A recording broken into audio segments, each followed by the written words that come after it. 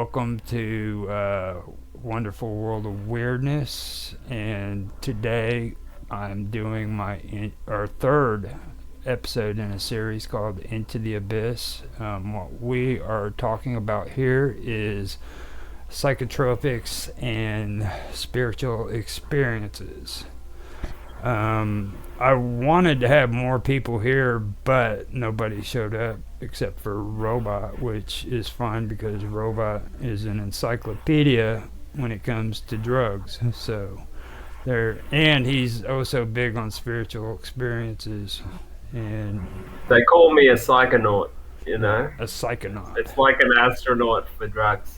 So I think we can still put together a pretty good show, and I think that a lot of people would be interested in hearing about this. To be honest with you, so with that, Robot wanted to tell kind of a history. Now, is it the history on DMT?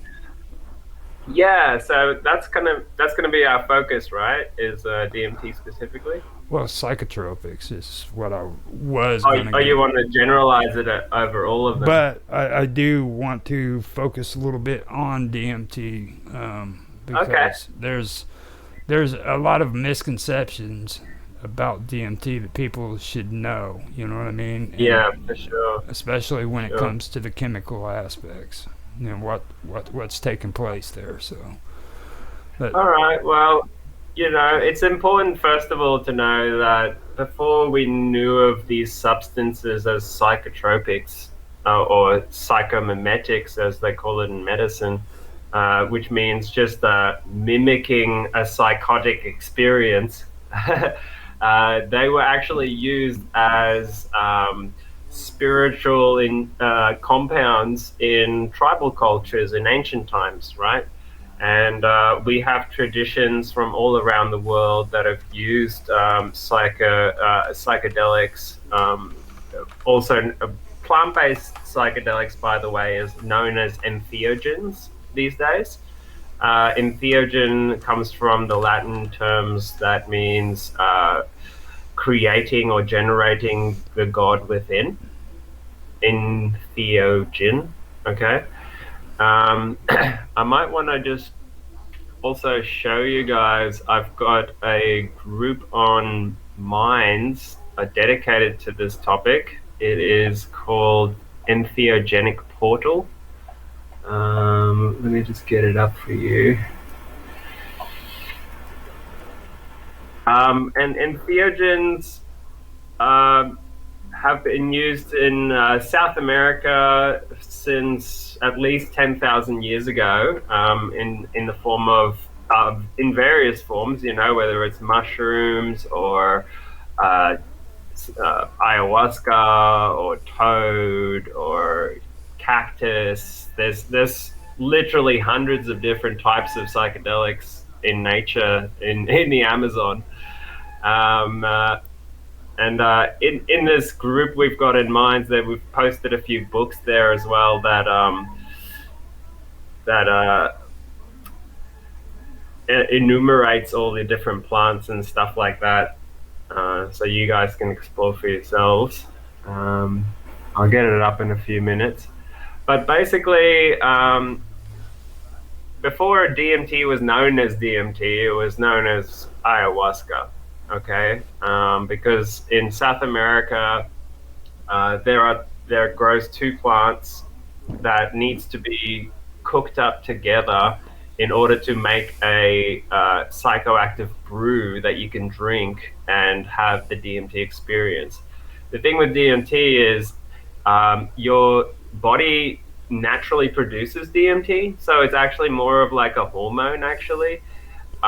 So your body needs a really good way to regulate it, so it breaks it down really easily. Okay, so if you eat a plant with DMT in it, it's going to break down in your stomach in seconds. And the reason for that is there's an enzyme in your stomach called uh,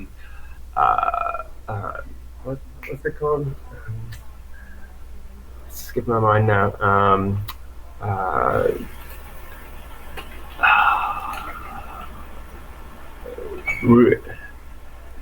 Anyway, it'll come to me in a second. All right. There's an enzyme in your stomach that man, I should know this. That breaks down DMT, or it breaks down all amine compounds, right? And uh,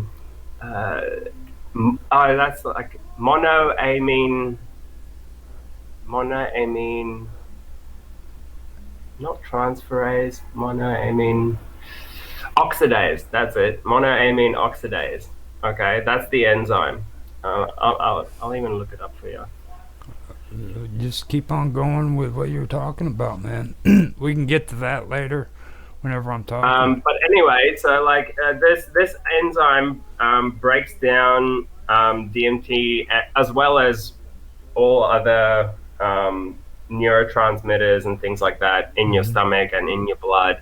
The reason for that is just so that it can maintain your neurotransmitter levels at a really, because it's a really like sensitive thing, right? It maintains it in a very tight levels in your blood. And you don't want to suddenly eat a plant with DMT in it and then start hallucinating, right? So your body has developed ways to break it down and uh, keep you sane, basically. Um, I'll bring it up on the screen here. I don't know if you can see it. Um, Let me can see. you see my screen, by the way? Yeah, I see it. It's monoamine oxidase. Yeah. So the the active ingredient in ayahuasca is DMT, but the thing that activates the DMT is actually a monoamine oxidase inhibitor called Banisteriopsis carpi or chacruna. Sorry, Banisteriopsis carpi. This is this um, vine. You can, I'll click on this. You can see here the vine is these like woody bits. Hmm. Inside those woody bits is a monoamine oxidase inhibitor, and that actually prevents your stomach from breaking down the DMT. Okay, and the DMT is in these green leaves. Okay, which is the chacruna or the Psychotria viridis. This is the other plant. It's kind of like a coffee plant in South America. And if you brew those two together, it makes the DMT orally active, and you can actually drink it. And it lasts for up to 6 to 8 hours if you drink it. But in more modern times, people have discovered that DMT is an indole alkaloid, and it is able to be extracted through acid-base extractions, and we can purify it into its pure form, which is now known as DMT, or N,N-dimethyltryptamine, Yeah, right? that's kind of the procedure that I'm wanting to get into later on with Yeah, with yeah. with the newer So, stuff. So before we go into that, interesting story, and I just found this out by chance talking to people as I was like traveling around the world. Australia also has its own DMT, ancient DMT traditions with the Aboriginal people in Australia. And like in ancient times, certain acacia trees, uh, contain this DMT, and they used to trade the bark and the leaves from these trees between tribes over really really long distances, right? And in some places, the DMT is so strong in the acacia tree that they could like peel open the roots and like actually like find these red veins of DMT in there and smoke them. And there's other parts of the country where, like up north, northeast, where they would, when they want to wed a woman into the tribe from another tribe, they would hollow out an acacia tree's trunk and make like a canoe out of it, and then they would fill it up with water. Sorry, first before they fill it up with water, they'd bash these pandanus tree fruits in there, which is the monoamine oxidase inhibitor. But it's like a certain variety, this corkscrew variety, and they bash it in there, and then they fill it up with water and let it sit for 2 weeks. And the DMT would infuse into the brew, and they would, yeah, have like a wedding ceremony and drink this DMT brew in Australia as well. Um, so yeah, that's very interesting, and I will also remind you guys that Moses and the burning bush. It has been said that when he went up on the mountain in Mount Sinai to talk with God, supposed God, uh, that was an acacia tree that was on fire, right? And that makes that brings the question up, right? Whether it's whether old Moses was actually fucking tripping balls Now, back do in you biblical times. you had something interesting up on the last screen that I do want to talk with you about on there. It mentions THH. Okay, like can you scroll back or go back to the last page, down towards down towards the Down? bottom in yeah, right here where it says THH is in where is it? No, it's the one. I think you went back one extra page or something. THH. Yeah, like I've never hit your arrow going to the next page forward. I think you skipped it. This is the only page I've Oh, been yeah, on. this is it. You're right. It mentions it as yeah, there it is. There it is. But here, T- about monoamine oxidases. yeah. There's a part in there where it's mentioning. Oh, down. Go Yeah, down. so that's actually. There it is, right What here. were you going to ask, sorry? Now it says right here, although orally inactive and B copy, it is rich on hamala alkaloids such as harmine, harmaline, and Yes. tetrodrohamine, which is THH. Tetrahydroharmaline. Yeah. Now, I've also heard of THF being used as well for as a solvent when it comes to the procedure. Now, We'll get to that. We'll get to that. But that's but do you know much about do you know much I about know a lot about that. I know a lot about that, and I will talk to you about it in a second. But you just mentioned something. These harmalines, right? yeah. This is a massively underrated aspect of this whole DMT discussion because these compounds are actually quite powerful and they're really useful as well in terms of sort of self-medication or they used to use them as antidepressants and things like this in medicine, but the ancient shamans also used them in their ayahuasca brews, right? Mm-hmm. And you can find them in this thing called Syrian rue, and you can find them in large quantities in there, which comes from Iraq, I think, and it's actually you can extract the same compounds from that you can get from ayahuasca, and so you could do your own DMT brew with this Pagnum harmala seeds, which are really, really cheap and really, really abundant. um, you know, and they are mega strong. And if you have a little bit of this in a tea before you smoke or drink DMT, it'll make your DMT a lot stronger, basically, right? Now, they say there's like a slightly different quality to the ayahuasca harmalines, namely the tetrahydroharmaline, because there's only harmine and harmaline in this one, not the TTH. But personally, I've done both, and I don't find a huge difference. Like they both bloody. I've had amazing experiences on just Hamala like this, and I highly rate it. Highly rate it. Well, I know, like with THF, that's only a solvent. You know what I'm saying? So, like, what is THF?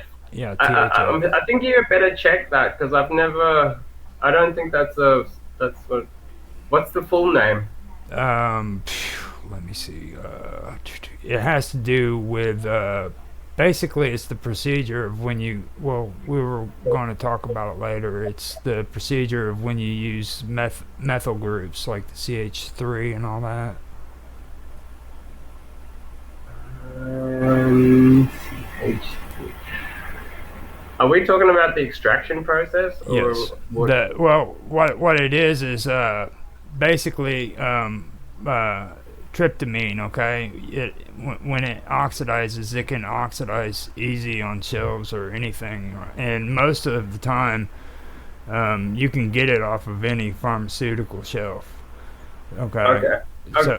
So what you do is when it's oxidized like that, it has a tendency of turning orange or brown in color, and it needs to be recrystallized. And to do that, you have to boil it usually in heptane or hexane. Well, no, wait. Are you talking about synthesis or are you talking about extraction? Oxidizing and then extraction. Yeah, it would basically be the procedure of recrystallizing it. Okay. Okay, but that's three different things you're talking about. Let's start from the beginning. Okay. There's two different ways to get DMT. You're either extracting it from a plant or you're synthesizing it from chemicals, right? Yeah. The synthesizing from chemicals thing is quite difficult. I know of people that have done it, and it can be done, but it's you need like deep chemical knowledge to be able to do that, and like proper chem sets and stuff like that. Extraction is what most people go for. Extraction from plants, right? So we get our plant material sources. Some people, order stuff from the Amazon. I don't recommend doing that because they tend to pillage. Like, we can't have the whole world pillaging one spot. I recommend people start growing their own plants, if they're going to be extracting it, at the very least, as a gift back to nature, because we can't all just like pillage nature, because then there'll be nothing left. That's why I've actually stopped taking it and doing it, because too many people got too greedy. And anyway, so with the extraction process, the first thing to know is you need to have safety equipment, especially eye goggles, right? Because you don't want to splash some of these chemicals in your eyes, you'll go blind straight away. That's the most important thing. Solvents that are used, these are DMT alkaloid, okay, is it's more, it's got a longer shelf life when it's in its acidic form compared to when it's in its free base form. Do you know what I mean by those terms? It's like when the pH acidity is less than what was it? Less than what's neutral again? pH neutral is 7, isn't it? 7. I think so. So when it's 7. Less than, I think water is 7. So like when the pH is less than 7, DMT is acidic, right? And they call that a salt form, and that's quite stable. And it's better for orally active versions of DMT. And when the pH is above 7, it's in its free base form, and it's known as a free base DMT, and that's better for smoking and vaporizing and stuff like that. Okay, you don't want to be vaporizing it in its salt form, okay, because it's bad for your lungs. But what they've discovered is it has a peculiar uh, uh, property to it, where if DMT is in its salt form, acidic, it actually is hydrophilic. It will move into water, and then you can cook it into a tea, similar to ayahuasca, right? Ayahuasca, it's already in its tannin form, tannic acid form, and therefore it can sort of be cooked into a tea. Now, once it's been cooked into a tea, they found that you can basify it, and using something like sodium hydroxide, and then it would turn into its free base form. And when it's in its free base form, it's not hydrophilic anymore; it's hydrophobic. Okay, and that means it crashes out of solution. It turns into like a milky looking water, because the crystals are actually crashing out of solution. And what you can do then is you can add your solvent, and that the DMT has an affinity for. It's called a non-polar solvent, and the DMT will move into that solvent. And because the solvent is non-polar, that means it floats on top of water, and you can separate it off. It's not miscible. It doesn't mix with the water, right? Yeah. And so once you've got your DMT in the solvent, then depending on the solvent, there's a couple of ways to get it back out, whether you're drying off, like evaporating the solvent, or whether you're cooling the solvent. And certain solvents, when you cool them, the DMT doesn't want to be in there anymore, and it crashes out of solution as well. Right. And it'll stick to the outside of the jar, and just sort of like, then you can just pour off the solvent while it's cold, and it'll just stick to the jar, kind of thing. I see. With how you're saying it, like you're calling it ayahuasca, but like I was always used to the term tryptamine. Like whenever you use ayahuasca, it has tryptamine inside of it. You see what I mean? And it's a precursor to DMT. So, like, yes, there's a difference between ayahuasca / tryptamine and DMT. You know what I'm saying? Yes. So yes, even though DMT contains tryptamine, there's a huge difference between the two things, right? Even though they're like only a few atoms different. But tryptamine is very common, actually. It's like it's in our diets, it's in our bodies, and that's why they actually call DMT an endogenous psychedelic, because there are these biosynthetic pathways in the body where DMT is produced. And so they found out that tryptamine can actually be turned into DMT with these certain enzymes called indole methyltransferase. Indole ethylamine N methyltransferase, INMT. Okay, this is a really interesting area of research that hasn't been pushed far enough yet, actually, because I found out that if you took that enzyme and you put it in a bacteria, or in like a mushroom, you could actually produce DMT by feeding it tryptamine. And so like this is something I would like to experiment with one day, and it'd be interesting if we could just like create a little bioreactor. Yeah. Now, Also, Um, what I've also found out is like the reaction leading to DMT is just a simple reductive animation. And that's where two hydrogen atoms on a nitrogen of tryptamine are replaced by two methyl groups, which is the CH3. Okay, that's yeah, the CH3 that I was talking about. yeah. Now, That's what this enzyme does. It adds the methyl groups on. okay, Yeah. now with tryptamine, now that oxidizes pretty easy, and it's like I was saying, you can find it pretty much on any pharmaceutical shelf too, or you can find it in trees or pretty much anywhere. You know what I mean?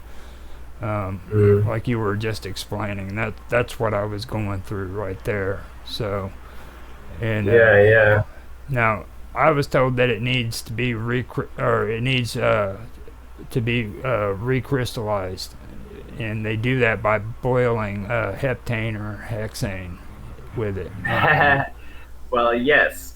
Well, good work, Roger, with your research. Yes, that's something that actually a lot of people don't do, and that's why it's not a good idea, in my opinion, to just smoke random people's DMT because there's a lot of like bad chemists out there. They're not even chemists; they're just backyard chemists that don't know what they're doing, and they don't end up cleaning up their DMT, and you end up with all sorts of unwanted things in there, and it can be harsh on your lungs or potentially dangerous. So like, yeah, it's better to either do it yourself or like to really like get it from a friend or someone that you, or like at least question them about their practices and stuff like that. Like it's actually better to do it yourself because Mm-hmm. then you know what's going on. But so when you have the DMT in the solvent, like we're talking about, and you've crashed it out into solution, out of the solution into a crystal, it might still have other alkaloids or other oils in Mm-hmm. there, right? And at that stage, you could do a recrystallization to further purify it. And that will remove stuff like NMT, 5-MeO DMT, and a whole bunch of unknown other, what we call jungle alkaloids that are also in various plants, that hasn't been documented yet. Okay. So each plant has a slightly different character to it in terms of the alkaloid profile. Hey, Um, now you're talking about reduction agents, right? no, not necessarily. Reduction agents, Like stab. is acid a reduction agent? Yeah. Like, have you ever heard of stab? Uh, it rings a bell, but I can't remember what it is. It's a sodium cyaborahide or something like that. Borahydride. Okay, And but then there's another one. It's called sodium triacetoxaborahydride. And they okay, what do you do with it? you use it. Sounds complicated. You use it to. It's a reducing agent where you go in and it cleans everything out and everything. And like methanol is Mhm. one thing that they were always talking about. Like people would actually use formaldehyde to some points where they would actually use formaldehyde for the methanol and everything, and for the reducing agents that go into uh, basically cleaning it up, like you were talking about. You know? Man, that sounds mega complicated. That Yeah. must be that must be chemists that were doing that, not fucking backyard chemists. Yeah. Well, uh, most send me of that the send stuff me that that. paper because I'm interested. But I can tell you how, like, the psychedelic community people do it. They don't, they don't do it necessarily how the chemists do it these days. There's a lot easier ways to do these things. Hmm. Um, Now And a lot of these guys that I did it to, they were like, one of them went on to a board. He was really popular. It was called Science Madness, and like they would do experiments and shit and get all freaking sciencey with it and everything. So um, mm, that's the one place I went to, and I don't know if you've ever heard of um, what was it? Oh shit, I put Arrowwood. I think yeah, I know Arrowwood. Yeah, yeah, Arrowwood. yeah, right. They Oh, have a cool. lot of information on there too. So Yeah, no, that's a good one actually. This is another one I want to point out for people is DMT Nexus. This is how I got started, and this is a massive. This is like the Bible of DMT. You know, this website. Like people have been contributing knowledge and experimentation here for like 20 years plus, mm, and all the techniques and tools and everything you need is in there. So like, if you ever want to, if anyone's like mega interested in learning themselves for spiritual reasons or whatever, go have a look in there. Um, now and the Science Madness one is actually on the art of science. No, the art and science of amateur experimentalism. So that's Arrowwood is really good for like understanding drugs in general, and like this, it should always be your first point of call before you take a drug.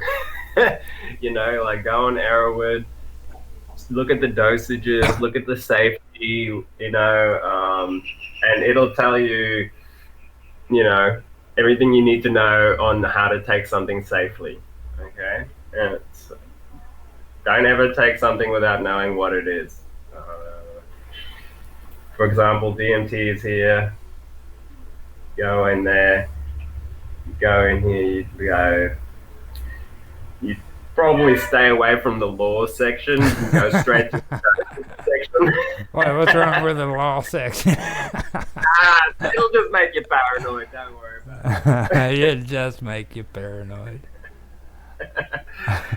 it. So here's the common dosage for DMT. Now, mind you, this is pure DMT that's been recrystallized. You know, like that'll give you a breakthrough dose, about 30 milligrams. A strong dose, you know, 50 milligrams. Um, I tend to overshoot rather than undershoot, you know, because Hmm. you can when you start to have it, you tend to fuck it up a lot of the times because you start tripping out before you've actually finished the dose, the pipe. So, And and I'd like to talk a little bit a lot about. of people. Well, actually, I think I messed up on my last college comment whenever I was talking about the reduction. The reduction is the methanol. They were talking about the reduction in the breakdown whenever freaking you go through the cooling process. They say you'll lose a lot in the cook. You know what I mean? When you're actually doing it Yes, because of yes. evaporation. So, like, you don't want to add too much acid to the tea when you're cooking it. You can break down the DMT that way. If you, Hmm. like, for example, if you add hydrochloric acid, okay, you don't want to have it go really, really low pH because if you're cooking DMT at a really low pH, it can break down some of it. Yeah. So, yeah, Yeah. See, good, good I point. apologize about that. I got confused there for a second. Yeah. No. No, that's a good point. That's a good point. I tend to forget that actually. Um And like uh the stab is what they use for that to try to uh, prevent as much of it as possible. And I guess they say like that's why they started uh, using the formaldehyde. And for me, I think that's insanity because like you know I don't know. I've tried to look it up and I couldn't find anything about formaldehyde. That sounds crazy to me. uh, I believe the article I had was DMT and for formaldehyde, just straight up DMT and formaldehyde. What for? Like, Well, why? it it's a replacement for a lot of the stuff that they use methanol for whenever they're doing it, and for the Is it to preserve it, or what are they trying to do with it's to formaldehyde? lower the it's a reducing agent basically to lower the amount that's lost whenever you're doing the recipe. And Oh, okay. so Nah. don't get me wrong. I mean, there's a lot of similarities between tryptamine and freaking formaldehyde. All right, but like you mess up on formaldehyde, you can take small doses of it, but if you mess up on that with too much, it can kill you. You know what I mean? So Yeah, I prefer to use really safe compounds, stuff that won't kill you yeah. if you don't mess up. Um, you know, naphthalene as the solvent or is a good starting point. Sodium hydroxide. Um, for the acid, you can use if you're doing a big batch, you can use hydrochloric acid, but it needs to be pure and don't use too much of it. You really got to do your research well on. I think it's like been a long time, but I think it's like 10%. Um, um, uh, of 10% concentration of the hydrochloric acid, but yeah, you don't want it to go too low. Otherwise, if you want to be safe, just use citric acid. Citric acid, you can't mess it up. It goes down to the right amount of pH. It can't go lower. It's not bad for your skin.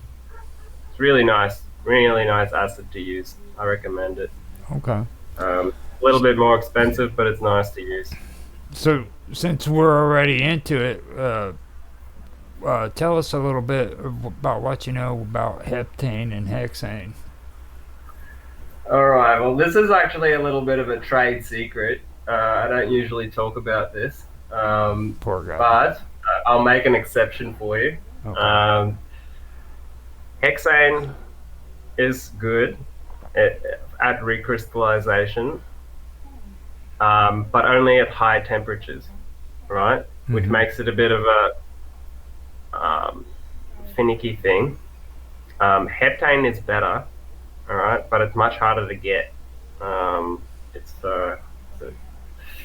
a controlled kind of, certain chemists can get it for you, but it's Mm-hmm. really, really good. It's really, really good for cleaning up DMT because all you have to do is like dissolve the DMT with a slight heat in the heptane, and then just let it come down to room temperature. You don't even have to cool it. At room temperature, it'll just crash out of solution and be super super clean.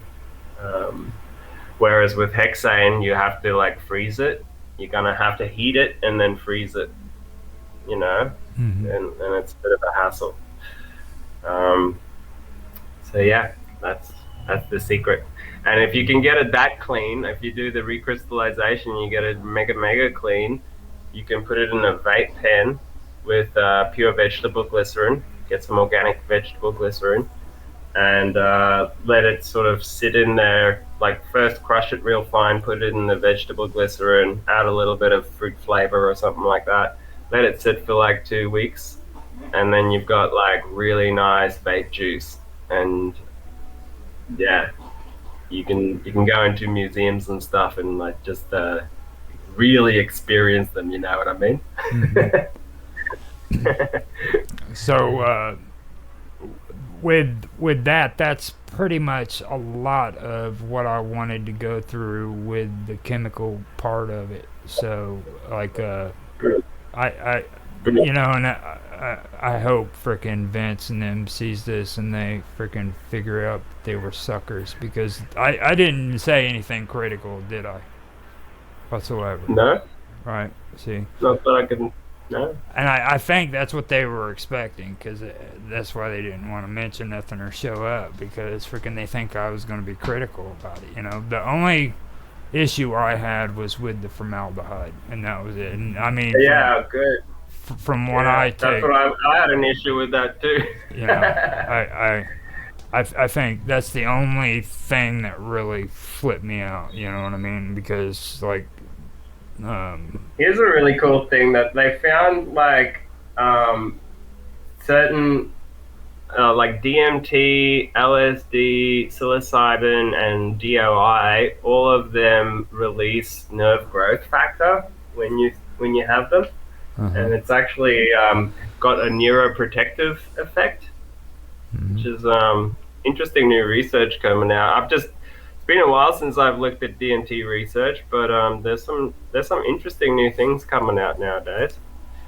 Yeah. So, I did tell you that I wanted to talk about serotonin levels and dopamine levels. So, Okay. Yeah. Yeah. Yeah. um, DMT actually doesn't activate dopamine very much.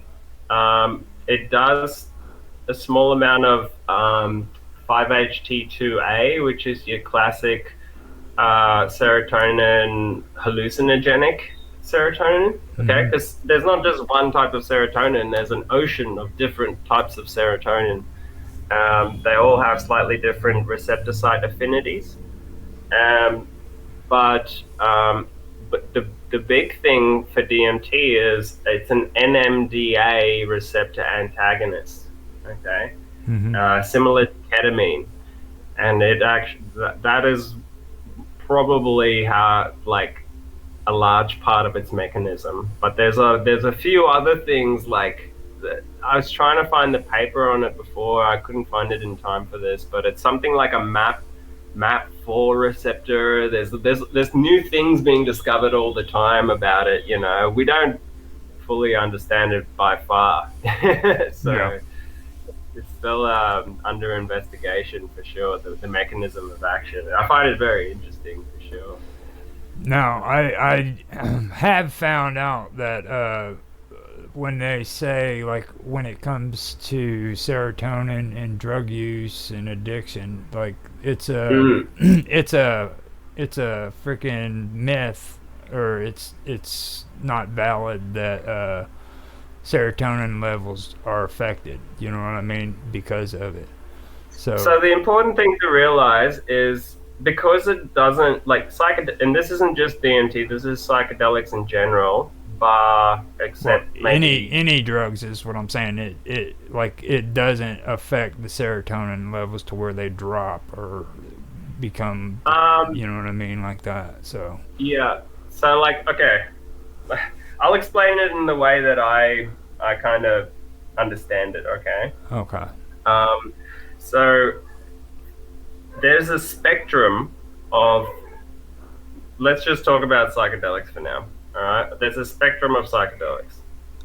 You got your on the one hand, you got your stimulating psychedelics, and on the other hand, you've got your um, uh, dissociative psychedelics. All right, and then within those two sides, there's a blend of all these different ones, right? So, for example, the stimulating psychedelics would be, for example, cactus, like mescaline, Mm-hmm. and part of that family would be MDMA, you know, and MDMA is also part of, like, say, for example, an amphetamine family. Okay, that's what the M in MDMA stands for. Yeah. um, but it is that those stimulating types of psychedelics actually do deplete your neurotransmitters to a degree, and you do feel a bit drained the next day, and you need to, like, look after yourself.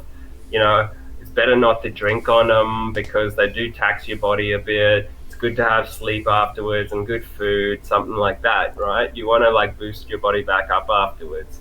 Whereas then you got your sort of neutral psychedelics like DMT, mushrooms, LSD. They don't actually tax your body that hard.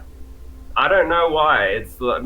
They do hit your serotonin receptor sites, and if you retake, especially LSD, for example, a few days in a row, you will notice that it will be much, much less effective. You'll get tolerant to it like mega quick, because it does shave off those receptor sites by hitting them so hard. Now, that's not necessarily a bad thing. It's because it keeps people in check. It keeps people honest. You don't want people abusing this stuff by taking it every day like it's coffee or something. Yeah. You know what I mean? And that's the beauty of these types of psychedelics is you can't take it every day because it will do absolutely nothing by the end of the week. So, people have to learn how to use it in moderation and stuff. The other side of that is it doesn't release a lot of dopamine. The stimulating psychedelics do. MDMA, cactus, that kind of stuff does release a bit of dopamine.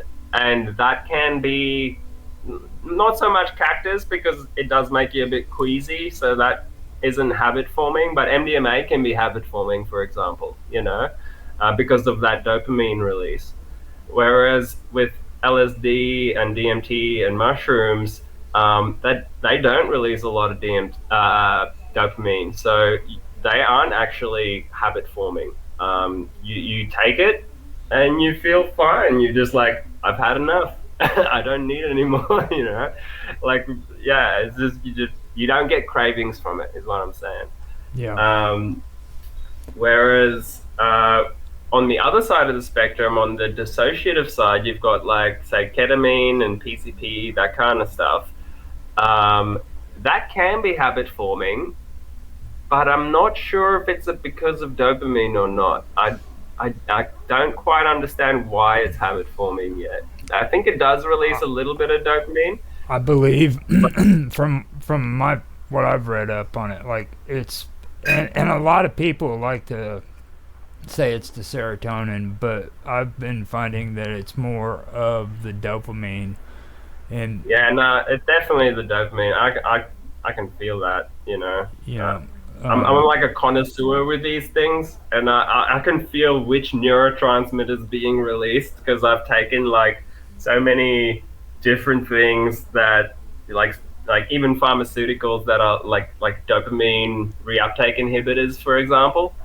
And then I know, oh, that's what dopamine feels like. Oh, this is what serotonin feels like. You get to know the different sensations, and yeah, I mean, the dopamine is the one thing you want to keep in balance in your system, right? Because it's the driving force of your brain. Okay, and I treat dopamine like I treat like a pet, an animal. Like I love them, but at the same time, I want to keep them under my control because if you let your dog, for example, get out of control, it can go and hurt someone. Like yeah, I always like try to rein in my cravings whenever I notice that they start acting up. Like if I have too much coffee, I'll start to reduce my intake, or I'll take a little break or something like that, just to get my cravings back under control. Because you once you go down that rabbit hole of getting your cravings too far out of control, it requires a lot more effort to get them back in control. And this has got to do with the way that the dopamine nerves work. They actually act like a muscle almost in the brain. The more they fire off, the bigger they get, and the more easily they fire off. So the only way to counteract that is to stop them from firing off, and then they will shrink down and become less active. And you want them to be in that neutral space where they're not too active and they're not active enough. You just want that perfect equilibrium with your dopamine levels, because then your mind isn't seeking all the time for something to fill that spot. Yeah, You because know, like those you got to remember like freaking cocaine and substances like that. These are freaking like blockers. You know what I mean? They're dopamine transporter blockers. They block them. So mm, uh, for mm, the because it's an uptake inhibitors. You know what I'm saying? That's mm. that's what it basically is. So like every time you're taking cocaine or you're taking some kind of psychostimulant, you're actually uh, it's causing a they're dopamine blockers. You know what I'm saying? So naturally, when the dopamine in your body is I supposed think to I think it's make a you feel, dopamine reuptake blocker. yeah. It releases dopamine, but it also blocks the reuptake of it. So Well, you well, got more dopamine in the synapse, like floating around, right? in common language, like like okay, when you're with a woman, you know what I'm saying, and you're freaking kissing and making out and having sex, even, you know what I mean. Your dopamine is being released naturally. Okay, Oh shit, yeah. you know what I'm saying. But when you're taking cocaine, Women should be illegal. They're so good. but when you're taking cocaine and you're with a woman and you haven't done cocaine, those inhibitors are being blocked. You see what I mean? Like the result, that natural phenomenon that you're supposed to be feeling when you're with a woman Yes. isn't going to be responding. Now, if you had cocaine and a woman, bam, you're on cloud nine. I've got another way I can describe it for you. So, like, the reason that a drug works is because of the drug and the receptor, right, Uh on huh. your nerve. On the one end of your nerve, you've got your axon, uh, where the nerve terminal is, right? And it's like these little finger projections. On each of those little finger projections, you've got your um, your your sites, your what do I call them? Uh, I'm having a brain blank now. Having a brain These, fart. That's a fart. yeah, Brain fart. you know, you've got your receptor sites. That's what I'm looking for. The word There I'm you looking go. for. You got your receptor sites on these like finger like nerve axons, right? Hmm. And when you take a drug, uh, I wish I could show you this on video so you can have a visual of it. But imagine like you've got your two hands in front of you, right, with your fingers pointing at each other, right? That's Hmm. kind of how nerves look, okay? And that gap between your hands is called the nerve junction or the neural junction, okay? And that's where the drugs, the neurochemicals get released, okay, in Hmm. the synapse, okay. And when this is where the drugs also have their effect, okay. So let's say you're having something like cocaine. It will release dopamine into the synapse between your two hands, and it will be hit. It will attach to the receptor sites of that dopamine receptor, right? Hmm. There's a few different types of dopamine receptors, but what then happens is the dopamine gets taken back up into the axon, into the finger, to be released again next time, right? Hmm. That either happens or it gets broken down by something like that monoamine oxidase. All right, Hmm. but what happens is if you have the dopamine lingering around, like if you take cocaine, that it blocks the reuptake of the dopamine into the axon, and therefore it lingers around in the synapse for longer, having a greater effect, right? And then that actually sends a signal to your system which says, oh shit, I've got too much fucking dopamine. And what happens is your body um, actually stops coding for these dopamine receptors, and it'll reduce the amount of active dopamine receptors on the synapses, Mm-hmm. and therefore I call it shaving off those receptor sites. Okay, think of it because it's been hit so much, and then because you've taken all this, you know, dopamine releasing substances, you Well, you have less. for me, Well, I've found that at that stage you become dependent on the chemical, the drug that you're using. yes. Well, dopamine is actually a bad example for this because dopamine uh, it bounces back more.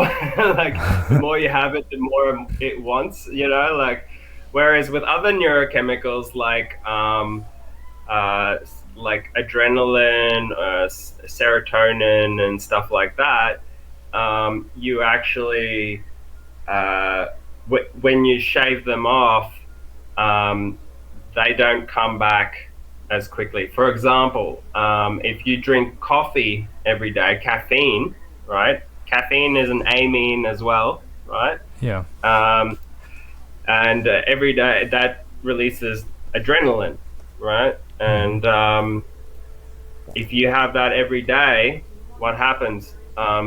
It shaves off some of those adrenaline receptor sites. Even though you have the same amount of coffee every day, you don't feel as hyped up as you did a few days ago, right? Mm-hmm. Because now you need 2 shots of coffee to feel that buzz. And all of a sudden you need 4 shots. And it's because there's less receptor sites in on those synaptic terminals, on those finger-like projections in your nerves. There's less of those receptor sites. And Now that we've gotten to this point, though, I want to ask you something. Now, I've mm, I've I've also heard that like when you stop taking the drug, whether it be coffee or cocaine, okay, that the dopamine has to reroute itself in order to frickin' uh, in order for you to feel the natural dopamine effects of just everyday freaking enjoying just everyday things naturally, you know what I'm saying? Like mhm, mhm. I've heard that these receptors have been damaged, so what the dopamine does is it has to reroute itself in order to feel those same sensations that you're supposed to feel naturally. So what's your So go ahead. what I think happens is it's just it's it was just out of balance, you know, like the amount of receptors versus dopamine was just out of balance. And then when you get your dopamine from an external source, your body stops producing it to in order to balance it, right? Mm-hmm. It's called equilibrium. There you go. Okay, your brain is always trying to find an equilibrium point where everything is steady. Okay, and if you start taking something that releases a lot of nicotine, for example, then your brain will produce less nicotine and to make up for it. You know, if you then take that away, your brain then craves nicotine. You know what I mean? Mm-hmm. And that's all got to do with the amount of receptor sites that the brain produces in order to maintain a balance of the in the force, which is called the equilibrium. Okay, and it's the same with dopamine. If you you know, and I'll show you an example of this. Um, like, let's say someone is quitting, you know, drinking alcohol or something like that, or smoking cigarettes. Um, what happens? They take up another addiction, right? Like something Usually, else. yeah. They'll Replace one switch to addiction with something else. another. Yes, because they are that the other thing also releases dopamine, right? Hmm. And it's not so much that they're addicted to the cigarettes, it's more that they're actually trying to balance their dopamine levels. And so, So now you're getting based into on the that serious understanding, stuff. See, now you're getting but into the serious stuff. So it doesn't based on that matter. understanding, It doesn't matter if it's cocaine or a candy bar. That's the process that's taking place, right? that's right. It doesn't matter whether it's sugar or cocaine, it all releases dopamine. It all feeds back into the dopamine pathway, right? There you go. That's your motivational drive in your brain for procreation, for everything. That's why it's so important to keep that healthy and balanced. Because if it gets out of whack, you will become psychotic, or you will become just like flapping in the wind. Like it's very difficult to maintain a steady brain if your dopamine levels are out of control. I Um, like to call the term apathy. You develop apathy where you don't yeah, you know what I'm saying? It's like what the fuck, who cares, you know what I mean? candy, yeah, yeah, You know what I yeah. mean? All sorts of things. So But so, like, based on this understanding, right, I've come up with this technique that I use. I call it addiction yoga, where you basically, I'll show you here. You make a you make a list.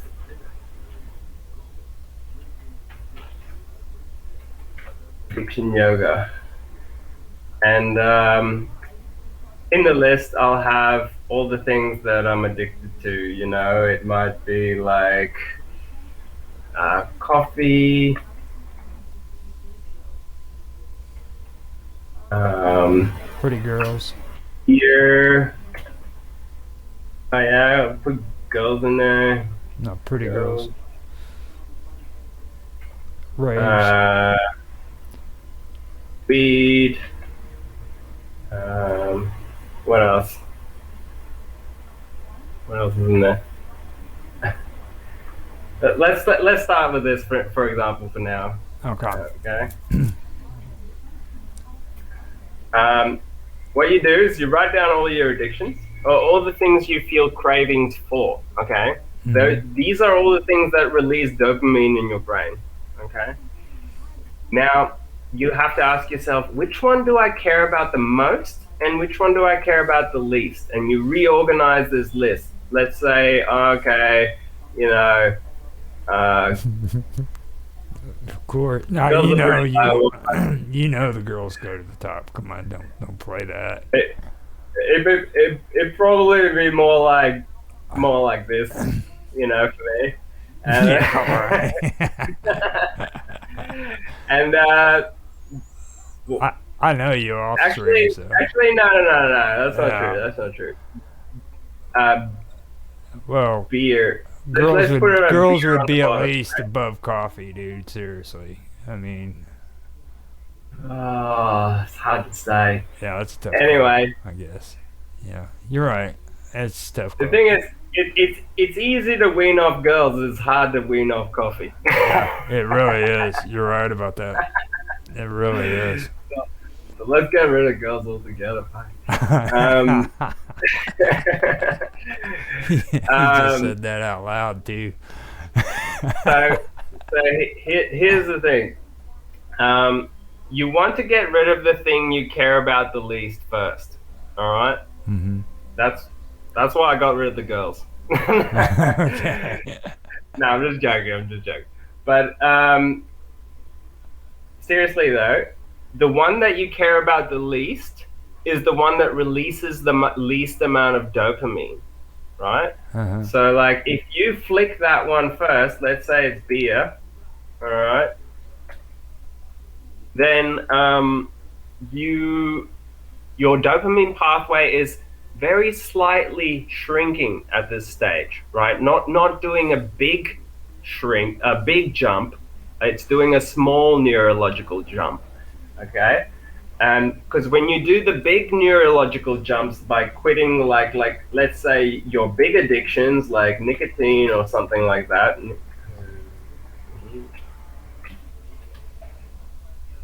then your brain will start fighting you too hard, Mm-hmm. and you'll start getting withdrawals and stuff like that. Yeah.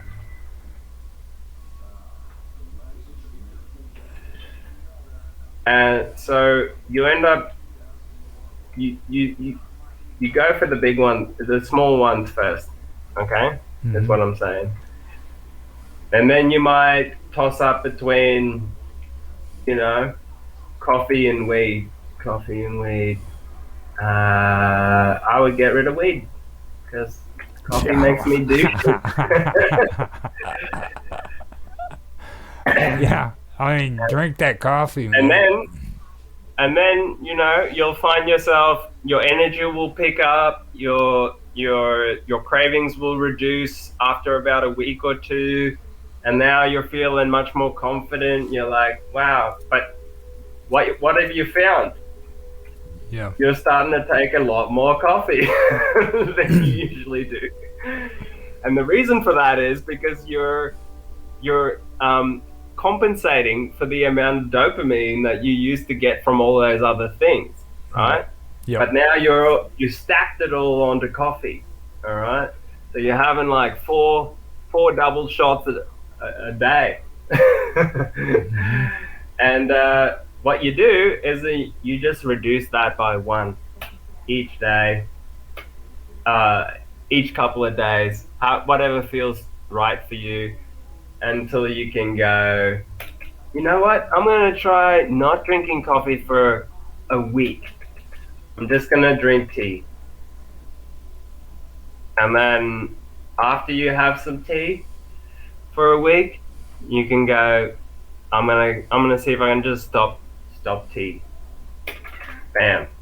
And now you're in a really, really good spot to actually just get rid of your really big addiction and not feel it too much. Okay, Mm-hmm. that's how addiction yoga works. It works according to the processes of your nervous system. So That's good luck pretty with that, good. guys. Now we've made it to an hour and 7 minutes. So before we go, I want you to give a plug on yourself and tell everybody about your cool stuff. Like, Oh yeah, I mainly just want people to join us in on minds.com. We've got a psychedelic research group there. mm-hmm. Let me get it up on the screen quickly. You posted links to it. I know that much. Yeah, You had a few here it is. chats. Yeah, there you go. You gotta switch it over to that. There you go. So we've got this entheogenic portal on minds.com. This is mainly around plant-based psychedelics, like we were talking about.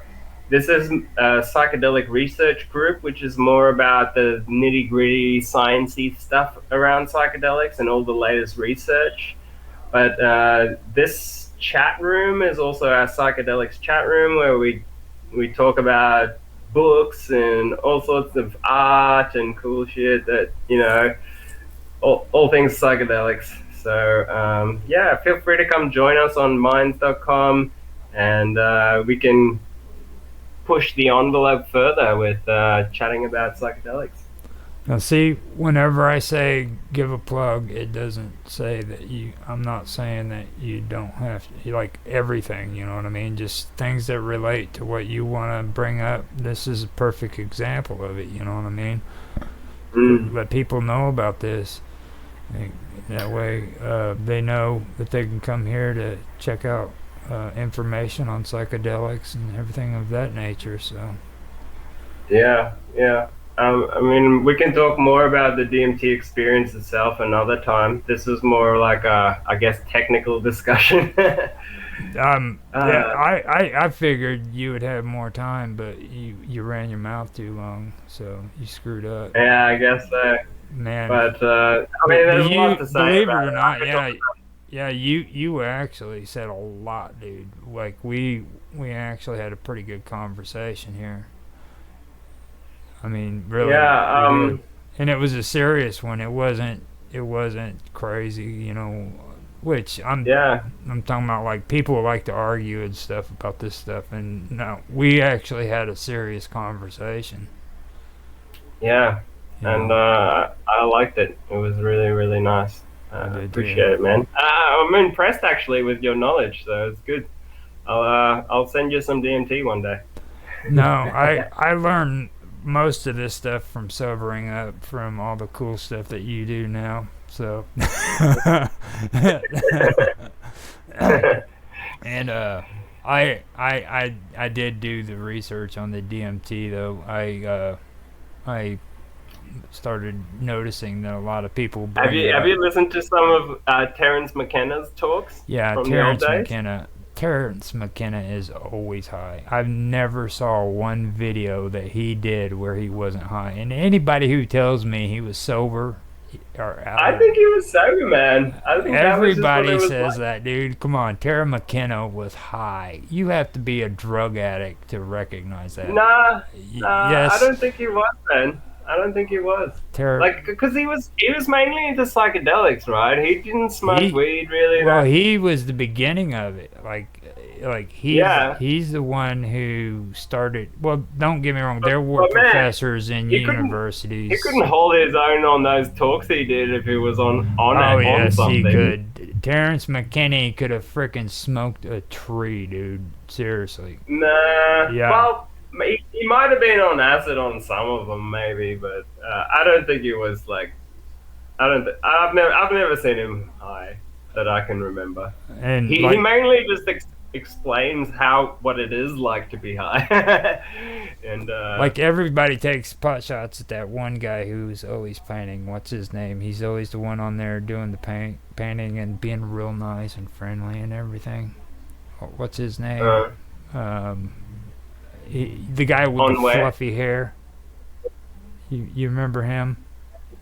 uh, um The art guy. on Terence McKenna's talks. No, Is that what you're talking about? he does paintings where he sits and he's all. Oh, You remember him? yeah, yeah. The painter guy. What is his name? I don't know. Now, I'm sorry to break your bubble, but that dude was high too. Every freaking time he was ever on TV, the dude was high. I mean, seriously, like always high. You can always tell when somebody's been high, okay, or when they're high, I should say, if you do it. And I'm telling you right now, that dude was high. All Oh right. fuck, I'm high right now, man. So. I, I I don't know if I will ever freaking hear you sober, dude. Like in any conversation we've had. This is me, this cat. This is what I But I guess we can end this, and we will get back to this another time. This is the kind of stuff I wanted to bring up in my Into the Abyss conversation. You know what I mean? And then like Yeah, cool. the spiritual stuff. I can bring that up We haven't too. even jumped into the abyss yet. We're just on the edge of it now. You Oh, know, you're we're just just you're we're you're just just chatting about it.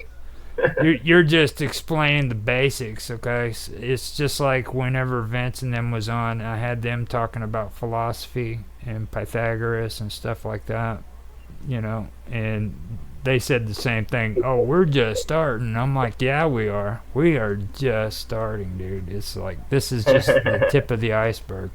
So, Awesome, awesome. Yeah, I'm getting a few more of my friends into this streaming thing, so there's going to be a lot more to come. We should start our own network. You yeah, know? really, we should. And you're big on that doof thing, so that's another thing to think of too.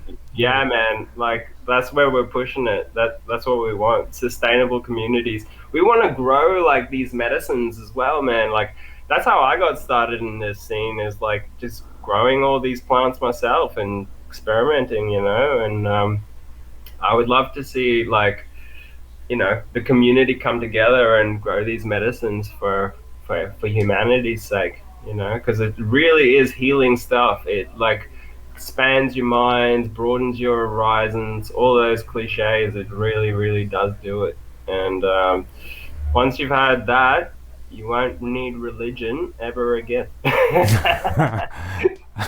kidding, just kidding. But with but that, I am going to just end it right there and say I've always enjoyed freaking having conversations with you and talking about stuff. So don't ever think I don't, because I love doing it. So just love talking to you too, brother. Talk to you soon. all right, man.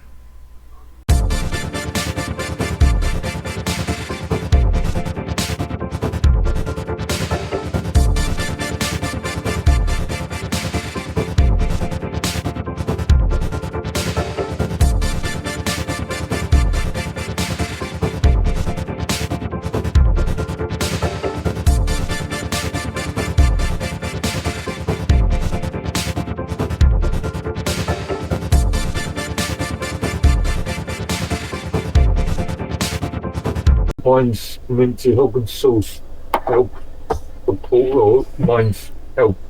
Oh. Yeah, community helps support them. Hello. Hello. Hi. I have Rumble started at the moment, I believe, but now I gotta wait for Odyssey to freaking I believe. Yeah, Rumble started, but Odyssey's got to finish confirming, and then I can hit stream on that one. So Yeah. now I've got a crazy freaking dog whining because my dad went somewhere with my son, and she does it every single time. So if Wow. if she Your dog keeps bark? Your dog start barking when your son's not home? when my dad's not home, Oh. my son came over to take him somewhere, and every time he leaves the house, she starts acting weird and starts whining. So, just to let you guys know, if there's weird sounds, I'm not killing a dog Nope. or anything like So far, that. I'm not hearing. Oh, you'll hear that. Like that. And squeaky doors as well. Squeaky only hear doors. squeaky doors. That's without saying. I mean, you're gonna hear that. Did you post the link, the Rumble link on your Minds channel? I'm not even getting it You're not- all straight You- as it is, man. Oh, you're not even getting it straight. I'm not. What do you mean? I'm in the process now of getting all this straight. Okay.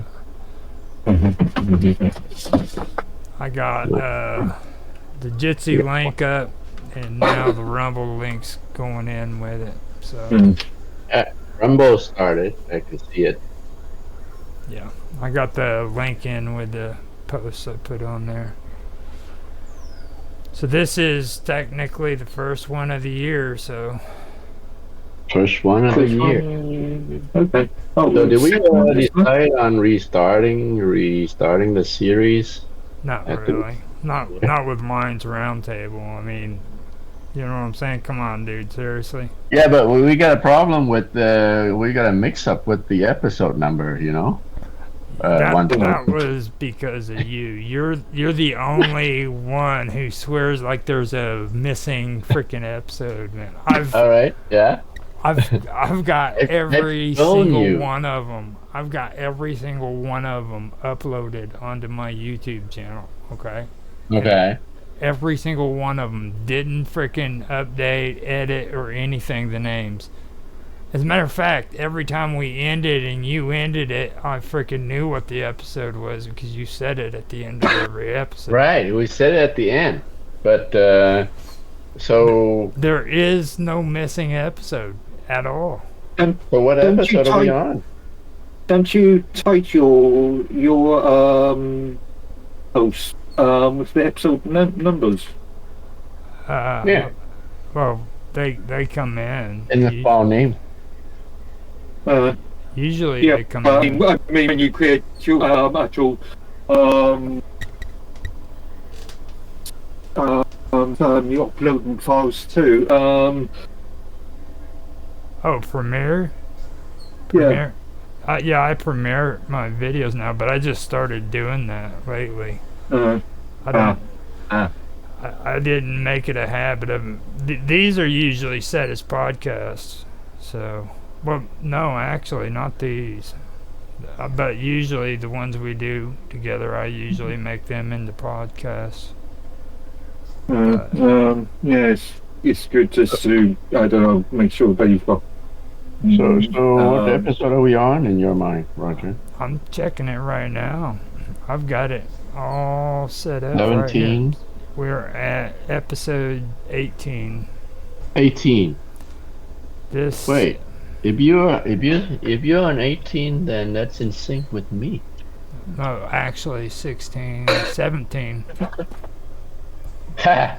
Right. I'm confused. Because Oh. we had a part 2 to episode 12, I think. No, 13. Yeah, but I'm just going by the dates, right? And we had one every week. You know. Yeah. We had Every day. 13.1 and then 13.2. That's why we have 18 of them. 18 videos. This is episode 16. Yeah. 13.1, 13.2. November the 13. 17th. Let me check. 17 is 14, right? 17 is episode Hold up. 14. November the 17th. Now the 24th is missing, it looks like. That's what I'm saying. Yeah. 24th is supposed to be episode 15. Yeah, but it should be there.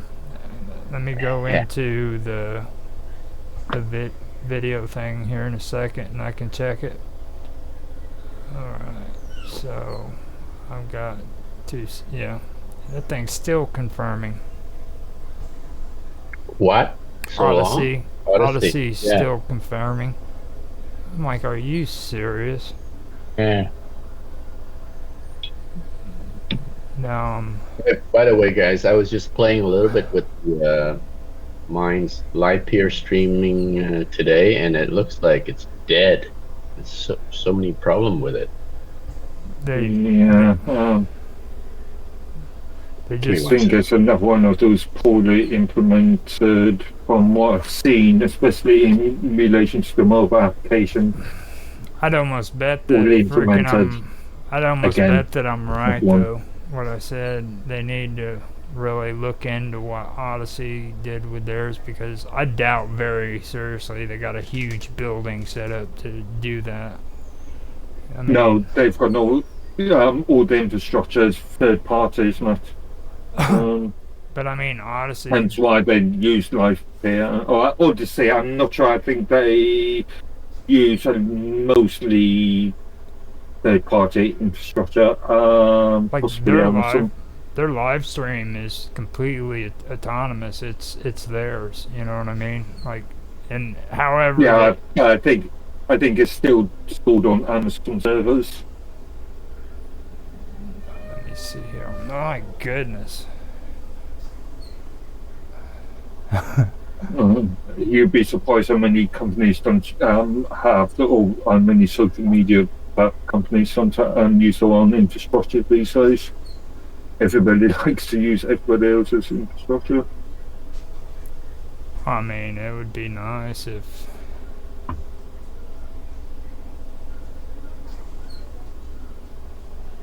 Eight minutes ago. I'll be back in a few minutes, guys.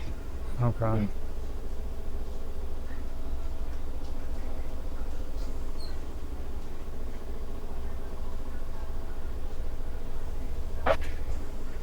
What the heck?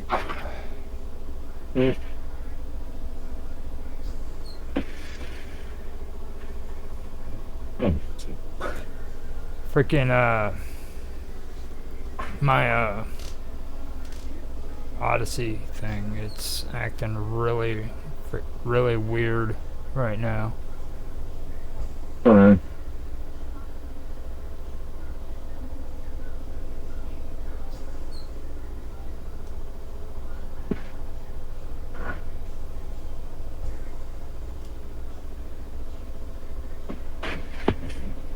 Alright. Yeah. Well, it looks like I got everything up and going. I just have to. Cool. I have to freaking keep a tab on Odyssey because it's doing some weird ass freaking confirming stuff. It's taking like twice as long as what it usually does. 10 minutes now and it's still confirming. I told you the other day I found out they auctioned or Odyssey got auctioned off, didn't I? I've not heard any news about Odyssey in a while, actually. Not I've really been following. They were talking about it in their help and support, so that's how I found out about it. Oh, who's on Sunday?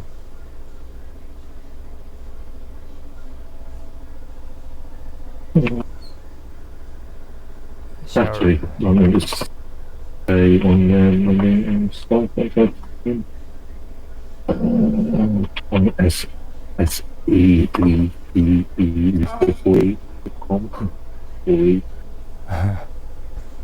Alright, so I'll tell you what I'll do. I'm going.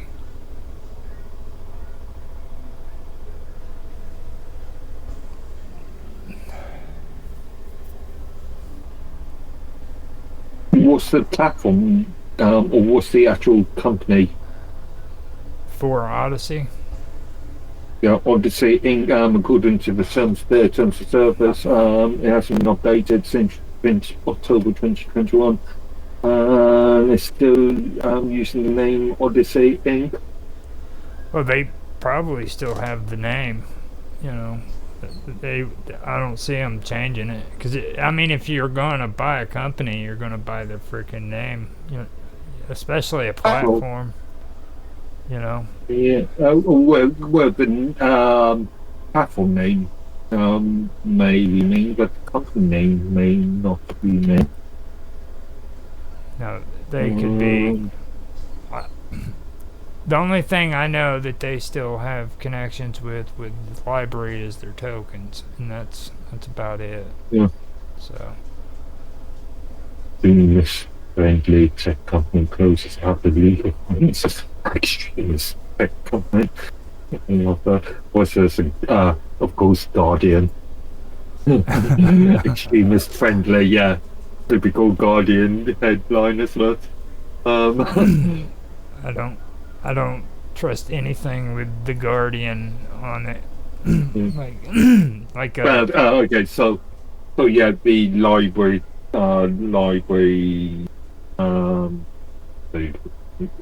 library. Yeah, library. Library. That's what I usually call it. Just it's LBRY. Yeah. But yeah, like every other media content I actually cool. company. Yeah, that's been released. Yeah. Well, I will be right back. I'm gonna get me some coffee and everything.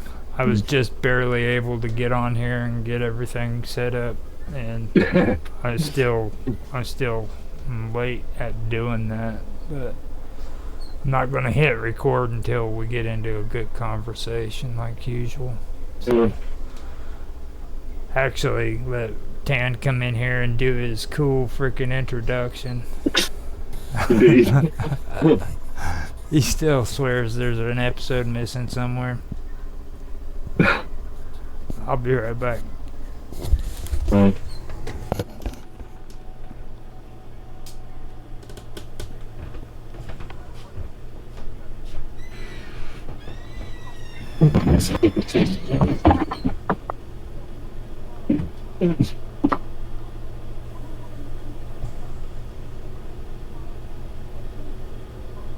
that.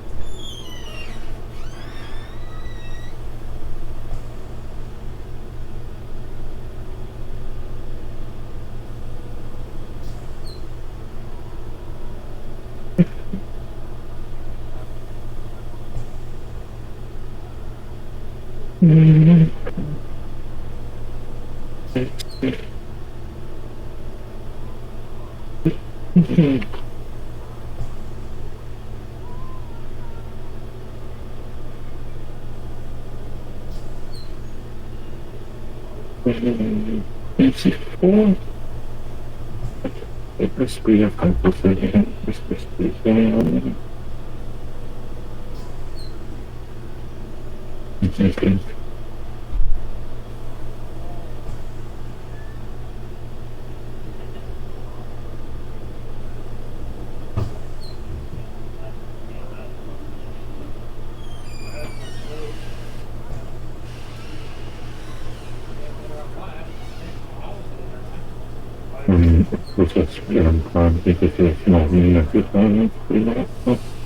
no.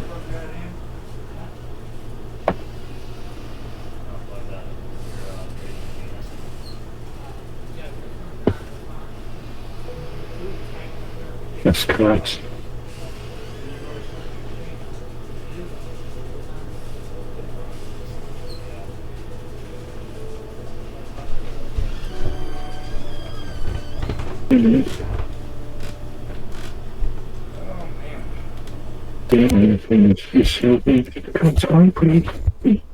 My goodness, I couldn't believe that. They wanted my dad to go down for blood tests, and my son came over to pick him up, take him over to it, and it's only like maybe a half an hour away, but he gets there and they're freaking closed. Like, he gets there and they're closed. It's like, So this is yours. Careful. Just go. Actually, it's remembered. Sorry, at 3:00. yeah, I know. It's crazy. And then, Mind you, it's a Friday, so.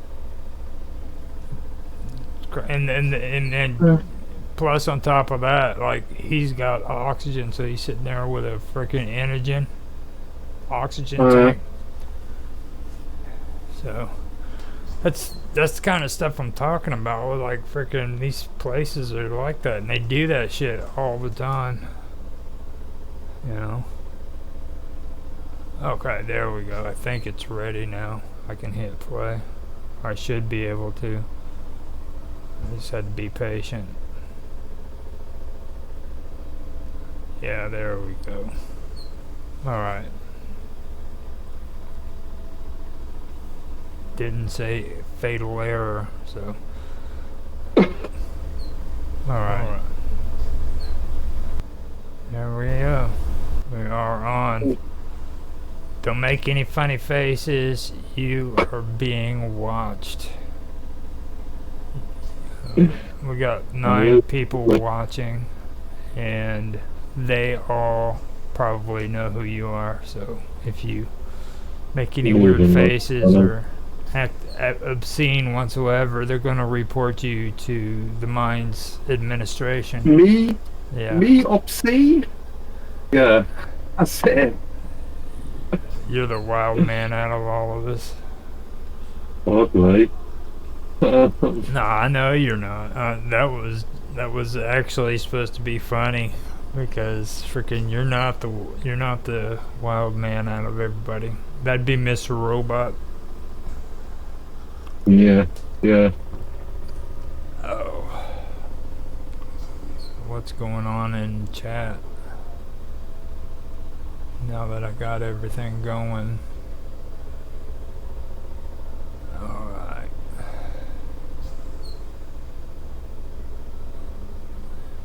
Yeah. Che Baku. Old John. And that's probably hours ago too. 12:12. Yeah, 3 hours ago. Mm.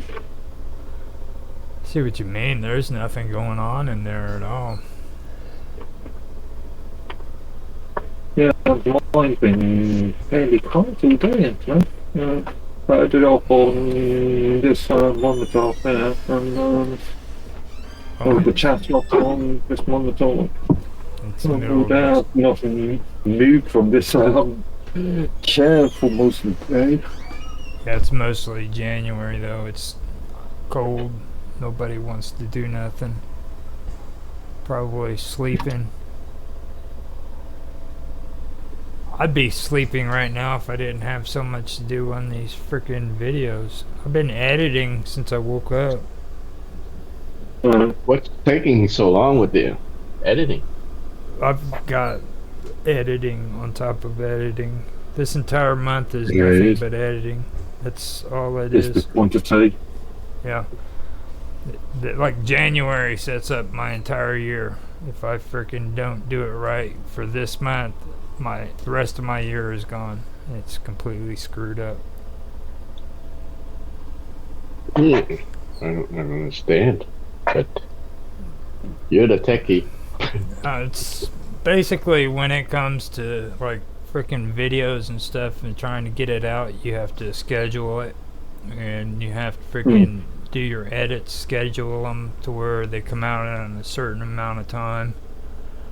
You know, so like I always tell everybody that I freaking talk to, don't just go and freaking make a video and post it on the internet. Schedule it out, you know what I mean, and make it to where it'll come out at a certain time, once every week or twice, you know. Well, so you're in January. You're scheduling all the posts for the whole year. Well, for 6 months, I want to get it. Most likely, I'll only get 2 months done by February. So, and then that'll open it up to where I can freaking do more when it comes to streams and stuff like that. Because I've got my games that I still need to edit and I need to upload. It's like I said, this month is actually the month that I started to work. I was doing the last 6 months, that was like me taking time off. Really? Yeah. So in the last 6 months, you're just doing. You must have done some editing too, yeah. Yeah, I had to editing a live stream. Right. So now you're editing. What are you editing now? The stuff that you edited in the past 6 months. You're just trying to make it more. No, I've got video games that I need to do. There's going to be 5 posts a day all the way up until June, the end of June. June's the 6th month, right? Yeah, so until the end of June, there's going to be 5 videos a day on my gaming channel. Wow, that's a lot. And I have that going on. Then I've got freaking what I'm doing on Minds with the streaming. I gave up on uploading and doing comments and stuff like that on my Minds profile. I'll just do everybody else's stuff. Whenever freaking they post stuff, I'll share it on there. And then I do live streams. Well, you can post links to your Rumble. Yeah. I was going to say, did you not ever consider my group idea? Multiple groups for, or actual multiple Minds groups for each series. I like that, but I've already got groups. I mean, it's like freaking. I don't really need to set up more. I've got groups. I'm too lazy. I don't want to go through and have to put all that shit in myself. You know what I mean? No, I don't mind doing the tech talk thing. I scan list of all URLs and preferably YouTube URLs, just Now because of I've the embedded thing. I've got a group for I think it's working with audio and video, and that's where I've been putting the tech talks. But I can check that. I think I just haven't been going in and like doing it. You know what I mean? Yeah. If you can send, in that case, send me a copy. Send me a list of all the Tech Talk YouTube URLs. I only say YouTube URLs because I've embedded them. And then I'll create a group. No, I can send you the playlist. I can send you the whole playlist. Yeah. Oh, I've got Your Odyssey live stream is still processing. It's finally come through, so it's good to go. Yeah. Here I can switch. I can go over to Tech Talk. Go in playlists and share. Get a shareable link. We've got 12 of those, and I was well, I can't say 12 because one of them got blocked. Thank you, Mr. Robot. Oh, the the light mention of what cannot be mentioned. You know that reminds me about your missing episodes on YouTube. Could they have deleted one of your videos? Well, Without telling you? lately, I mean, they can do, I guess, whatever they want. You know what I mean? But I've always gotten notification from them. It's I was going to say, surely you should be notified if there is any issues with any videos. You know, YouTube loves it when they can freaking send you hate mail, dude. They love that shit. And hate mail, huh? That's what it is. It's straight up hate mail. It's like they sit around, there's a whole bunch of freaking hate mongers sitting in a freaking office, and they're like, who can we screw today? That's okay. So I've got Minds Roundtable event episode 15. Minds Roundtable episode 14. 13. This is on the 11th. 11th. November 10th will be 13.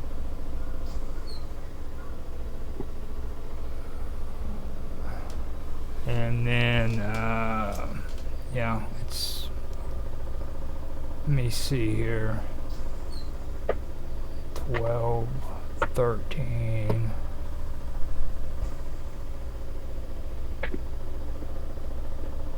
14. Let me see if I can find 15. Yeah, 15 right here. This is the one where. Well, 15 is 24. Yeah. No, let me November check 24th. and see. Let me check and see if that one is on there. Yeah, it is. It's on there.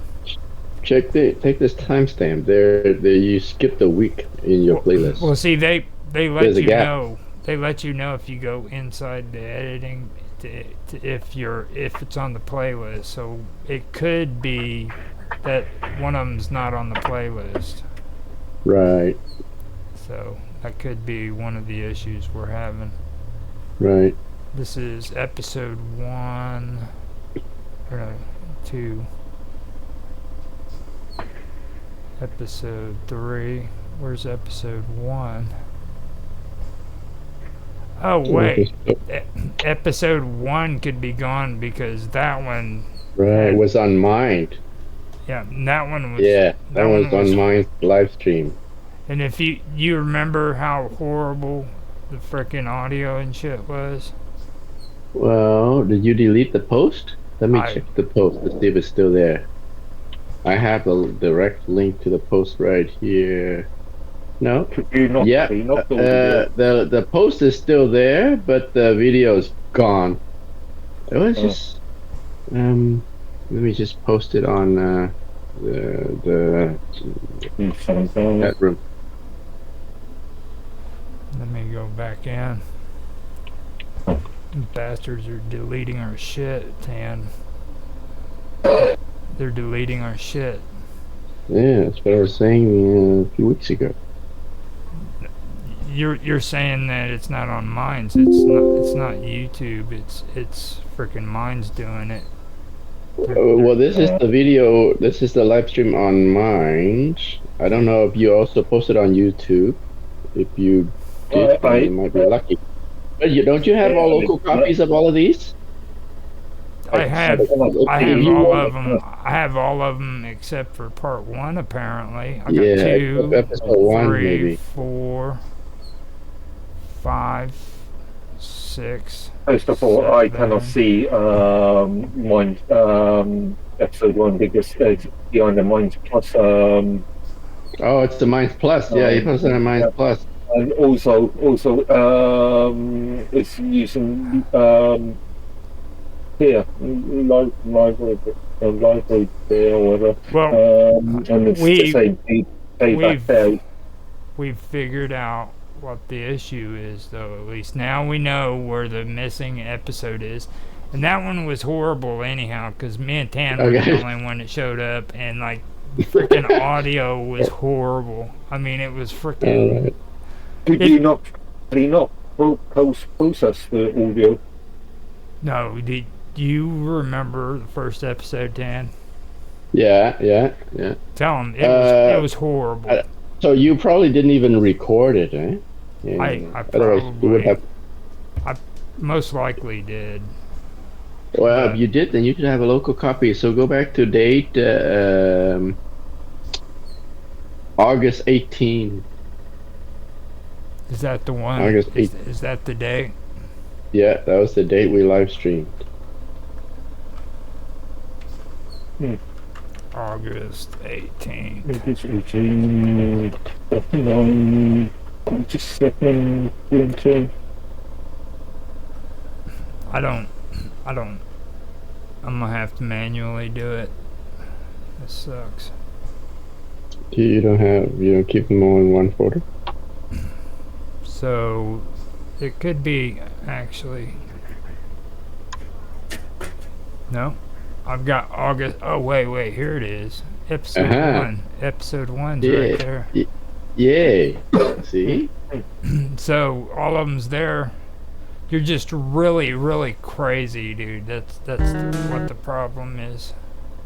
Technically, it's there, but it's not there because abilities to make video. Because of the video streaming service of Mind season.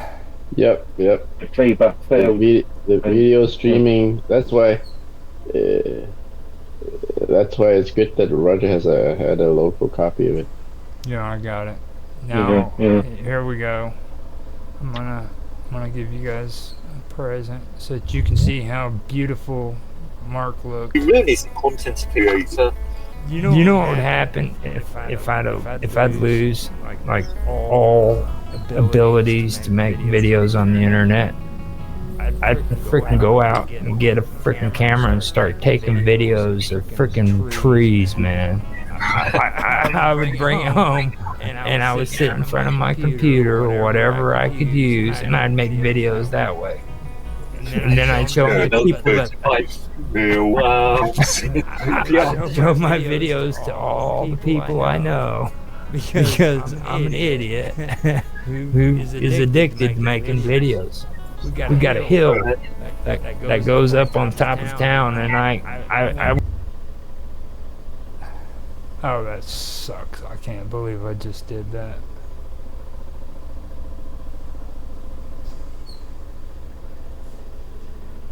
Did I really just do that? Yes, I did.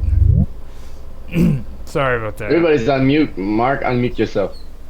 Sorry about that. I'm Yeah, back. far too much echo on there. Yeah, that was No, but the first episode, and that was cool. You should post it. Definitely post it on YouTube. I've got it already up on my freaking things, man. I actually, Is it? Is it already on there? I think it How is. you missed it in the playlist, or you missed including it in the playlist? Oh wait, it's no, I copied it. I haven't gone to the mines yet, so. Oh, freaking.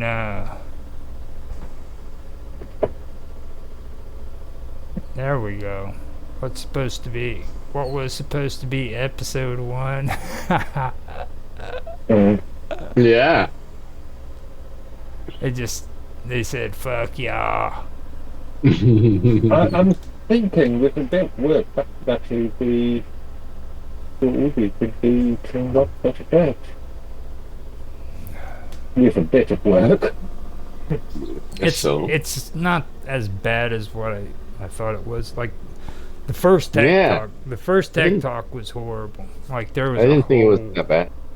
There was a whole bunch of bad echo and stuff in Tech Talk whenever we first did that one. I do remember that. But like the first round table wasn't all that bad, I guess. Mm-hmm. I'll be right back. I'm gonna go smoke and then I'll be ready to hang out and do some more stuff. Alright. Need to get me a cigarette. Maybe I get another cup. So.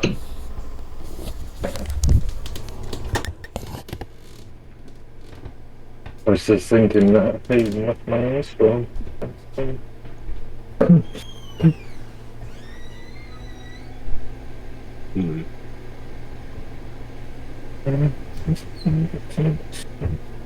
Strange.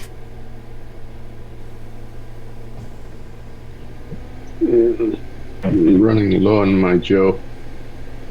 Yeah, really true. Mm-hmm.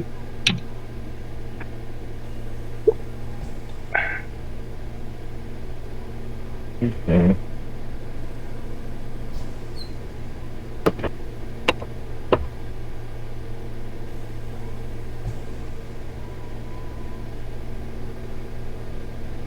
Been having quite a bit of fun today. Been playing one with SPF and DKIM and IP records and DNS records all evening. My brain's still slow. Right, that's what you're up to today? Yeah, I've had to deal with SPF and DKIM email records. Oh, okay. And DNS records. Been looking at configuration files all evening. Okay. Wow. Pretty late Friday night to be dealing with DNS records. Yeah. It's fun.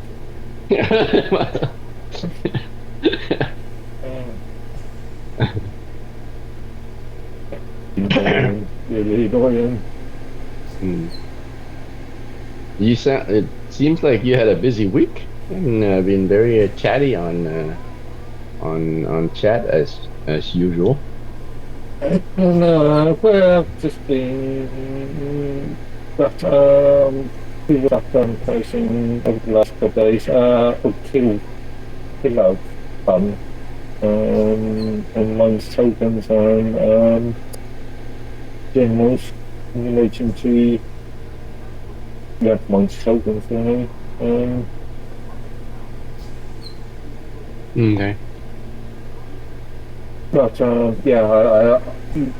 again, just leave that mine's sat up on one of my screens, and the screen, and I'm sitting in front of my desk, or I've been sitting in front of my desk for the majority of this week, so.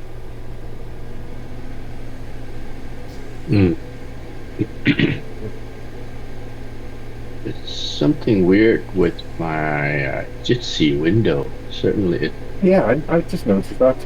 you Just notice that too? actually, So huge yeah, horizontally. actually, it's off screen. I've got about, Yeah. I don't know, 60% of your image.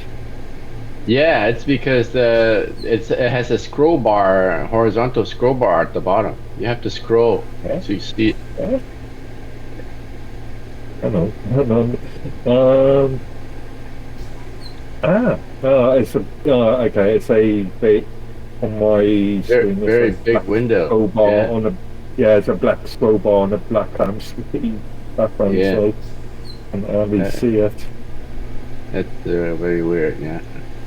It's like the workspace on the Jitsi window is much bigger than the actual browser window.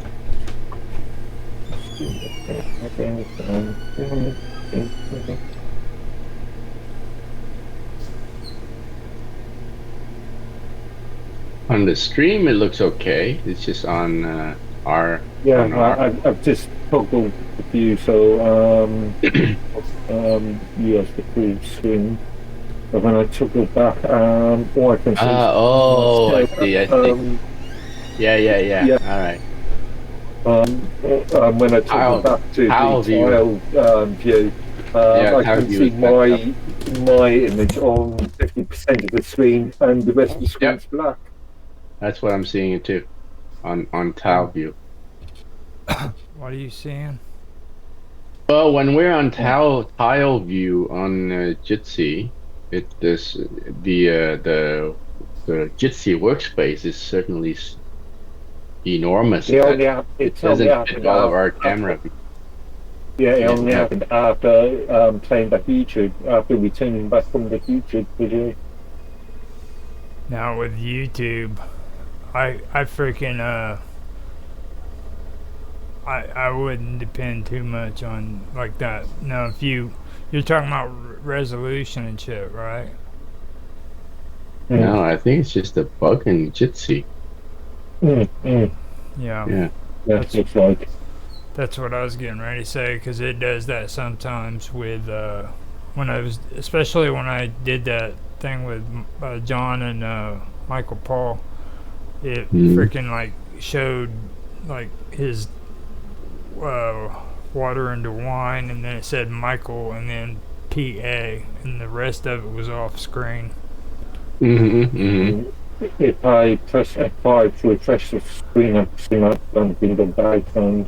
If you refresh the screen, it'll lock you out, I think. Let's just find out. Yeah. Yep, he's.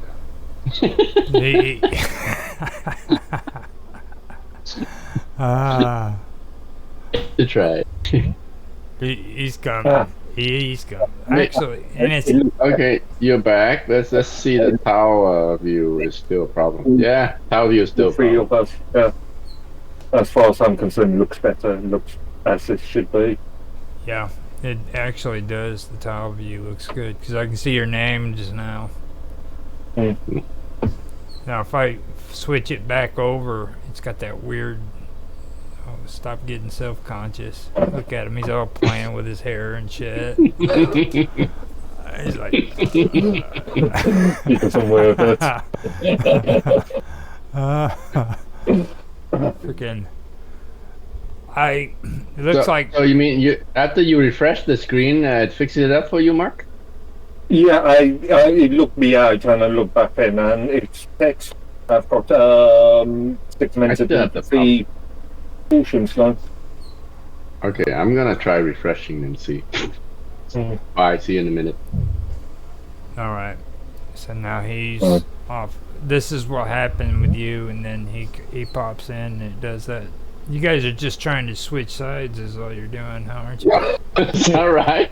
I'm trying to fight for real estates. Here, let me go ahead and hit refresh. Oh, you know, with you on, then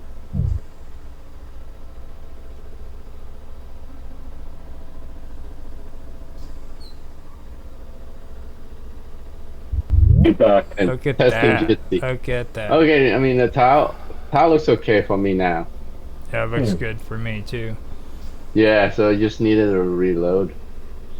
Now, that was really weird. I come in and you guys are like talking about the tiles on Jitsi. And meanwhile, you were thinking about the tiles on your floor. No, I don't ever think about the tiles on my floor. That's So All what's right. weird about what we were saying? I was like, what started the conversation about tiles on Jitsi? Like, Oh, we just noticed that Mark noticed that my the Jitsi window shows half of my face, and mine shows half of his face. oh, he's just frustrated. He wants to go over on his program. He's Oh yeah. he's Yes. Actually, you know, before we started this session, I was actually fumbling around trying to look for that Cloud Talk link that I thought you guys were using. I think you forgot about it, Roger. That's why you no, I've switched back. I've got it. It's just I only had like less than 10 minutes to Yeah. So you I had just to grabbed get the first. I actually went and grabbed the first thing that I could do it. I'm Hmm. gonna take care of that right now, actually, because it doesn't seem like anybody else but us fools are coming in here. That's fools. Yeah. All right. So Fools roundtable today. What are It's- we gonna switch it's- to Mark the chat? yeah, hold Mm. on. Okay. We can. I posted his chat up in there if you want to click on it. Yep. I remember. I'll keep this on until you guys are in. I'll keep. If I remember the and then there's the login.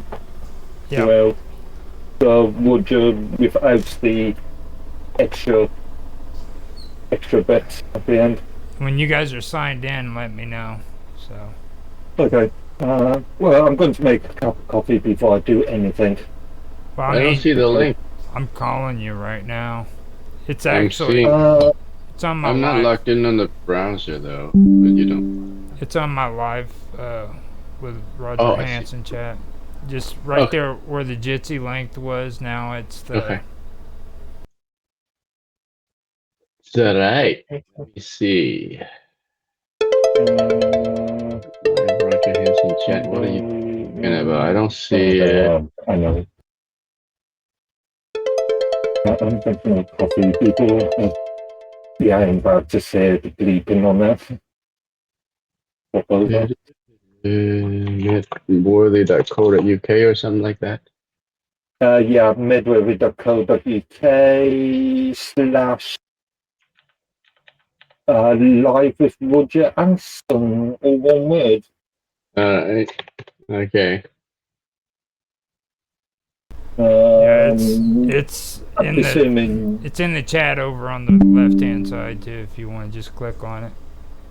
Okay, I'm in there now. You may have to switch your camera off from Jitsi because there might be a conflict. Right. Well, As just look out. soon as I get in there, I'll leave. Okay, I think I'm in. I'm gonna leave now. The Jitsi call. It's kind of confusing.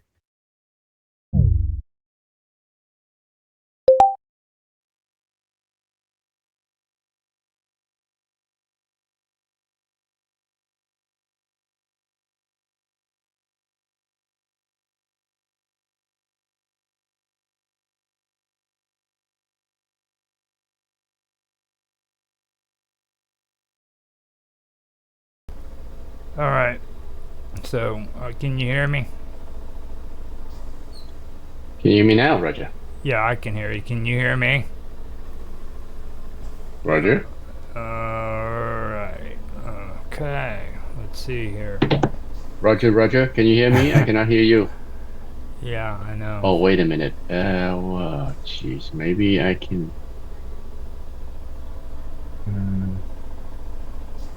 Maybe I still have my speaker problem.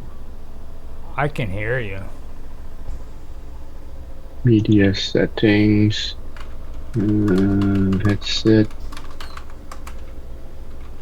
According to this, I should be able to hear you. All right. So where's my It looks like settings? you're muted, Roger.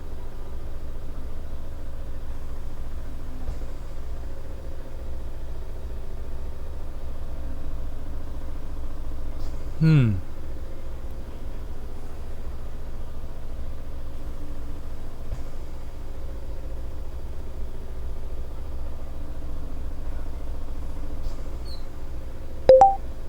Mm. Yeah, I I was had problem with muted. microphone too. I think Roger yeah. did as well because it showed him as muted. Can you hear me now? Yeah, we can. Yeah. Okay. Yeah. Freaking the little icons that are up on the top. Too small? No, I probably didn't see them. Okay. I was No. sitting there fumbling around. I even wrote a message saying I can hear you, give Yeah. me- and stuff like that. And then after I freaking hit refresh, Right. yeah. Okay, so you're in here with 2 accounts. Who? You. Yeah? Yeah. Are you? He's in as a guest and as a moderator. This depends. Moderator, and yeah, you are. That's Where interesting. do I see that? Actually speaking as a guest at the moment. But hold I'm up. speaking as a guest right now? Yeah. I went.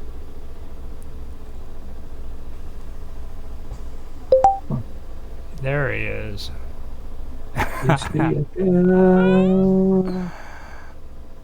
Okay, that's locked. Okay, remove that.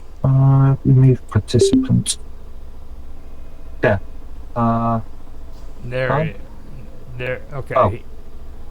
Tell him to hit refresh. Okay, he's disconnected. I'm sure what's Send call notification. That's what it is. I'll send him a call notification on that account and see if maybe that is what he needs. There he is. It turned white. It turned white. Or it wasn't grayish looking at least. But he's not on yet. There he is. Bloody hell. There you are. Yeah, yeah. We got you. We Yeah, got you. He kicked me out and Just forced me to log in. Just remember the main directory, the /Roger blurbs model for sign-in users, and the extra whether it is the extra directory /whether is for guest users.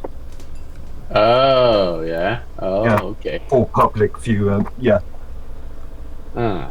I could go further and create a sort of lobby sort of thing, but Oh, I don't no, think it's don't. necessary for it. No, Don't don't think do it's that. necessary for.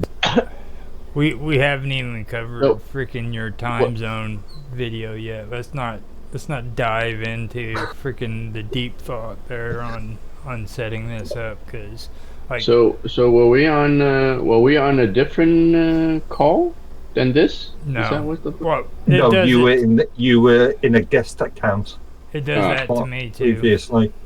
It does Yeah. that to me too And then sometimes. I just noticed. Hello. For some reason, Jitsi showed me as extremely orange, and That's extremely what I- orange? No, I've been saying this that is all along. naturally. I've been saying that all It's along. more And natural. usually when you get kicked and you come back in, it stops doing it. But Yeah, it's because for some reason I've got to always rerun a small script. I've got a script that set up my camera settings on boot. My son. Well, for Mark? some reason, it reverts the camera contrast every time I log in. my, So my I've got to son rerun the has. script. My son has that kind of illness too. Like Illness. yeah, I freaking. have some illness too because apparently because Mark is extremely orange and I'm extremely yellow. You're not yellow. Yeah, you're you like, are. You're blinding white. Like you got like some kind of light hitting you on the side of the face. Yeah. Yeah, that's the sunlight. Yeah. Oh no, that's the daylight, man. I mean, it is And like also- intense. Also, I think it's these two monitors that are down here that are sort of reflecting on me as well. So Yeah, if I but do that, you got like a brown cloth back behind you. Yeah, I'm extremely white. And I'm overexposed. oh my gosh. maybe play around with your own camera settings. What are you thinking, Roger? I don't know. I haven't. I mean, if I I wasn't thinking. I wasn't thinking about Okay, what you're thinking. let me tell you guys a story real quick, okay? This is my son. My son in a freaking rap sheet right here. I freaking, he hooks up his computer and he starts telling me all this cool stuff about what he's got on his computer, all right? Then I freaking get to know a little bit more about his computer and he starts explaining to me how he has over freaking 2 terabytes of memory and all of it is mostly full with nothing but mods that go to video games. And he says, yeah man, I've got so many mods on my games and I don't even know how I did it. I was like, nobody has as many mods as I got on my games. And I'm sitting there looking at him. I'm like, how the freaking hell do you even play on this thing? You know what I mean? Like, he took, like, I think he said he has over 1,000 mods on Elder Scrolls. Skyrim. Wow. Okay. Nobody puts 1,000 mods on freaking Skyrim, ever. Actually, I've over Christmas I've been modding Fallout 4, and I've got some like I think about 250 mods. See, this is what I'm talking about. Remember when I told you just now about you've got the same sickness as my son? 254. He's got 1,000, so that's that's exactly what I'm talking about right there. Well, I don't know. How do these mods work? You just make some changes and you save, and you make some other changes and you save another variation. That's another mod. Mm-hmm. So it's just different version of the same kind of thing. Well, see, I've got one mod on Minecraft right now, and that's it. It's for mining. Like, I've got an ore collector, stuff like that, where it freaking digs for me. And that's all I've got. I've got one mod. And that's all I need. Okay? Minecraft. That's the name of the freaking game, Minecraft. So if I'm going to put a mod on there, it might as well be something for mining. So. Indeed, yeah. But you know, you get people who freaking just fall in love with these mods, and the next thing you know, they're putting 1,000 mods on one game, and their computer's screwing up, and they don't know how it's happening. It just. Well, you can suggest to your son to keep those mods on GitLab. Track it on GitLab. Nexus mods would be the opposite on Article. They use SourceForge anyhow, so SourceForge. Oh, SourceForge. SourceForge is fine. Does he keep it on there? Yeah. Well, every mod that's compatible with Minecraft is usually on there. Okay. So. Okay. Now, you got to be careful if you get them off of GitLab, because like that's where there's no rules, you know what I mean? So whenever you get a mod from Minecraft and it's on SourceForge or not SourceForge, but on GitLab. Be careful, because Any- they're Anything other than SourceForge? no, nothing I know of. I'm not a big fan Well, of, GitHub would be more popular than GitLab. Well, see, they've got rules on SourceForge. You can't get on there and just do whatever you want. Like you've got to actually obey their rules. Whereas GitLab, Mark likes it because you can be a rebel and do whatever you want. Doesn't GitLab still something? You cannot upload proprietary licensed Yeah, code. yeah, Right. pirating code. They'll catch you quick as shit on GitLab. Yeah. Yeah, Right yeah, about yeah. that. Yep. I'm okay with freaking a little bit of porn, you know what I mean? But when On GitLab? well, that's kind of what they call it. Like it's whenever they freaking rip off other people's program, they call it a little bit of porn. You know what I mean? Yeah. But like when you go overboard and you're freaking stealing other people's shit because you saw something cool on Unity, you know what I mean? Come on, that's kind of that's ridiculous. These people get on Dependent license. like these people get on Unity or they'll get on freaking the what is that Unreal Engine, and they'll start developing games with their own codes and stuff. And other people will come in behind them and freaking rip off their shit, their code. Have you noticed a lot of these modifications don't actually come with their own license agreements? Users will upload them without considering the sort of legal implications of uploading them. I think it's distributing because most of the places that crack down now are over in Europe. You know what I mean? Well, it's because most game or modification developers don't even think about the legal licensing issues. Yeah. I think that's the reason why most of them that are cracking down is over in Europe. They're the ones that are really cracking down on that, saying, look, you need to do it. And like here in the United States, they just don't give a shit. I mean, they really don't. And a lot of the gamers I talk to, I tell them straight up, I was like, you guys freaking sit and you play these games and you think that they're all that and they're just so great, but they're freaking garbage. Like they're pushing garbage out on you and you freaking like it because you get to freaking do this or do that. You know what I mean? Well, look at how strong the computer has to be to play your freaking game. You know? The first warning I have about a game being a crappy game is when it says that you have to have a GPU.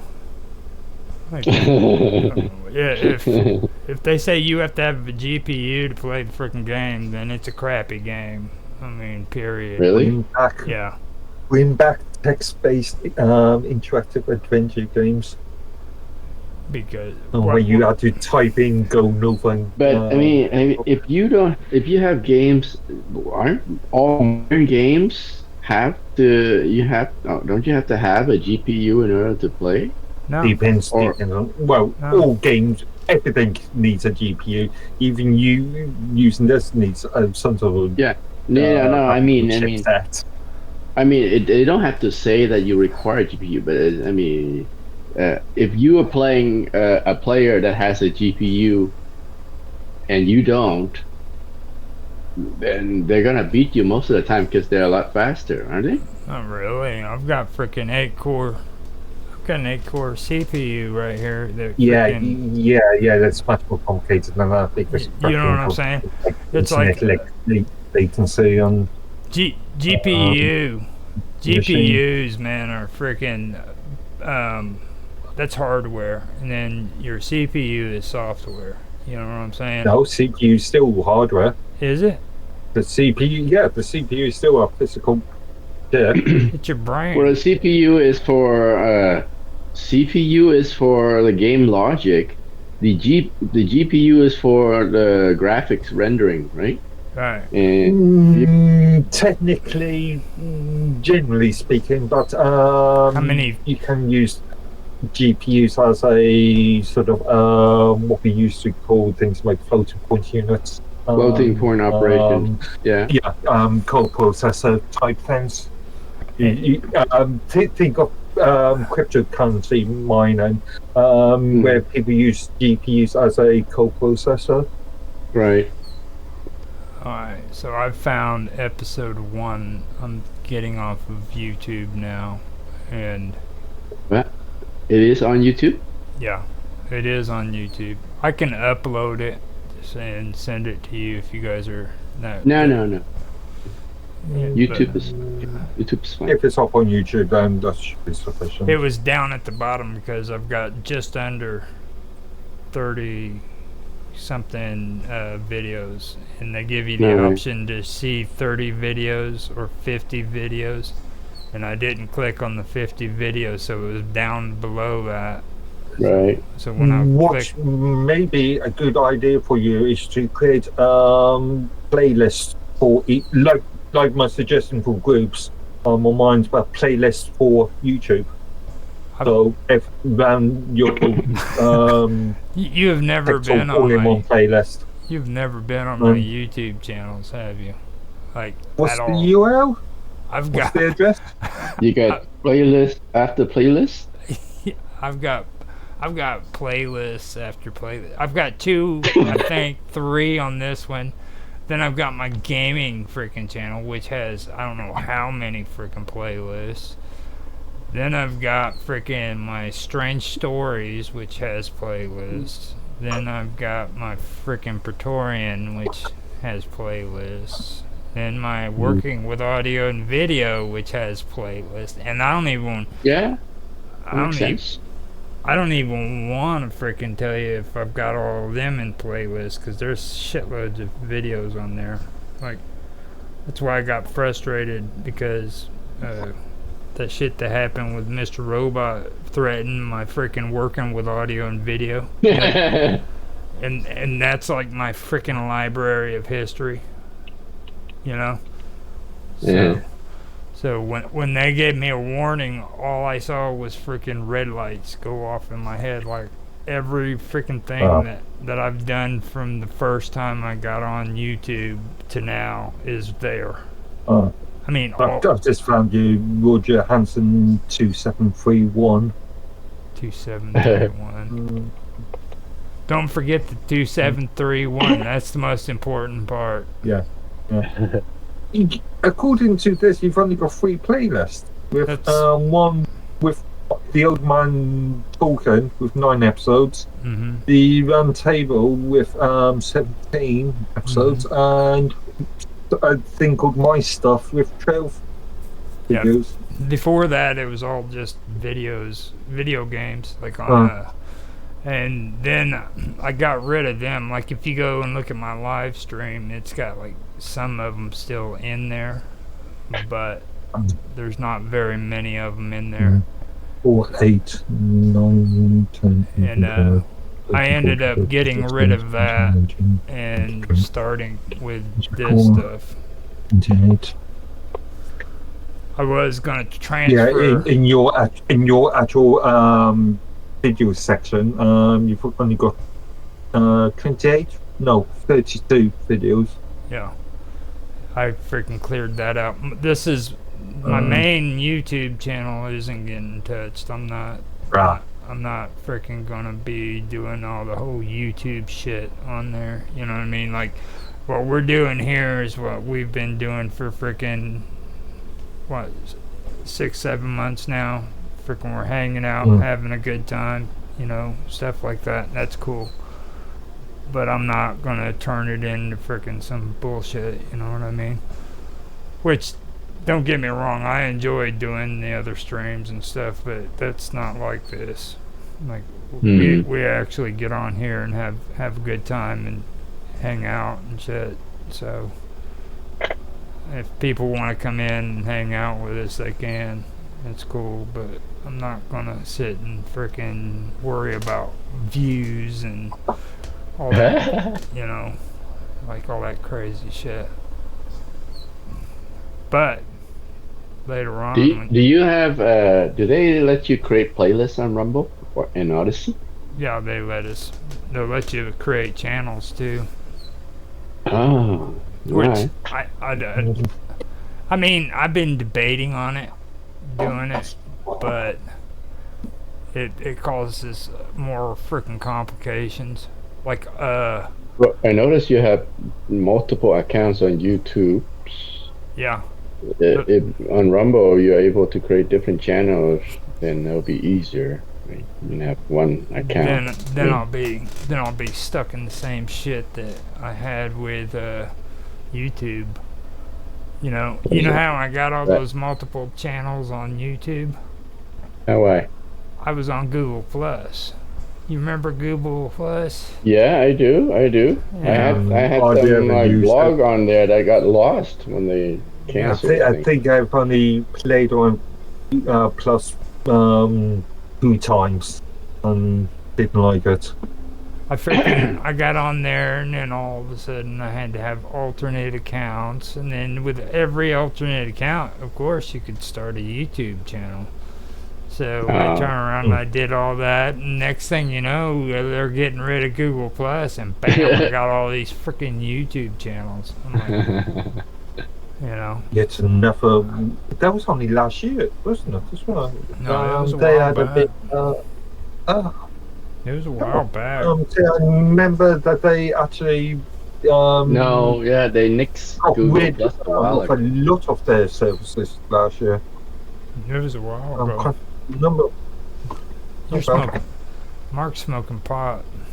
I wish. I wish. He said, I wish. Yeah. Actually, I shouldn't even say that because, yeah, I could be. If, Yes. if Mr. Robot, he can pass you a joint. When did Google Plus shut down? I thought it was pretty short. I was it's like Stadia and a few of the other services, or quite a few of the other services were shut down last year. When? See, they've still got, like, in the frickin' people also. They don't have an answer for it.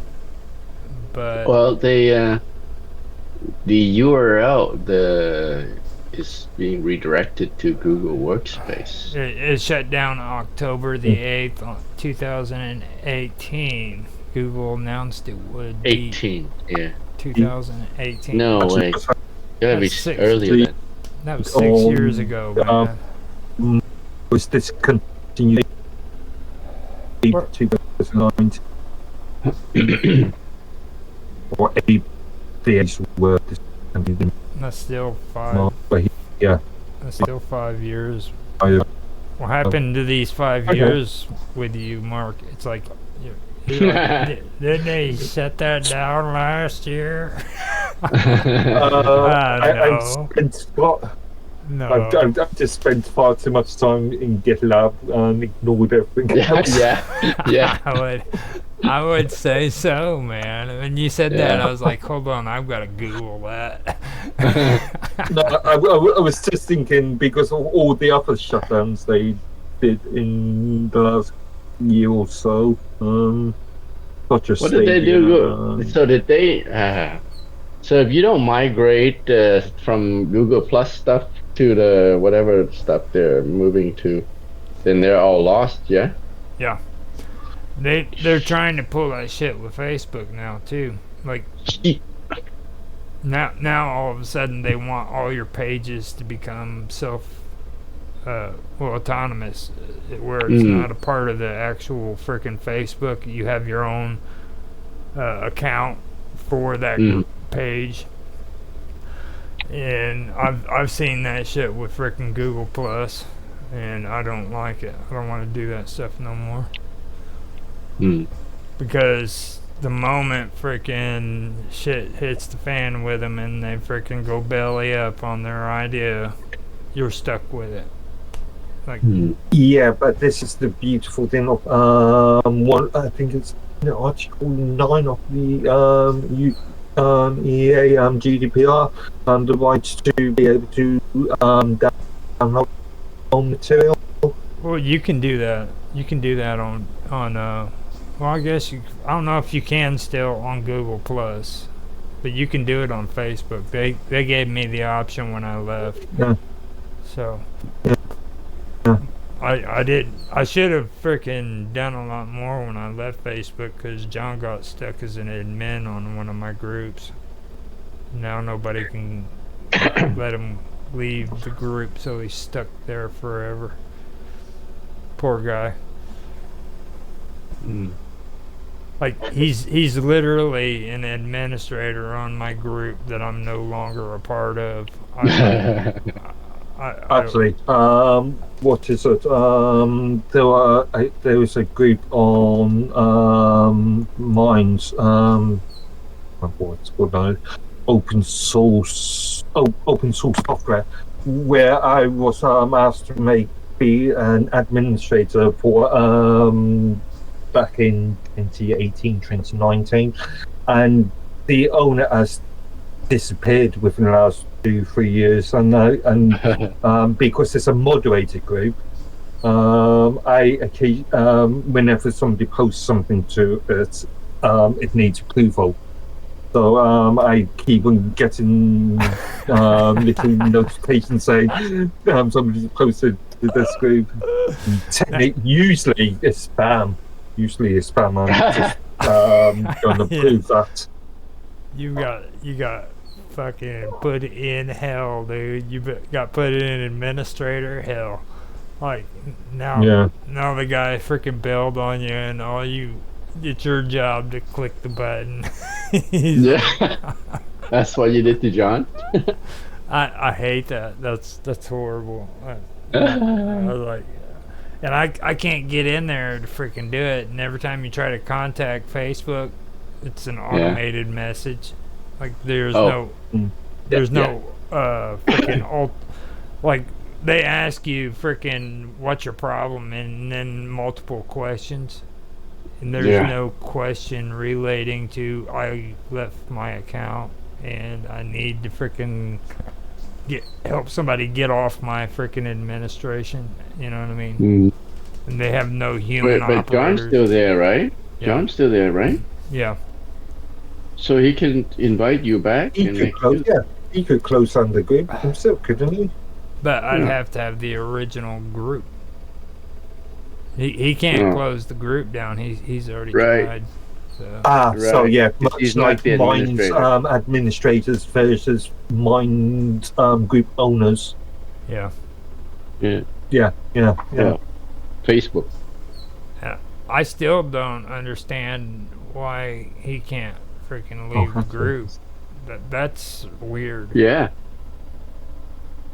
I guess you can't. If he leaves the group, he has to make somebody else the administrator. Mm-hmm. Now I have. You need to say moderated only. Change it to a moderated only group, and then just forget about it. So effectively closing it down. It's still Put there. it in limbo. It's still there, and you need to understand. Well, John, it's still there. There's no content being posted to it. You need to understand, John. John's got his quirks too. You know what I mean? Like it will drive him nuts. Deep in the back of his head, it will gnaw at him that I'm still in that group and I need to freaking be out of it. It will literally drive him nuts.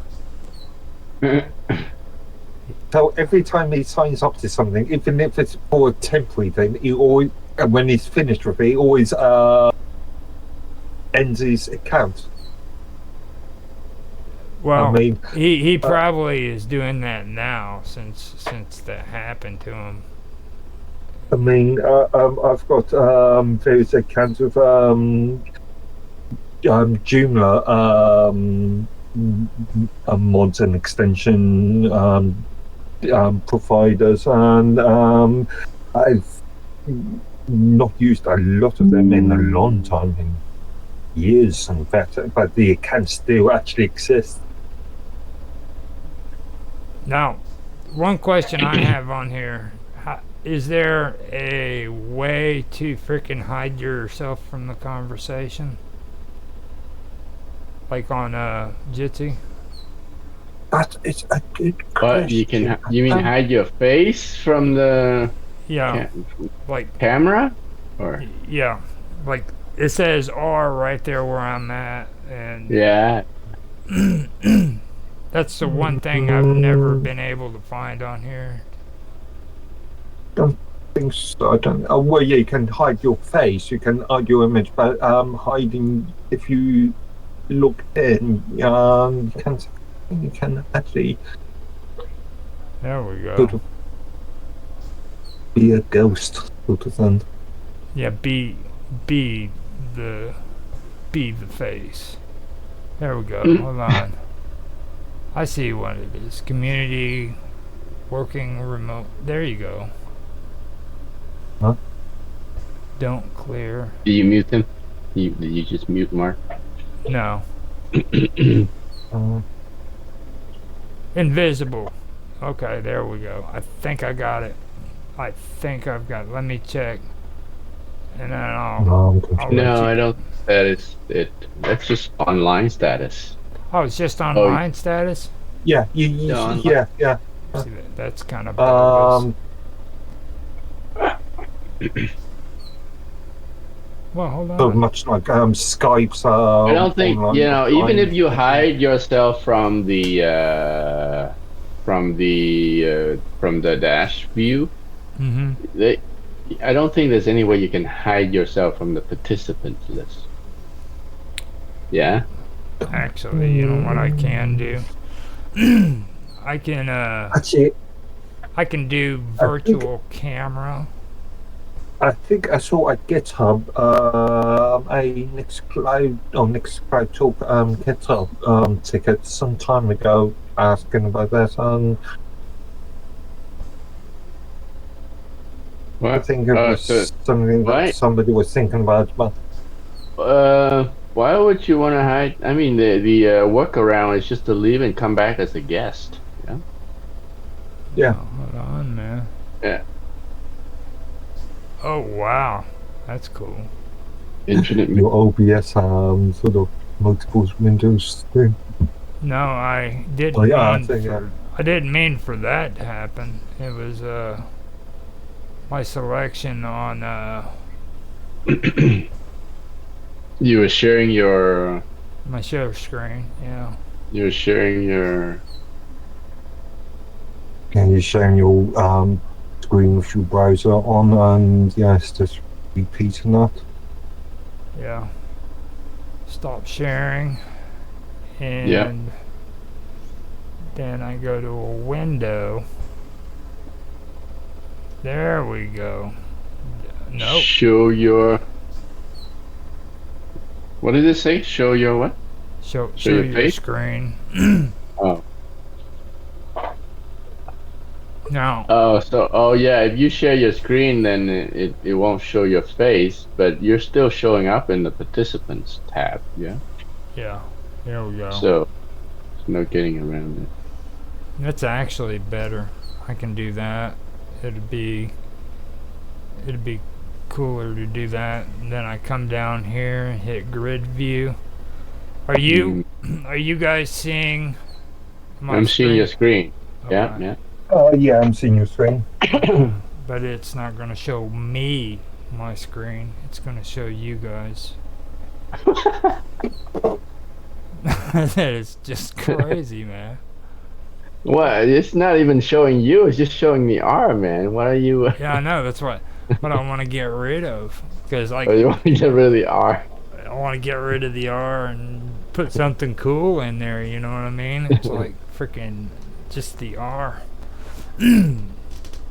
Oh, so Well, that yeah, infinite you- mirror, infinite window is when you turn on the virtual camera? Yeah.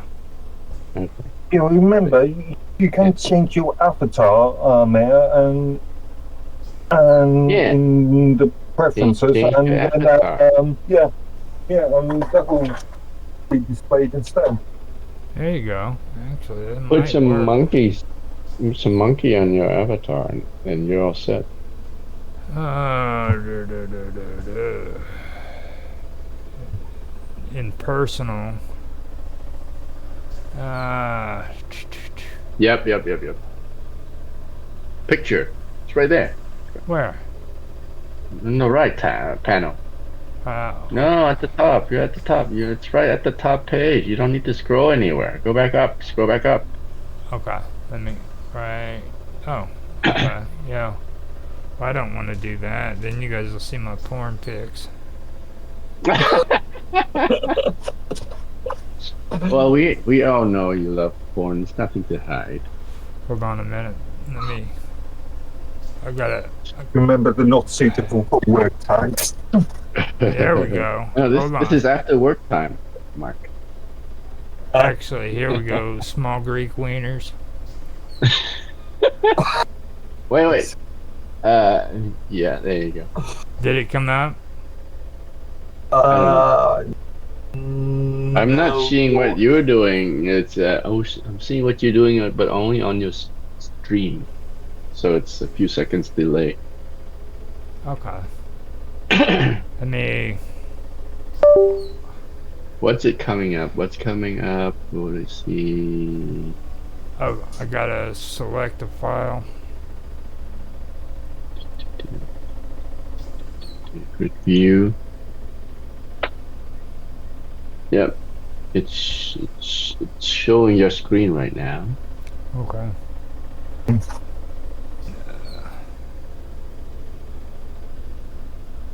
It has nothing on here that says my pic, so. Oh. Okay. Yeah, if you Probably under document. Inside document. If you click on the furthest topmost, third right topmost icon, where it Pictures, should show photos. you, and then personal settings. I could do. Pictures, photos under documents. Isn't it? Actually, let me back out of this. I don't like that. That was strange how it did that. You can drag into it. You go to a different folder and you're. It's true. I could do that. That'd be actually kind of cool. Let me. Drag and drop into it. Now I gotta remember where the hell I was. It's your three user dots. icon. It's your user icon. There we go. There we go. I'll use. There we go. I'll use one of Robot's freaking weird. There we go. Set as picture.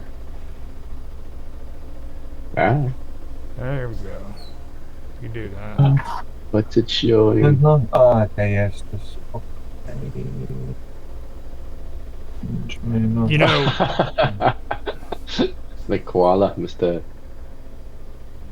the one thing too, man, you know those bots they give you the option to use, Mark?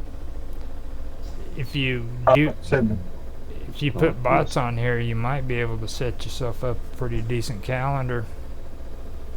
Actually, Yeah. I was thinking you were asking me about that the other day.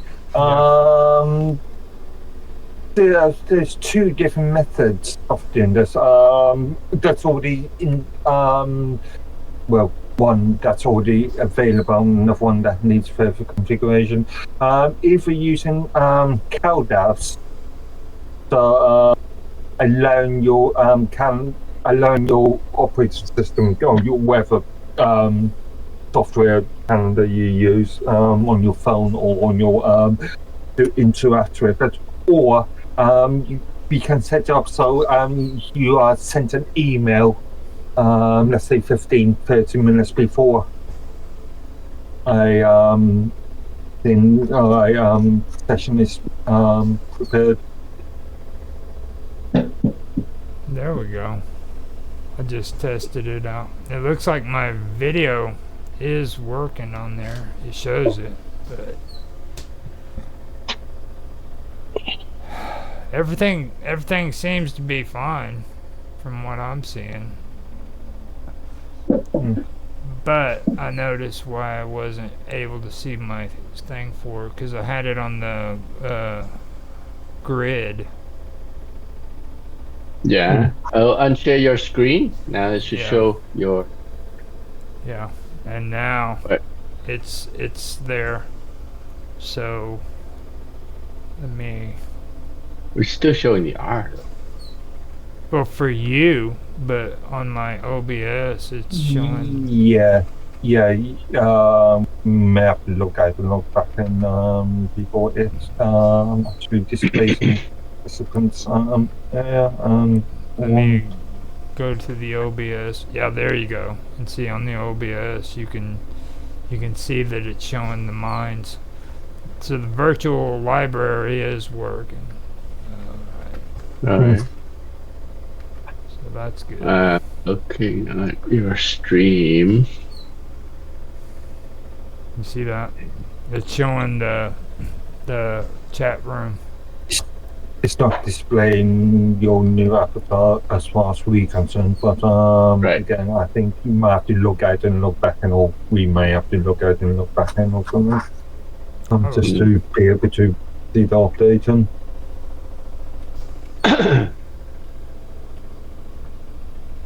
All right. So On your, now it's wow. happening there. It's weird how it did that. You're just it's blank on your stream. Yeah, I know. Yeah. I'm straightening that back out now. All right. Yeah. Put you guys back up on the chat thing. And it looks like everything's good. So now we got you. It's not showing your avatar on your stream either. Well, Yeah, I'm I up in the suggest. top part.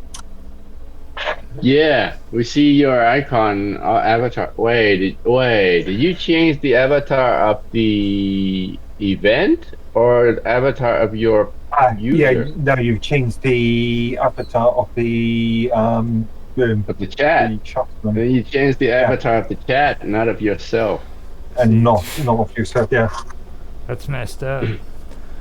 That's It's- messed up.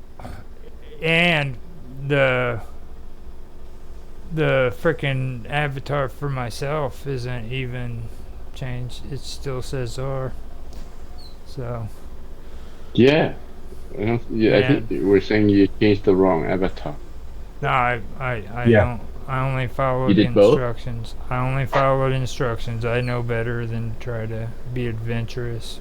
Like when they tell me to do something, I do it, and that's it. Like I don't string off to the left field and say, "Hey, man, I should do this," because I know there's a good chance I'm gonna fuck it up. No, but I think don't you see? I see it. I Don't- know. don't you there see a it says user? Mine's Roundtable Week in Advance, and it's got the panda with the suit on. yeah. Yeah. But you want to change your avatar? It's Right. on the. It's out at the right top corner. You click on these 3 buttons right here, and it says Conversation. No, you don't. No. Don't click on the 3 buttons. Okay, that's cool. Yeah, there we go. Yeah. Now, Yeah. you're the one who told me to do this, by the way. The basic information, you're the one who told me to do that. So that's, Right. So that's your Right. fault. That's your fault, Yeah. Dan. My fault. I told you to change the conversation setting. Oops. Oh God, the guy's trying to get away from, Okay. trying to get away from being at fault at all. Oh, it's always Okay. my fault. You guys, what are you talking about? It's always No. So you're still going. Did you go to your user No. thing? I'm You're still in the conversation. I went back in there to look at it. I was curious. Yeah. Okay. It All got me interested after I seen Right. that. Right. Where are we at? I gotta drop out of full screen. See now, if I come in here and I hit settings, it's going to make it to where I leave. So I have to. Yeah, yeah. It was right click so you create a new Oh tab. yeah, And yeah. yeah, yeah. Have to do it within another tab or another window. Mm-hmm. Now, And you do it on a different window. now see, Mark. Mark isn't too happy about this thing about coming in here now, because freaking now we're testing his shit out. He's like, Have to play. Have to play. That's what's there for. You aren't going to experience guns damage.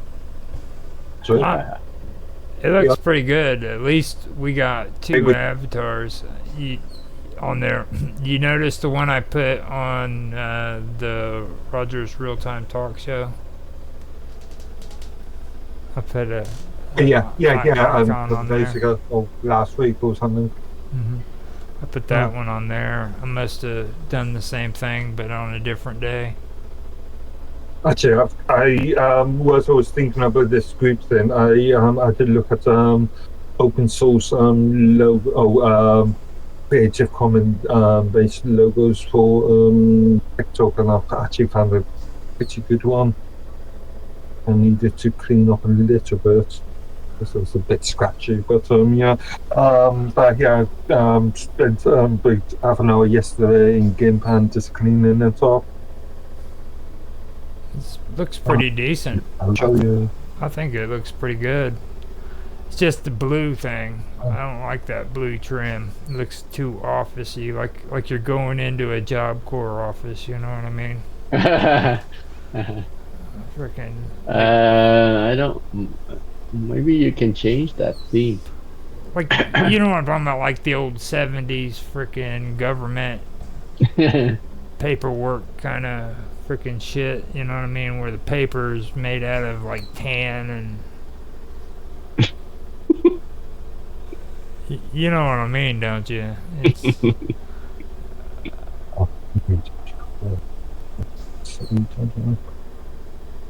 Mark got quiet. He's like, "Okay, what Oh, you think?" so I was just 2 seconds. I'm going to upload. I'm going to give you a new logo for Tech Talk. He's changing the logo. You got a good one? Which I worked on yesterday. I just have to convert it from GIMP's native file format to PNG.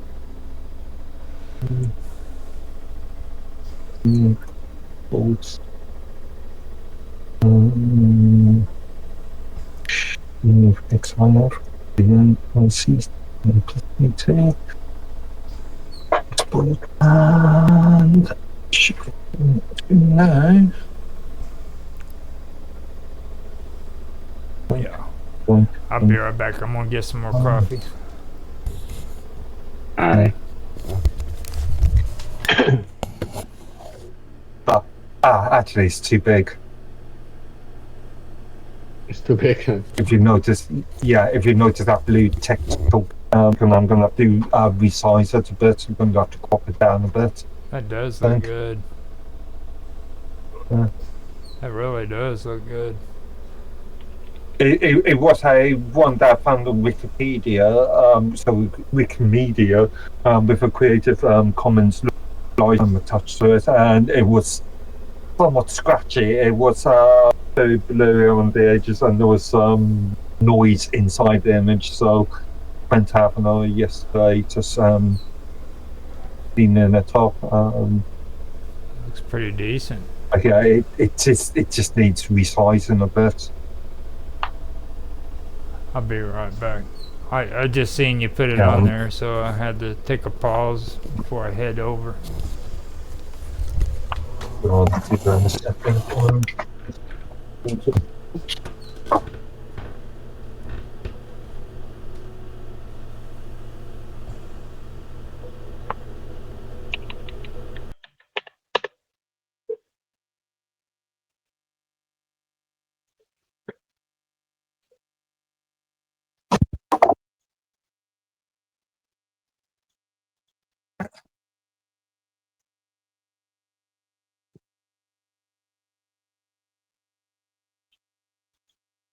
I'll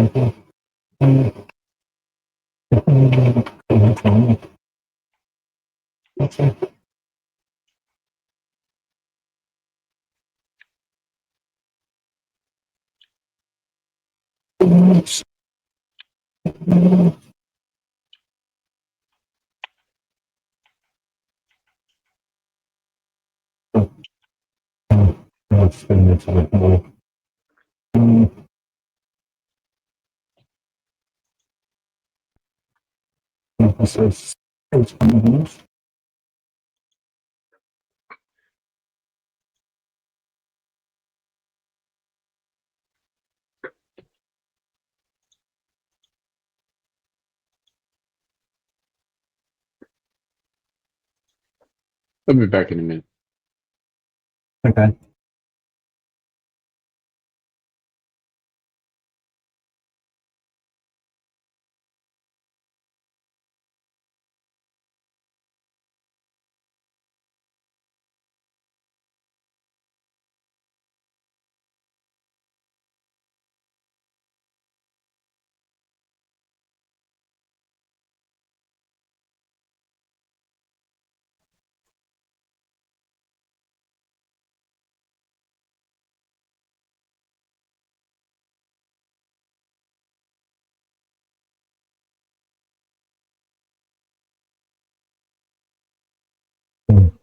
Go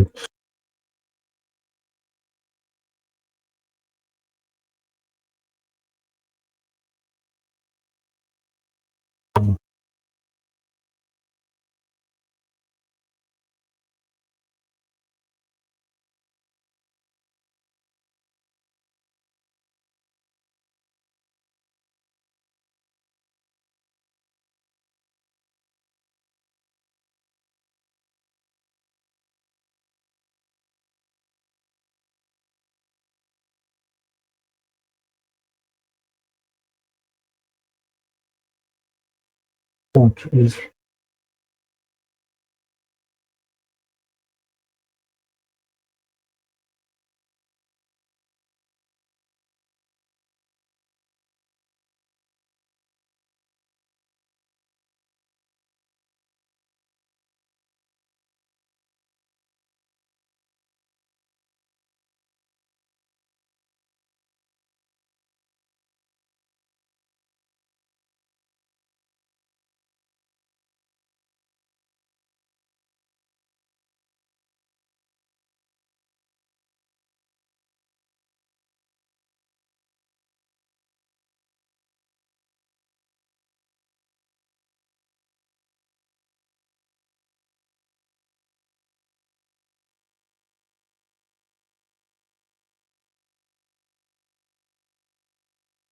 so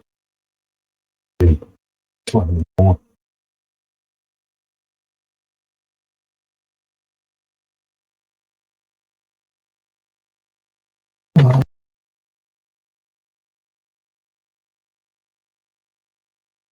So 5. 125.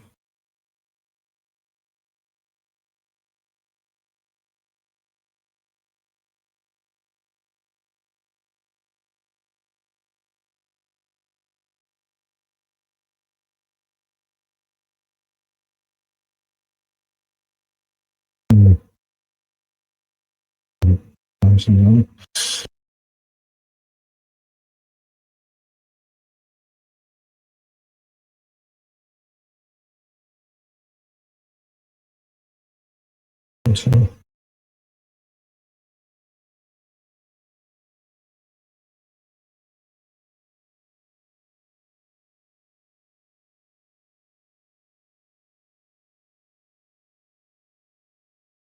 that's better.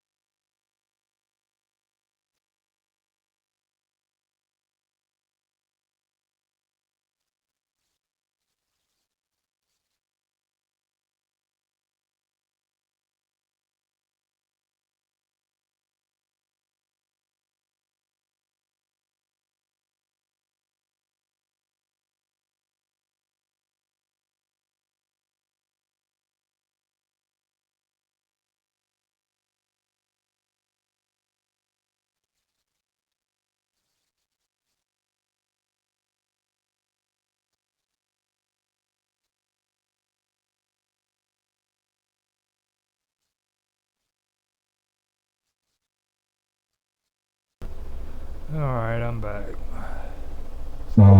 That's better. I've just resized the image just to make it a bit more suitable.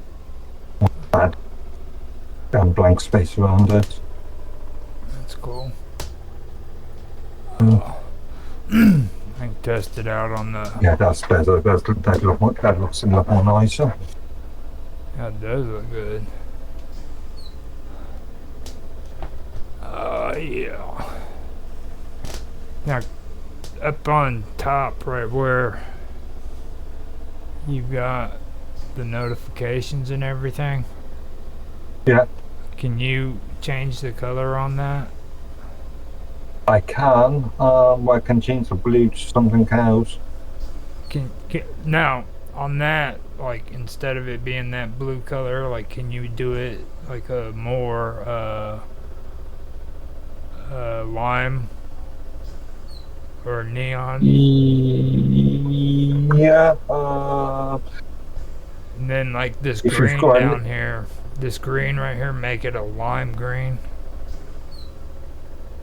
With if you've got if you've got any, what would be useful is if you could give me a hexadecimal color notation. let me see.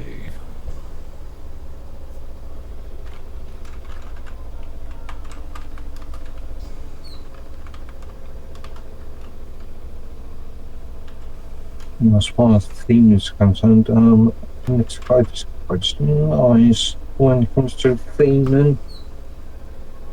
At the moment, it's what's next? This one is 0082C9. Let me see here.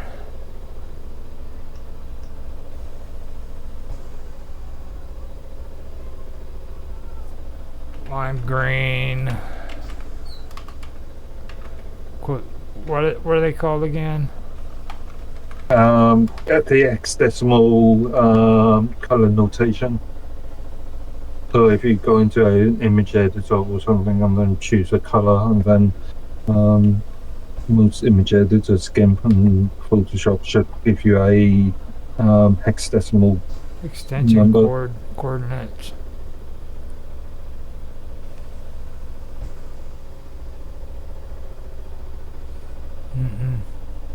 You keep sending me to frickin' Yahoo. This shit's irritating. I'd almost bet frickin' it's that Google Chrome, or not Google Chrome, but that Microsoft doing that bullshit.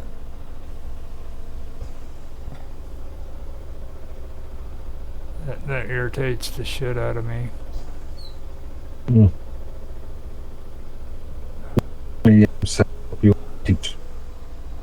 Come in and fuck with your settings. without your permission. No, you gave her permission by setting up by By upgrading to Windows 11. Okay. Frickin', they go in, start making it to where frickin' Edge, Microsoft Edge can take over. I don't know if you heard the news about the Microsoft Windows 11 European standard. In the last couple of weeks, they announced something about having a European standard in which that variant of operating system will to change defaults and be able to remove the browser and install a new browser on by default. Well, Okay. remove the defaults. I put the coordinates in for the lime green. I believe that's it. That would. Sorry, where, what? It's in the chat. Right there in the chat. Sorry, yeah, I'm looking at the wrong thing. I believe. Okay. I'm just copying that over to my dashboard and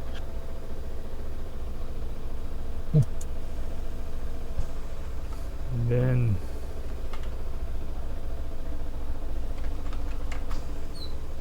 some reason that's not F5.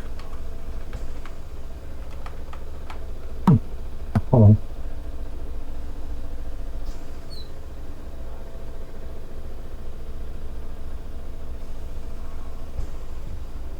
and then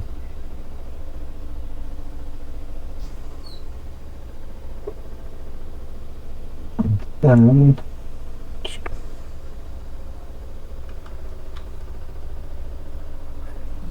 yeah.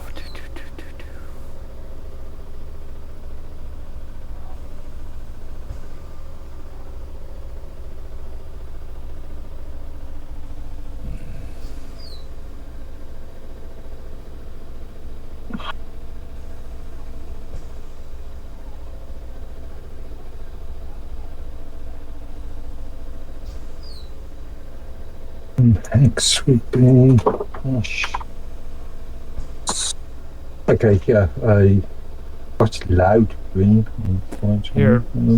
Now mix that in with this though. Let me. Right. You may.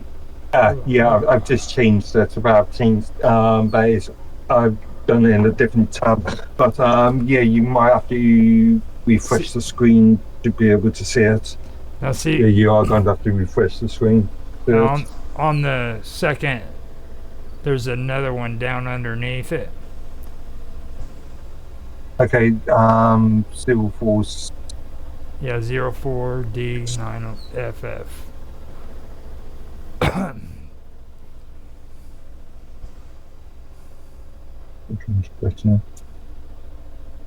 Which is a more blue. Mm-hmm. Now that one would probably be better up on the trim area, and then like back in the background where our video and everything would be, I'd use the other one there. Okay. Yeah, I don't think that's going to be all that easy to.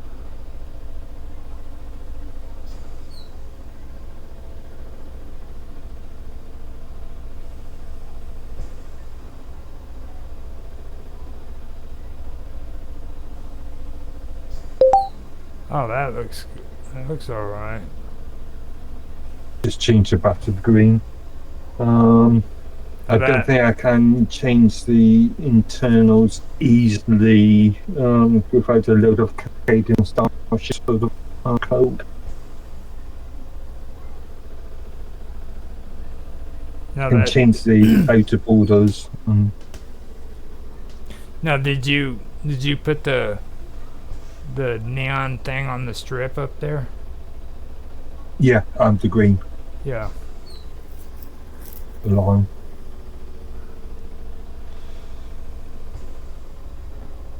Interesting. Now, right. Just changed all the buttons and all the highlights as well. What color did they give did they give you for like the centerpiece where we got the video and everything? Do they allow you to change that? Not by no. I've got to create a customized shading style sheet to do that. Oh, do you have a cool background, Um, like a template? you can, as far as the actual main concerned, you can only change the color. Okay. You can you can add an image to things like the login screen, All right. change the branding, add a logo and stuff. I've got an instance of Nextcloud for the MCRSI, which is that yellow that I use, and I've got a logo in the corner, the MCRSI's logo.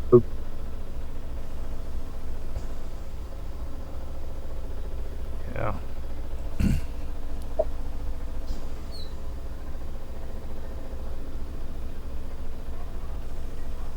It looks good though with that on there. Now that other one might work good with it too, on the strip area. Possibly. I just had to look at the blue. I'm not absolutely sure.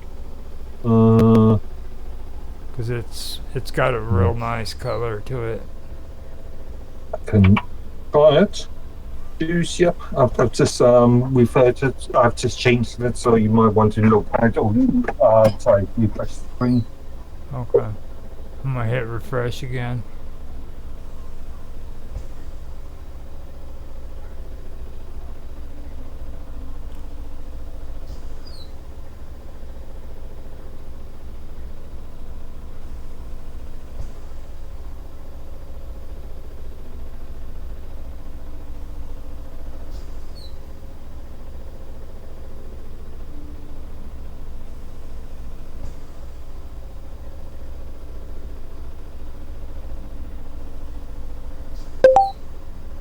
There we go.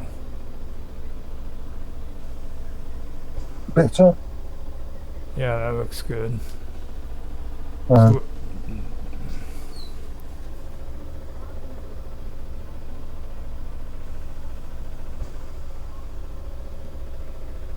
The other one was a little bit brighter, it looks like. yeah. This one kind of matches it. And also it helps me because like I've got 3 separate Nextcloud deployments stored on my server. One, well, this one, the MCRSI's burns, and a personal one for myself. And if I just use different colours for each one, then it's just a bit more easier to remember. Well, like you see the color they got there for my R.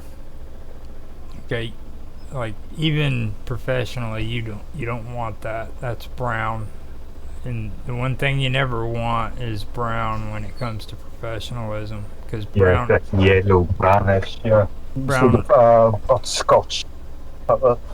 Yeah, that Scotch colour. Well, it also represents poop. That's why they tell you never go to frickin' interview in a brown suit. Because, I mean, I know that sounds ridiculous, but it's actually true. Like, That's what I used to own. you went to an interview in a brown suit, didn't you? So, did a few. I didn't have any interviews, but it was easy work. You're cutting in and out. You got a brown suit story, don't you? Deploying NHS servers. You went to an interview in a brown suit. Is that what you were saying? No, no. I was actually deploying national UK National Health Service servers wearing a brown suit. Well, wearing a brown suit on the job isn't the same as going to an interview in a brown. It wasn't decent. It was it was similar to the background that I've got Yeah, behind me. The other person's freaking state of mind isn't really thinking you're wearing a brown suit when you're out doing a job, but like when you're going to a job interview, they're freaking trying to figure out what kind of a person you are and looking at you and getting first impressions, the brown suits. Actually, I want to treat myself this year and buy myself my first ever tailor-made suit. And I was thinking about colours earlier, and I was playing around with the idea of a white suit. A white suit? A lot of people have done it. I mean, but you start. But no, I think I would go a bit more traditional, a bit of black or navy blue or something.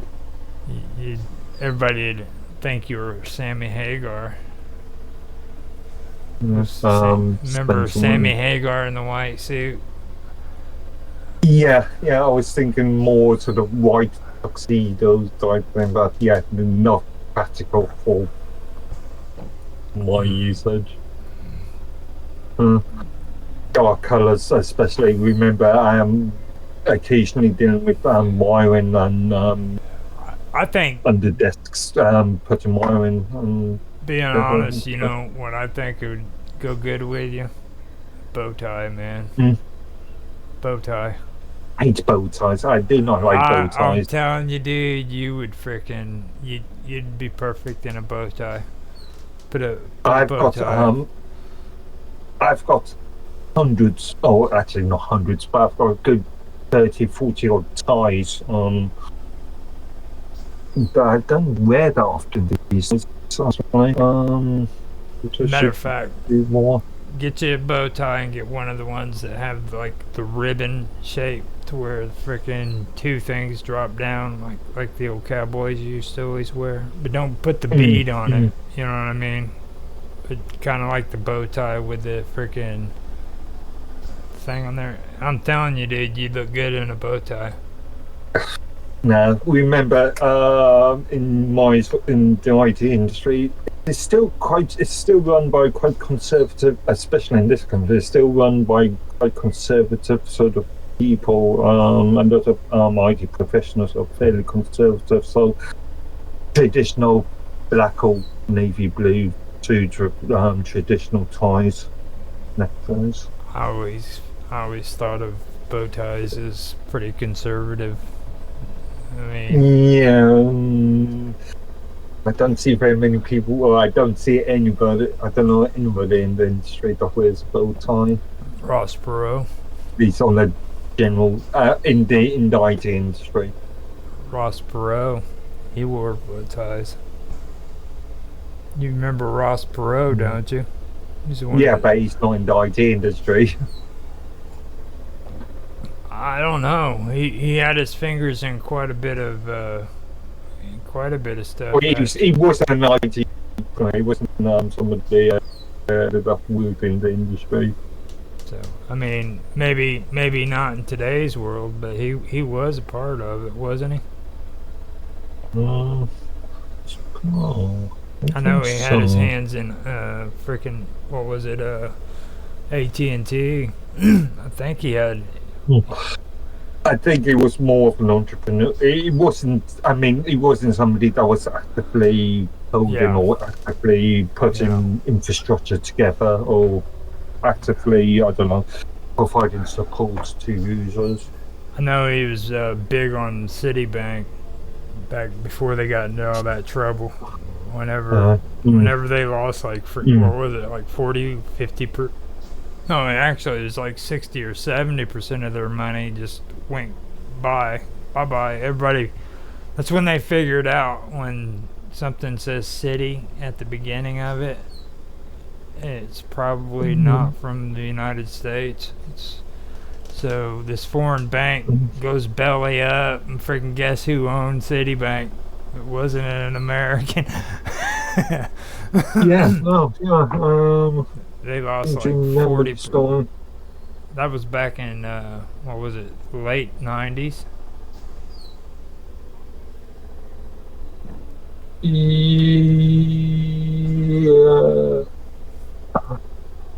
Hold on. It was around the .com box, wasn't it? That's actually. Around 2000, 2001, 2002. Citibank losing money. Well, they said 2008 for that one, but. Oh, okay. So yeah, the housing first.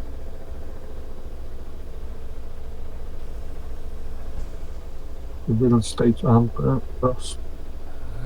Some large chunks of money moved between their various Citibank accounts. The sale, the mortgage payoffs, the down payment of the new abode, but nothing that the bank would not have seen before. Then suddenly Citi shut down everything, including their checking accounts and credit cards. I mean, technically, Citibank was the American equivalent of Red Rock in this country. Why banks are suddenly closing down. What year is this? Before I get started. This is a good one too because it's from the New York Times. A lot of banks are shutting down buildings in this country because a lot those banks were partially state owned because the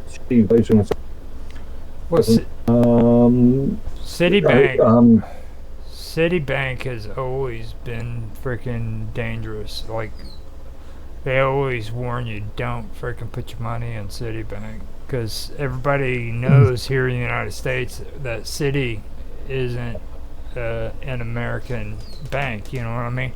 Like, your bank's over in England, all right? If you freaking put your money in a bank that isn't ran by freaking somebody in your country, then that bank can close down and all the money you have in your account can be gone, just completely gone. Well, technically, as soon as you stick money into the bank, you seize ownership of it. You only get a percentage of it. Like freaking Citibank ended up covering, I think it was 20% of freaking dollar. So for every dollar you put in there, they only covered 20% of it. So if they shut down, which they did, freaking, you're only going to get 20% of the money that you had in that bank account. You know, because there isn't any bank that guarantees 100% on a dollar or a pound or anything. In this country, there is specific laws in relation to if a bank goes bankrupt, how much money needs to be returned back to the. Okay. Well, good luck. Good luck. England doesn't have that big of a freaking arm. You know what I mean? Like Citibank was. Citibank was down in the Philippines? They were a Philippine bank. But we've got big names like Barclays, Bank of England. We are one of the biggest financial. You'd be amazed. One of our major industries is financial services. You'd be amazed, man. Probably the biggest. Like freaking. One day, freaking, you wake up and your bank's shut down, and there's not a penny in the freaking bank and you've got freaking $20 left in that damn bank because they only wanted to give you 20% of your money. So you bitch and you complain about it, and then they say, well, we can't do nothing because it's out of our jurisdiction, and we got to go through this. Well, again, technically, as soon as you give, you stick of money in the bank, you relinquish ownership of it anyway. Exactly, and legally speaking. That's what I was saying. Like, freaking, you got to be careful with them guys, because freaking they'll say freaking that your money's protected in that bank, and the truth of it is they don't even cover freaking the whole 100% of the amount you put in there. And no, I'm going to have to switch off this headset. It's screaming at me every 5 minutes, 5 seconds, saying battery low. We got like 10 people watching. That's better. Just move the sound source over. It looks like everything's going pretty good. We've got both Odyssey and Rumble going good. I guess Rumble has like 10 people checking us out. Nobody wants to freaking make comments or nothing. They're all quiet. So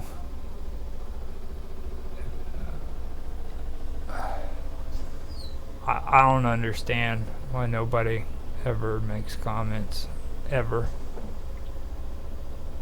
Have you ever noticed that on Minds? Doesn't that drive you nuts? I don't know. I don't know. Depends on the post.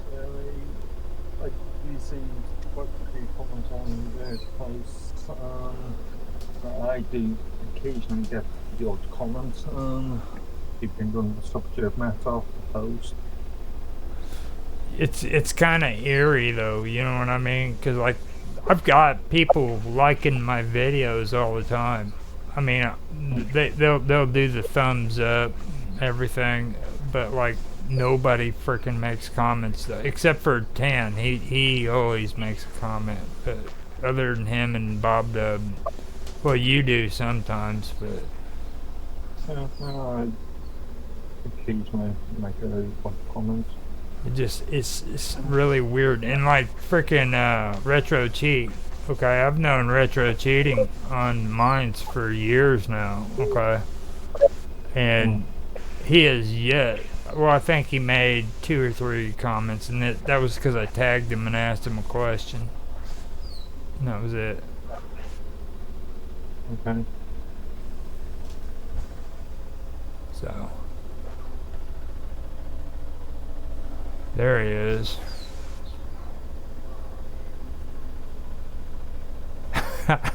Look at his face. he's so freaking determined and shit. Why is the volume down so low? I think your volume went down on us. Me? Yeah. I know. I've just got. Yeah, that's actually. Is that better? Yeah. Yeah. I had to take off my headset because this was almost out of battery. Oh. And for some reason, my main speakers are not showing up on my volume control. Using the crappy speakers on my laptop.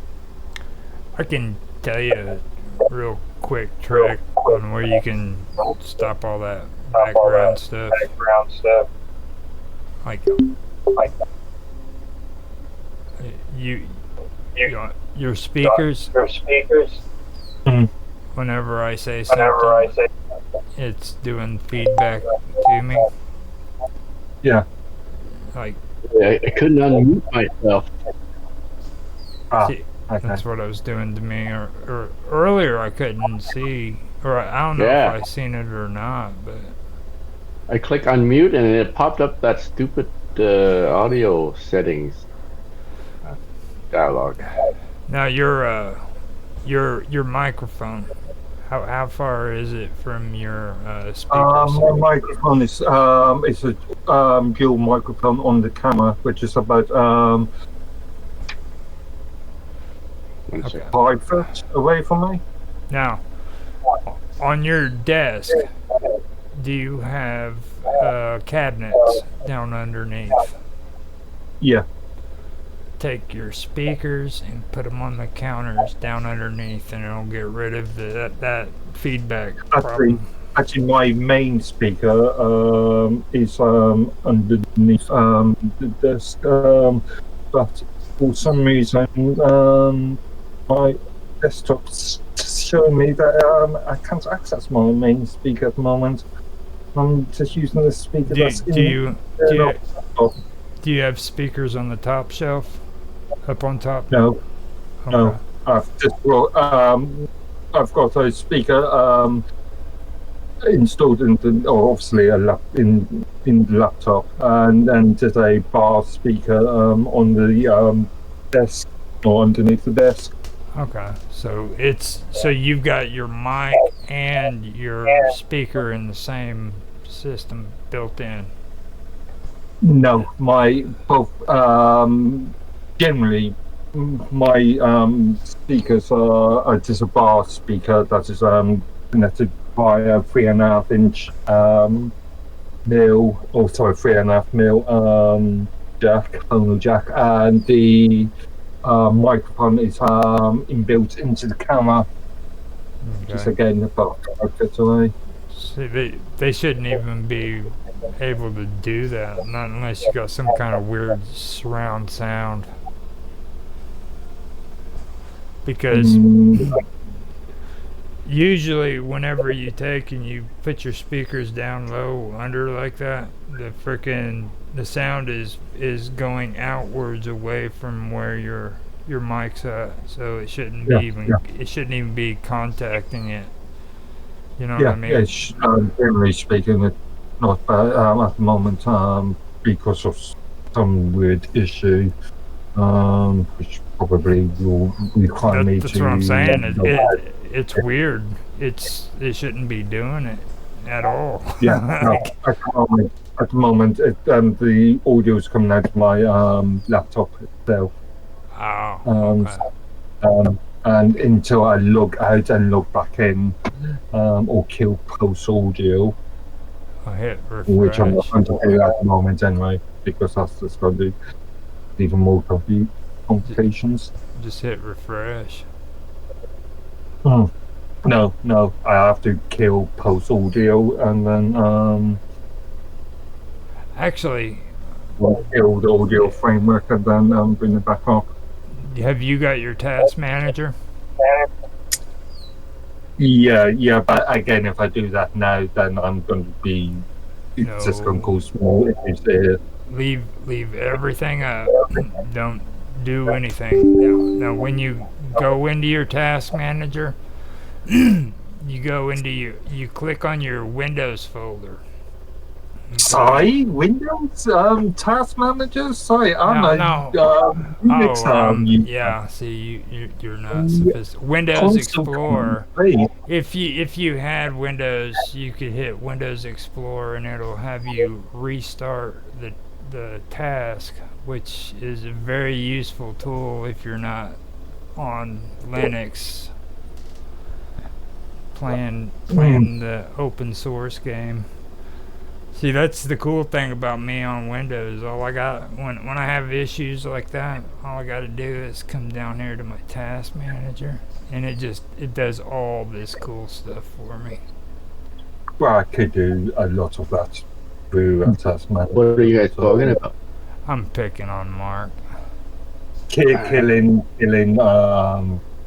audio frameworks and restarting them. It's weird because like, we were talking about his speakers, and he's got his speakers set up the way they should be. Like he's got them down in the shelf underneath, and it's aiming out, and then his laptop is up on top, So like, whereas Mike is on the laptop, and if it's, Actually, no, the mic is on the camera. yeah, on the I've camera. got a dual camera. I've got a Logitech 930E, and it's got dual microphones either side of it. Mhm. Oh, yeah. So you got a Right. microphone running in there too. Right. That's rough. Have you ever seen Yeah. Have you ever seen the audio for Linux? Yeah, complicated. That's You've got Pulse Audio, now you've got Pipewire on top of Pulse Audio, on top of ALSA. Now, It's a very do you complicated use sort Elsa? of setup. Do you use Elsa? Not that often these days. Used to. Yeah, Elsa is pretty cool. And then you've got the Jack framework Yeah, on top of that. I hate So that it's just shit. quite a complicated sort of setup.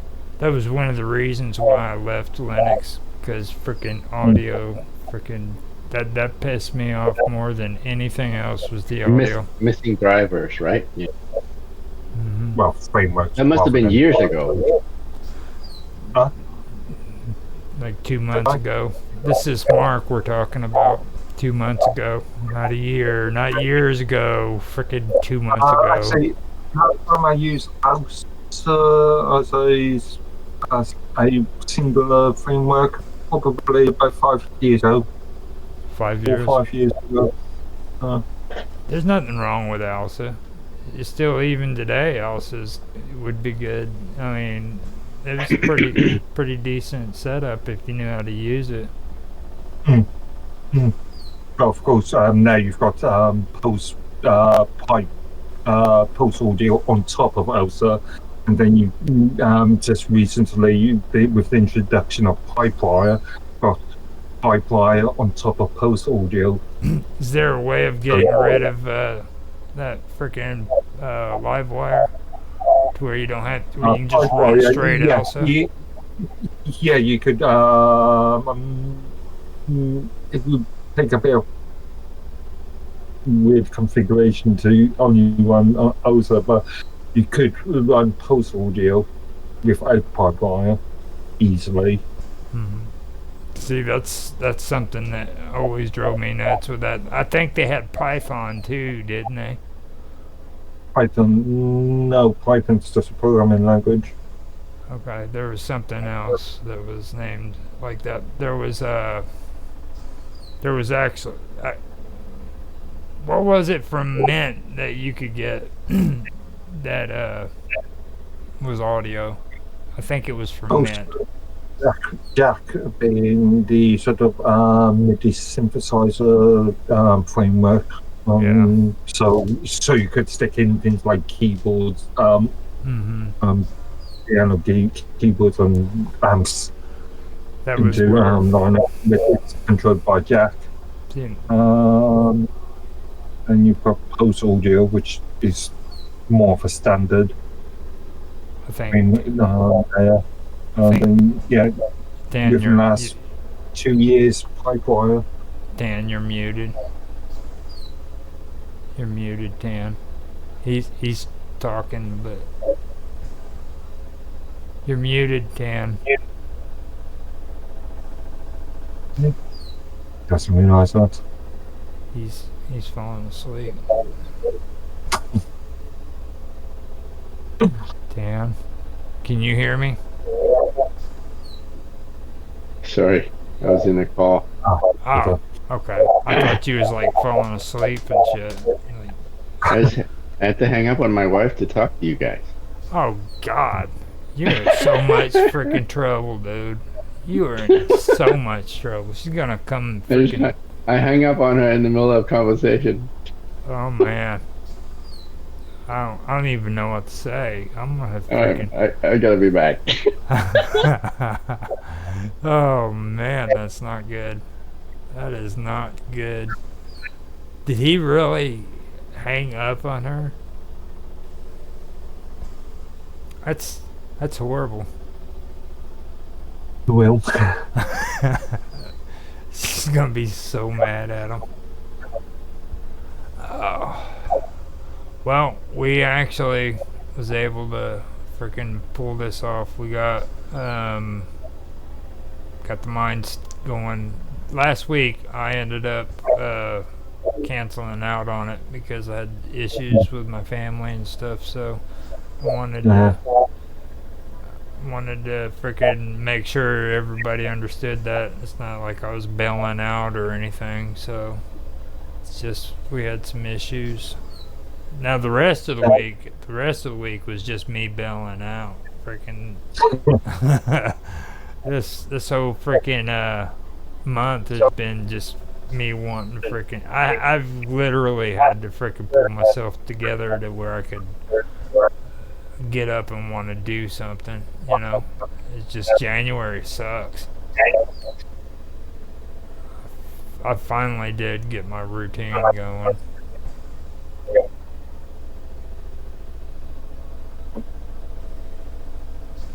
So has your January been pretty bad? Pretty good? What, Mark? Huh? Sorry, yeah. Sorry. Having like audio issues, still not brilliant. Sorry, you were saying. I said, how's your January been? Confusing so far. Been running my life all over the place. Oh well, I say I've been running around. I've been for last week. I've just been sitting there doing a lot of technical work and some paperwork. I don't really know what to make out of this month, to be honest with you. Like, I tell you one thing, and I'll stick by it too. Like this whole freaking I need to stop and take a break thing. That's a load of shit.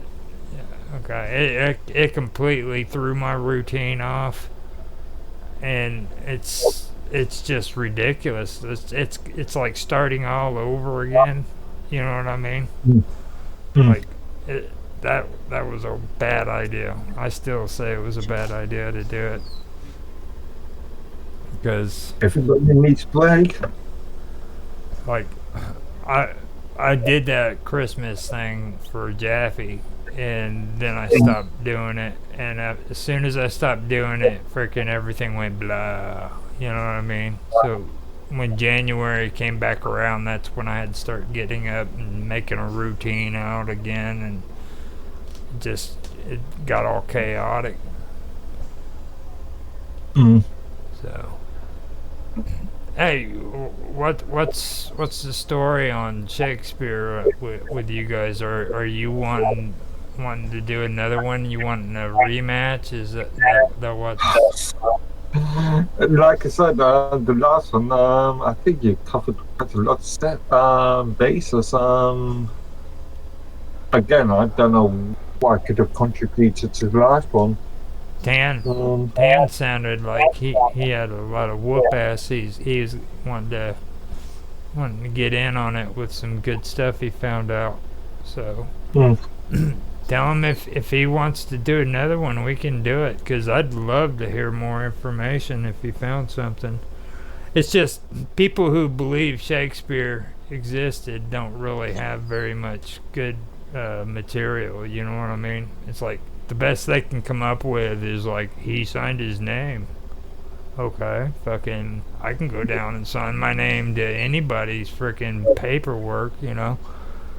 So that's not really concrete, you know, being honest. Anybody can sign a name, so I like and that's the best they come up with. Like they're like, don't you know who we're talking about? We're talking about Shakespeare. You know, like I'm supposed to be freaking so ashamed of myself because I'm talking all these bad things about Shakespeare. You know, like, what I'm trying to say is that's the kind of attitude these people have when it comes to that, and they don't really have any solid stuff. Like you'd at least know what the dude's freaking address was. You know, like seriously, like nobody knows what his last known address was. He had like 3 of them, Okay. and well, there's another one. There was another really big one. Yeah, like he never did public appearances. Like nobody's even aware of that fact. It's like they just think it's like general knowledge that Shakespeare showed up, signed books and stuff like that. Plays showed up in the plays. He never made public appearances. Okay. No, that's the weirdest part about the whole deal. Like he was never present. You know. Did you know that? Yeah. Like he never made public appearances to his plays. It's pretty strange. Yeah, yeah. But I want to see what Tan says about that, because if he's got some good stuff, man, I'd like to find out more about DeVere as well. Like this guy DeVere, you know, he's buried in the Abbey. Westminster. Mm-hmm. Okay. You know what's so weird about that, don't you? Go on. Only freaking royals get buried at the Abbey. What's this dude buried there for? Is that true? What are you talking about now? Only royals get buried at the Abbey. Looks like. What's DeVere doing buried at the Abbey?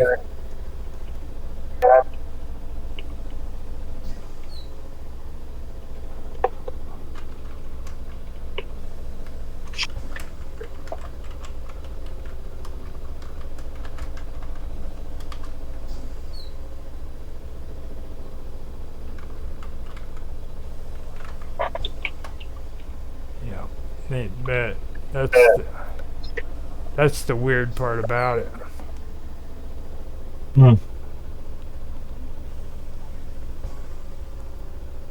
Now, hold on a minute. They could have.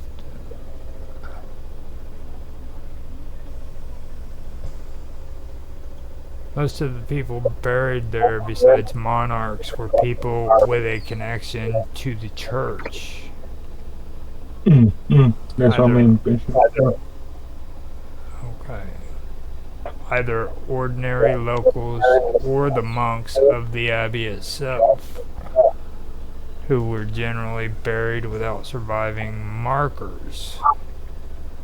Since the 18th century, it's become a prestigious honor for the British person to be buried or commemorated in the abbey, a practice much boasted by the lavish funeral and monument of Isaac Newton.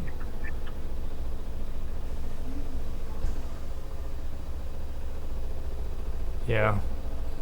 So it's become more and more of a tradition that anybody can get buried there now. Fucking losers. Now any loser can get buried at the frickin' Abbey. Just fucked up. I mean, look at what your country's turning into, frickin' Mark. Just seriously. Just letting all the riffraff in. Seriously. You know, come on, dude. Seriously. I blame it on the BBC myself. Yeah, I do. I mean, now they'll just let anybody get buried there like it's no big deal. I wonder if I could go. Well, like we've got the memorial cemetery for freaking vets and everything, and like you hear everybody talking about knocking over freaking statues and shit because they're supposed to be racist and stuff. And, Yeah. and I'm like, are you guys fucking idiots? Like, you realize that the Veterans Memorial was freaking made on the property that belonged to Robert E. Lee, right? So every veteran that's being buried is being buried on the leader of the Confederacy's property. You know that, right? Or not every veteran. Well, every veteran that's honored enough to be buried there. It's getting pretty full, I guess. But you know what I'm trying to say, though, right? Like, come on, man, seriously. What should they exhume all those bodies because that belonged to to the Robert E. Lee, the guy who was in charge of the Confederacy during the Civil War, you know? It's just, people are getting stupid now. Yeah. Like just renaming streets just because somebody decides there is some sort of racial connotation. Well, even if there was, you know what I mean?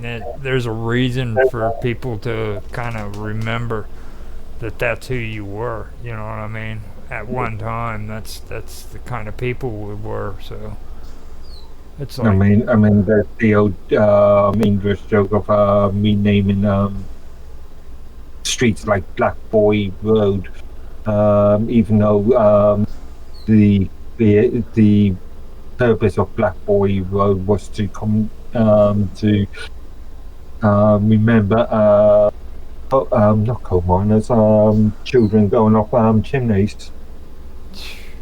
Which had nothing to do with any sort of racial connotation at all. well, you know that I found out why they stopped showing frickin' Jack Benny, and also it was what's his name, the guy that was the voice for Charlie's Angels back in the '70s. He had a TV series too. It was called what was it? Bachelor Dad. And the reason why they stopped showing Bachelor Dad and frickin' Jack Benny was because they had houseboys. Mm-hmm. Okay. That's messed up, you know what I mean? Frickin', I thought that was pretty fucked up. Mm-hmm. Because, what's his name? Dude that played Buckwheat on The Little Rascals, he was the houseboy for Jack Benny. You know what houseboys were, right? Like, they were... No. Oh, well, yeah, I know what houseboys were, just not familiar with the Like, series you're talking about. They were lived-in butlers, basically. They lived in the house, took care of rich people. Every time frickin' the rich guy wanted something, he'd have his houseboy do it for him. Mm. So, but because they had houseboys, they didn't show them. Because before I was telling you, it was weird. I never once heard anything about Jack Benny while I was growing up. Come to find out, this dude is supposed to be like one of the freaking greatest comedians. And I finally was able to watch his show.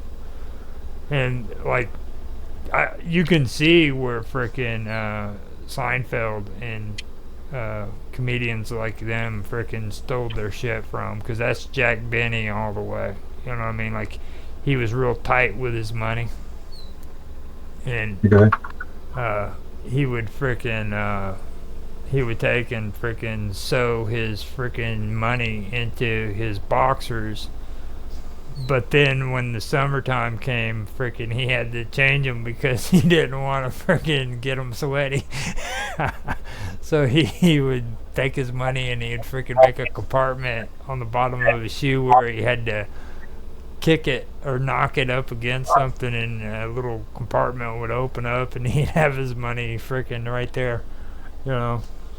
And the freaking IRS came to his house and wanted him to freaking spend money because they freaking said it was weird how he had so much money but he never spent it. You know what I mean? So they actually, it's just interesting stuff like that. And then what's his name? Jimmy Stewart. Jimmy Stewart even played as his neighbor. Okay, on the shows. And this guy never got freaking any recognition all through the 70s and the 80s and all that stuff. I think his last show that he got recognized on was The Great Race, and that was it. Okay. But I mean, I never heard of him growing up. I never did. And then George Burns, I saw George Burns' shows when he was an old man up in his 90s and shit. But I never watched any of the shows that he had with his wife. Ever. Like, I didn't realize he even anything about his wife until I was in my 40s. Okay. Like, you know who George Burns is, right? Yeah. Okay.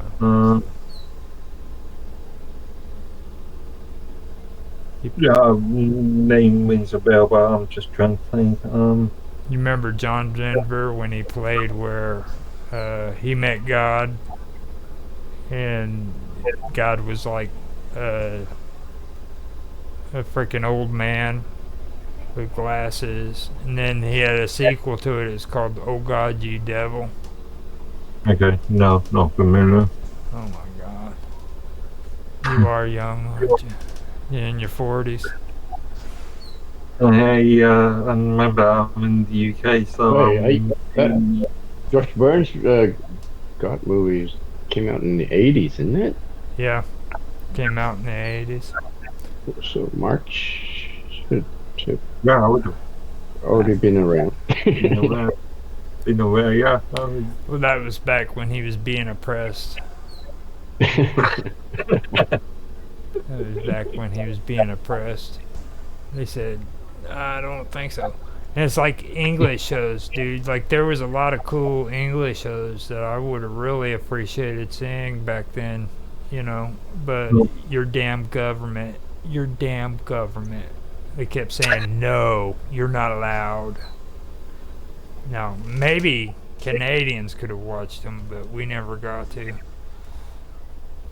So. Yeah, we got privilege. Like Benny Hills was the best we got. We got Benny Hills, and there was Doctor Who. We could watch Doctor Who. Actually, I don't think we're much better up than you guys. I think those are the shows that we got to see too. Yeah. Doctor Who and Benny Hills. I don't know anything else. And Doctor Who had to be on public broadcasting. We couldn't air it on a private television channel. It had to be public broadcasting, because that was the way BBC was. It had to be public broadcast. Whereas now, the BBC will sell their content to anybody. Oh, yeah, one other show we watched, Downton Abbey. Oh, now see, that's the one I got to see on the British broadcast now. They've got those now. And yeah, Downton Abbey was pretty popular up here. Mm-hmm. Now, you guys also have that one, what's the name of it, where the frickin' two women are gardeners and they solve murder mysteries. Oh. I wouldn't say Rosemary in Time, but that could be one. Yeah, that's it. Okay. That's it. I like those two. I remember more sort of things like Inspector Morrison. No, Morrison, I couldn't handle. He was a little too much. Morrison was. He was Oh my god. I tried to watch his stuff, but he was a little too much. Like, All the stupid soap operas, EastEnders, and Coronation Street. Come on. It's still going on. It's still going on even now. After 50, 60 years. Nothing. EastEnders, 40 odd years.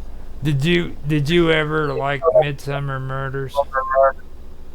I've enjoyed a few, but can't remember very many actually. I actually did think they had some good ones. They just overkilled on way too many people. 4 people dying on an episode in a small town is just a little too much. But Yeah. I was more into the sort of American sort of detective things like I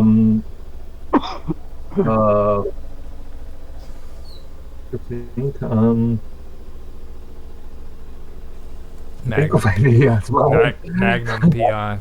You're probably a Magnum PI fan. No, more Murder She Wrote. Murder She And Wrote. Columbo.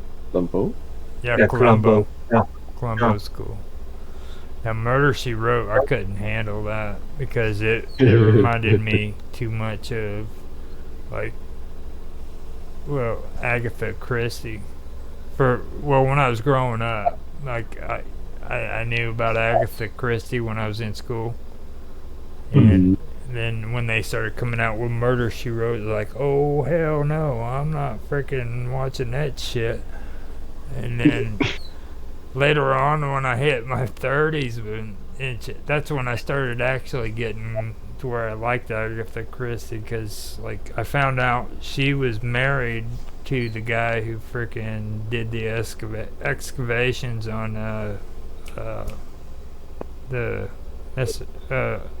Sumerian freaking ruins and shit over in Iraq.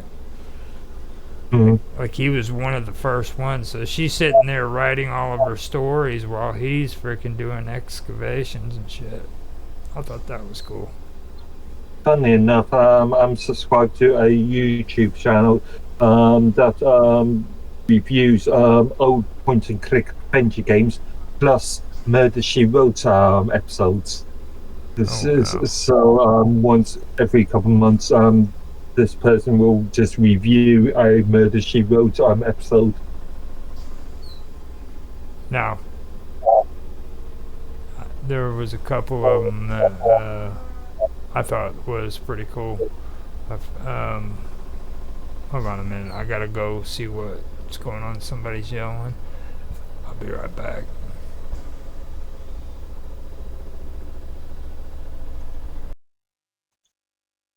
All right. I gotta step away for a couple of minutes. Well, whew. The busy Friday afternoon.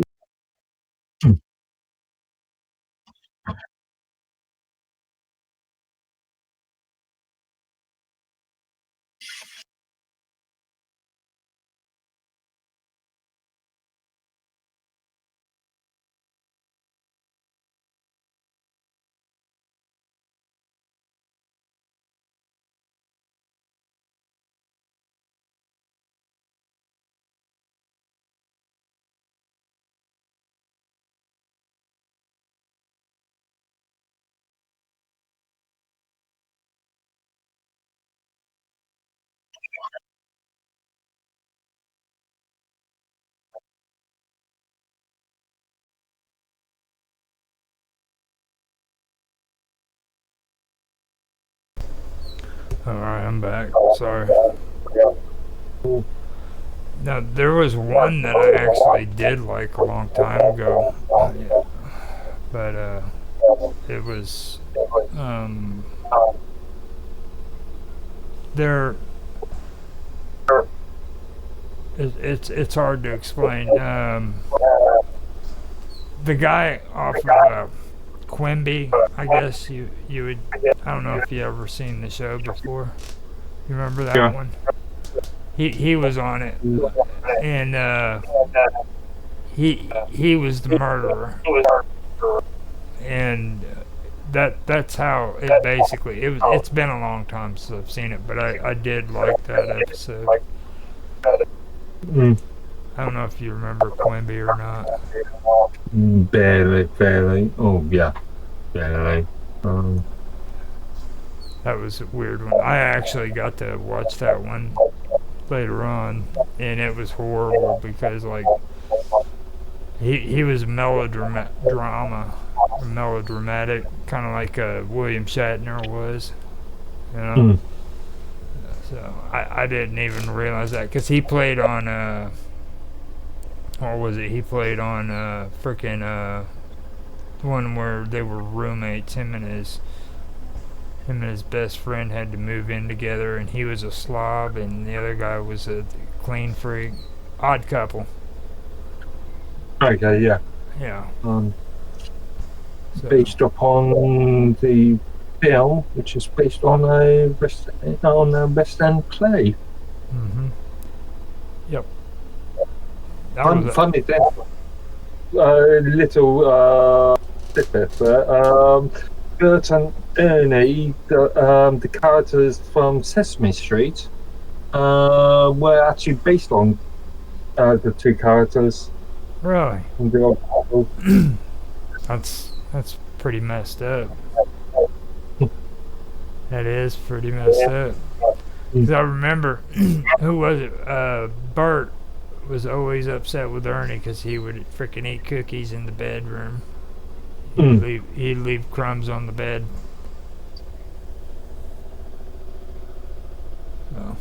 So. Okay. I think we have done good enough, man. I am tired. I'm getting ready to fall asleep here. Yeah, it's coming up to midnight. Where is Tan? He had to disappear for 2 seconds. He had to disappear. Well, we've actually done pretty good here. How long have we gotten? We've gone to the clock on it. 2 hours and 5 minutes. I've got that's pretty good. Well, actually, we've got time before. And let me go on because we transferred from Jitsi to here. I can check my live stream. 2 hours and 50 minutes. Right. That's pretty good. Well, it's good that we were able to fire it off, for the first actual episode of the year. It seems like it seems like it's been longer, being honest. Well, no, actually, did we do one on the 5th too? Yeah, we did one. Was it the 5th? Last week? No, last week I had to no, we cancel. didn't do one last week. Was the week before, yeah. So, yeah, we did a. So this is the second one. Yeah. And or was it actually? Was it round table or was it one of the others? It was this. Yeah, it was the Friday. Mm-hmm. We did that one. I'm pretty sure we did it, but we ended up. I had to cancel last week, and not unless we skipped a week. Oh, there he is. He's coming back from his proper beating. His wife said, "How dare you hang up on the phone? I'll whoop on you."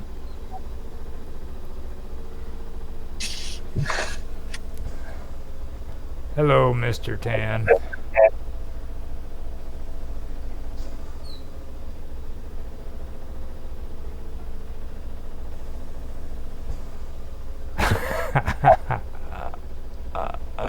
He has no clue he's on stream,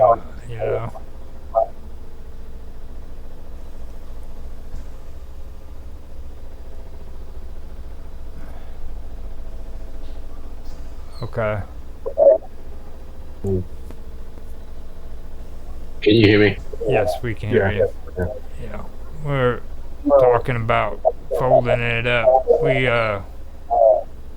we're coming Yeah. up on 3 hours, 7 minutes away from 3 hours. Okay.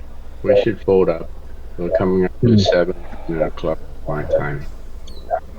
It was good that we did this anyhow. Get back into the practice of it, I guess, because it's like I was What do telling. you do? What do you do on your side? I'm hearing echo now. It's Mark's. Yeah, Microphone. believe me. Doing see. the Oh, chipper thing. you had to Yeah, think well, of it. Charging on my headset. When his earbud went out, he had to take it off of it. So now we're relying on the laptop. I see. I can see why Jaffe gets so upset with him. I like those two freaking. It's just something else. Actually, I could have. He was talking about the before Christmas. I lost the right headset on it a couple of weeks ago, and and it's one of those headsets that you can't use the left headset unless you've got the right headset. So back to my old device, that's only got a 2 hour sort of lifespan on it. Have you used it all day, Mark? Like, what kind of battery life does it have? The one that I'm using at the moment, that's only got about 2 hours. Only?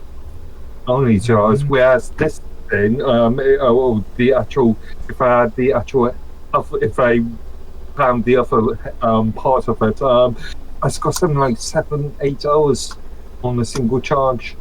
I have this thing I got. My kids got me as a present from, it's a cheap one from Walmart.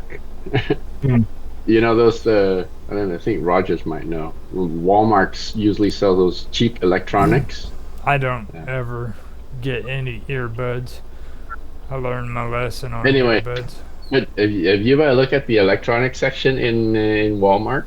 Yeah. They're all like cheap brands, like made from China or kind of thing. But this is kind of pretty good. But the battery life is not. It's longer than 2 hours, but it's pretty short. I mean, I've only been using it for 3 hours or so, and it's now to almost 50%. No, I need to buy a replacement for this one, really. Get the other half of this. I ended up going through like 5 of them because, like, all the stuff that I do with freaking audio and everything, it just tears right through them like they're nothing, like Swiss cheese. So, I mean, what do you mean? Like, well, you sit on them or no? Well, like say you're freaking like we're doing here, we're just streaming, a few times here in a week. Well. Like, I turn around and I have to get on and I have to freaking record all the time, have them in my ears. And the battery keeps getting wore out and then wore out and then wore out. And it just... Yeah, it runs out, right? Like, if you go like 10 hours straight on the thing, then the cheap earbud won't cut it. Yeah, they just keep going out. Like, I got 5 of them laying around here somewhere. I just have to look for them, and they're not really working. So yeah, now using multiple ones won't work too well because you keep having to switch device out and in. Yeah. What about if you tried the Apple AirPods? I don't like the form factor, that sort of hanging down bits on it, and also it's a molded thing, isn't it? It's molded, and it's not like these where you've got a rubber sort of earpiece on the top. Oh, I see. Yeah. They're like this bean shape. Yeah. I'll tell you one thing that'll save you. I'll tell you one thing. Apple devices are so expensive anyway. Yeah. You know what's a big thing that would help you audio wise? And instead of you've got microphones, even though they're tabletop and everything. Just Mhm. disconnect your speakers, take and get you a pair of headphones and plug them right into your computer. Yeah, get a pair of headphones, wired headphones. Just Yeah, go, but go. again, it's having been tethered to a actual physically tethered Just to a think device. of yourself like Buck Rogers. You're Buck Rogers, and you're freaking on your way. Also, Or- having these sort of devices are useful because if I'm out, Yeah. I don't want to be actually physically tethered Right. to it. Wow. Well, I think like a Samsung earbud or an Apple earbud is pricey, but they have long battery life. Yeah, this is why the Jabra brand. Jabra is a professional. Yeah. I had them before too. And I've But had a few of the previous products. but like 2 hours is but 2 hours is not very long lifespan or battery. He's life. a rebel. That's what it comes down to. Mark is a rebel. He's a rebel. Really cheap. Right. Okay. How long is the battery life for the Jabra earpiece? He's 7 hours. Odd, but got- the case, it's Roger frames. you're like cutting up, dude. Yeah. Your laptop microphone's got poor pickup. It's like you might want to plug those earbuds to back be- in. To last 4 hours if you 4 hours. watch 28 hours. Just Should get be at you- least 8 hours. Yeah. Just get you Yeah, a pair of yeah. headphones. That's Yeah. all you gotta do. Free charge before I charge. But I need to replace my headset for this. All right. So I need I'm cutting it in now. Yeah. Yeah. on. He's getting bad. Like he gets fired up and starts moving his head around and shit. Oh yeah, I think that maybe that has something to do. I know exactly what it is. If you stay frozen still and when you talk. Freaking Might- that last episode me and him had with Jaffe goes, man, I tell you what, you better fix them freaking headphones or I'm gonna come over there and smack the shit out of it. And freaking he got so fired up, dude. He's like started bouncing his head saying, well I and next thing you know he's cutting in and out and shit. And I'm like, yeah, he's on fire. He does. I will replace these in the next month I or will. so. I shall return.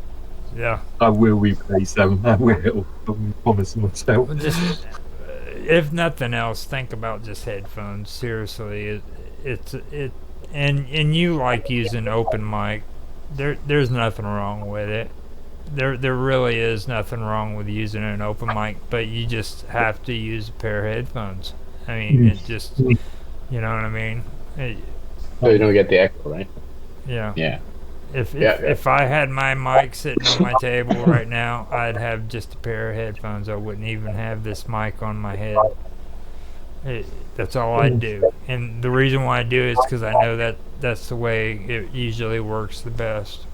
Nothing else. No preference, no nothing. It's just that's the best way it's always worked.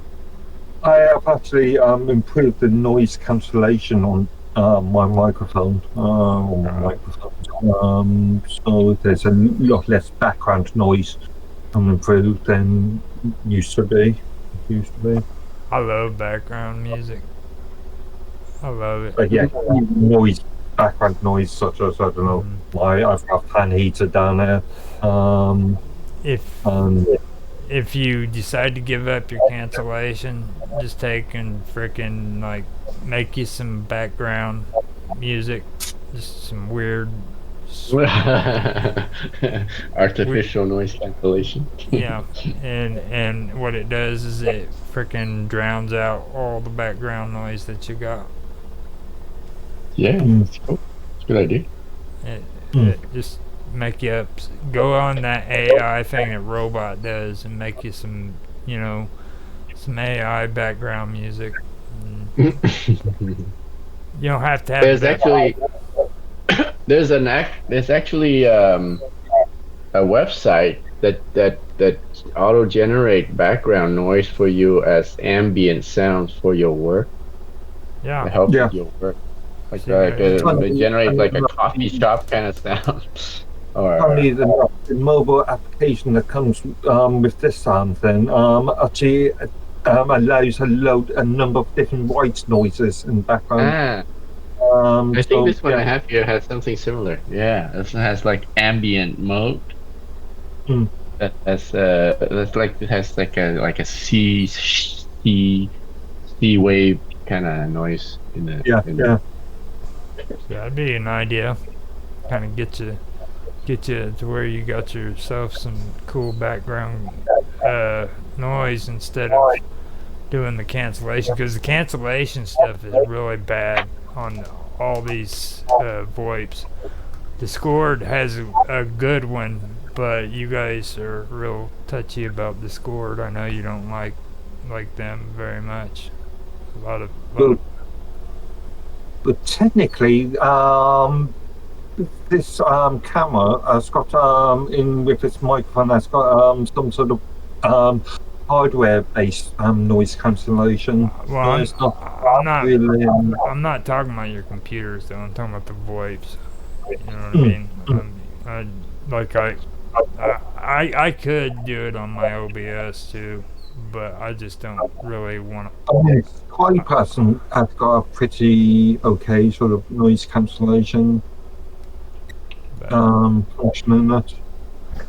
One day I'll get on OBS and try to figure out how to get it all situated, because you got to stack your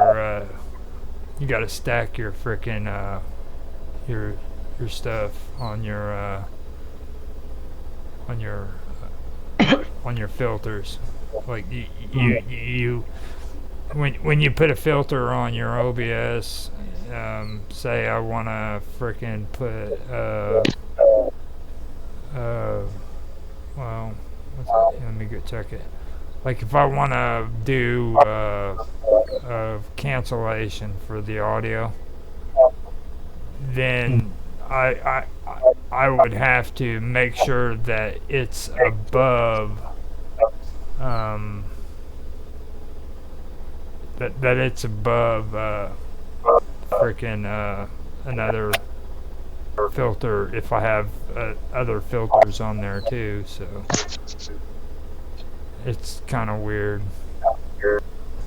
And like your chrome or color corrections and stuff like that, if you have a color correction on there for a filter, then you got to make sure that freaking it's either above or below freaking like if you're got your aspect ratio and stuff for another filter.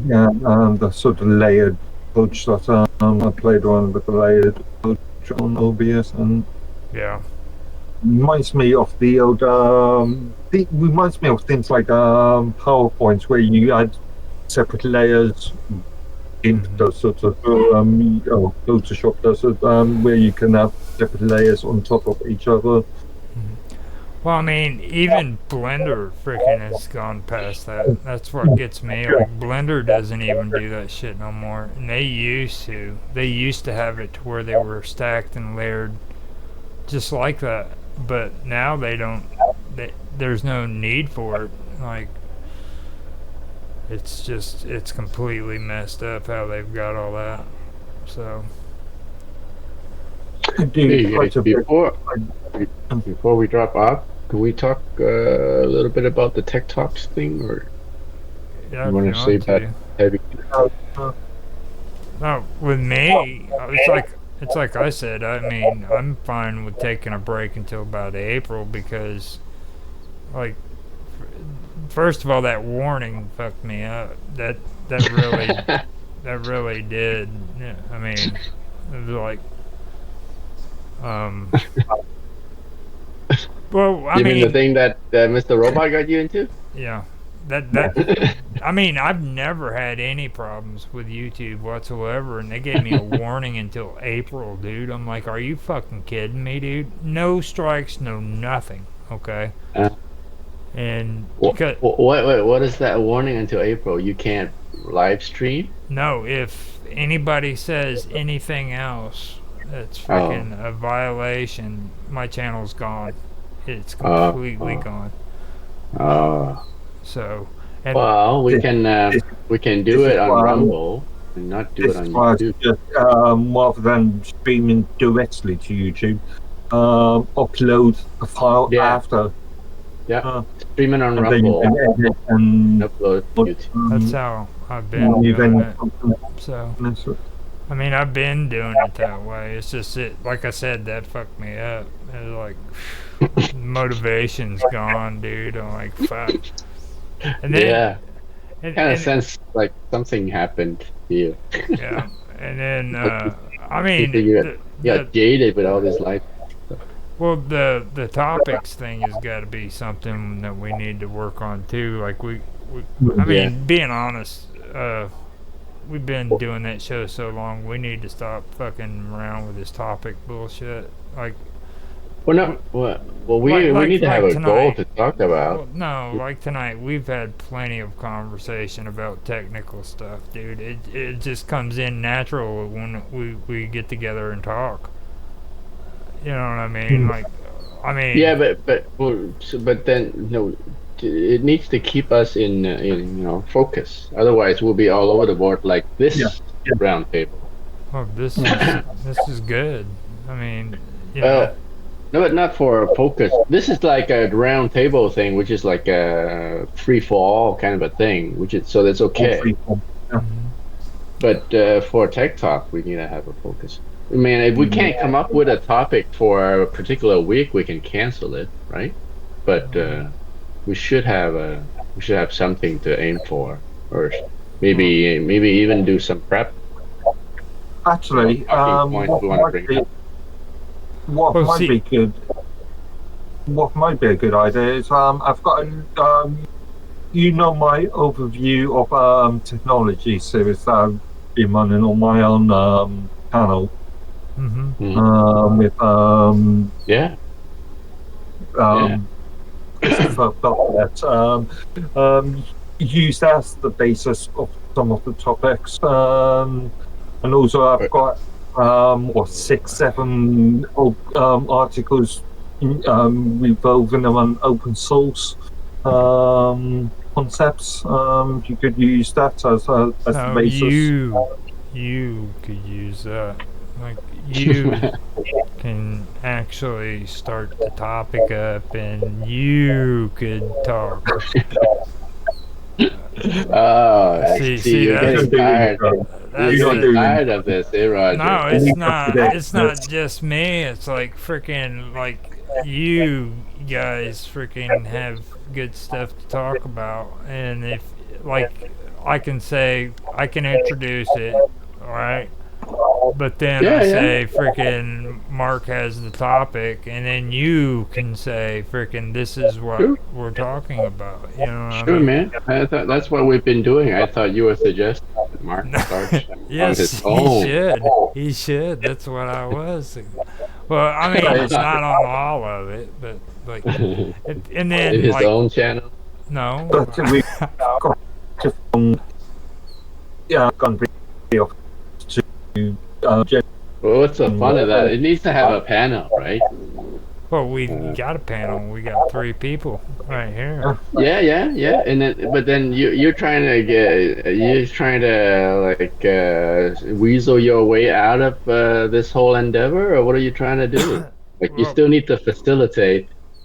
Well, I think we do need to take a break, though. I just don't. Yeah. I don't. Okay. I don't know if you guys really have the go juice to really keep it going, because you might not be able to do it with Yeah. your schedules, like, Yeah. you Yeah. know. Yeah. Because like that's the thing. If you got things to do. It's the middle of January. It's snowing up there in freaking Canada. Yeah, Yeah. we got to shovel. You know what I mean? I was like, and I know freaking it's January and there's all shitloads of stuff going on right now. Like, isn't graduation and all that stuff just coming up too for you guys? That's in June. That's in the, Oh, that's in June. Yeah. yeah, yeah, So that's good. yeah. Okay, if you want to take a break, then we can. I mean, if on the other hand, if Mark, you want to do something without Roger, it seems like he's Now, burnt out. if you guys want to do side projects and you want me to record for you, I can do that. Okay. I'm just saying, like, freaking right now, the whole schedule thing. And plus, I mean, I've got freaking tons of freaking editing and stuff that I gotta do. And then I've gotta start doing shit with John. I've finally started getting his channel going back upwards on the stats and or the analytics and stuff. Mhm. So, Do you guys talk anything more about that website that you guys were that's thinking? one thing. That's one thing I've been wanting to do, and then frickin' John's wanting to do AdSense and everything on there, and I'm like, I don't even know. Yeah, sure. You know. Yeah, it's a website. You can run AdSense on it. I've got two websites and projects on the go at the moment, and I'm still needing to start on the World Pirates radio website update. Mhm. But yeah, that's. But So yeah, that- I've got the actual projects on the go at the present moment. Yeah. I just Okay. I don't know. Like for me, with a lot of that on that AdSense stuff, I want to at least try to get the freaking channel to where it's going up. You know what I mean? Stabilizing it, getting it organized. Yes, because you need to have a decent amount of traffic to your site for the Yeah. AdSense. I haven't done any AdSense sort of content for 15 years. Yeah. I haven't touched AdSense in some time. Yeah, you're back, so we can finally ask you too on that Shakespeare thing. Are you wanting to do another episode with that, Tan? Because I know you seemed eager to do it. When Bob's back, I guess. Yeah, we can talk to her and everything because I know you got pretty excited about it. I got fired up, yeah, but then it withered away. I mean, when I start digging into it, it started looking pretty exciting, but it could be like a can of worm. It's interesting. That's all it is. Don't make out to be anything more than that. You know what I mean? It's like a hobby. Like Otto even said it, and I'm the same way. It's just a hobby because there's people that's lost freaking money over that shit, dude. I mean, Yeah. seriously. Like, there's this one guy. He invested his entire life savings thinking that there were manuscripts buried by the River Thames. Went out there with a freaking excavation crew and found nothing. Right. He ended up dying penniless because he freaking thought there was like a freaking cipher that was going to tell him where the Treasure is. yeah, where the treasure is at the end of the rainbow. But I mean, that's the way they are with those ciphers Otto was talking about. So just like he said, and I agree with him. It's just a hobby. It's just something that's really cool. Yeah, you're right. You know, just have fun with it. Don't. So Okay. Well, yeah. Let's for Bob back and do it a little bit later than sooner. I'd say. I wanna finish reading through this book about him. Yeah. So we, yeah. Now, if you want, we could do it before April, like coming back with Tech Talk. But it's just right now, man. It's just freaking a horrible time of the year.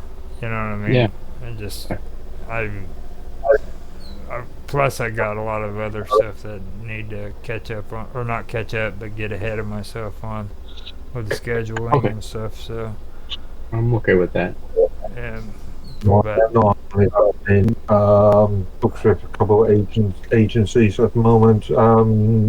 Looking for another contract on top of what I'm already doing. So I may find that my time is a bit more restricted. see, now he's coming up with contracts and shit. Yeah. Well, He's a superstar.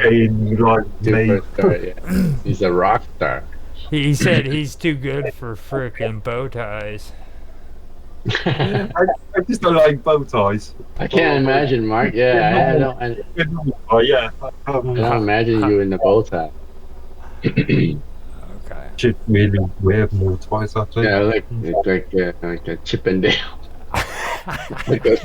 One's got the contrast. When you say Roger, when you say bow tie, and Mark's face, I just visualize Chippendale dancers. You know? I wasn't talking about like a red bow tie with freaking polka dots and shit, dude. Yeah. I was just talking about like a regular black bow tie, dude. Yeah. Pervert, I swear. Fucking pervert. Don't they wear black bow ties too? I'm not even sure how to tie a bow tie. They've I know got how to tie a bow tie. It's one of those things that you learned millions of years ago. But bow tie, I've never actually worn a bow tie. Yeah, neither. I need to. I've done it a long time ago, but it's really hard to do it. It's really hard with a suspender or no, where you like have to put it around your freaking collar, and then you literally have to freaking tie the freaking bow tie. Well, I can tie a normal tie, a Windsor knot or something, almost blindfolded. Mm-hmm. These bow ties, though, like back in the old days, guys used to freaking do their own designs and stuff with them. Like you could actually make your own knots and shit, and design your own style. So it's interesting. Like they used to do that back in the 1920s.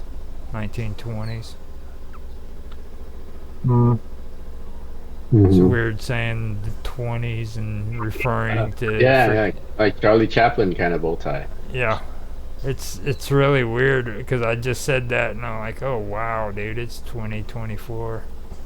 That's fucked up. 100 years ago. Yeah, that is fucked up. Well, I'm gonna get off here. Okay. And I will talk to you guys later. Okay. All right. Have a good weekend, guys. You too. Okay. Bye.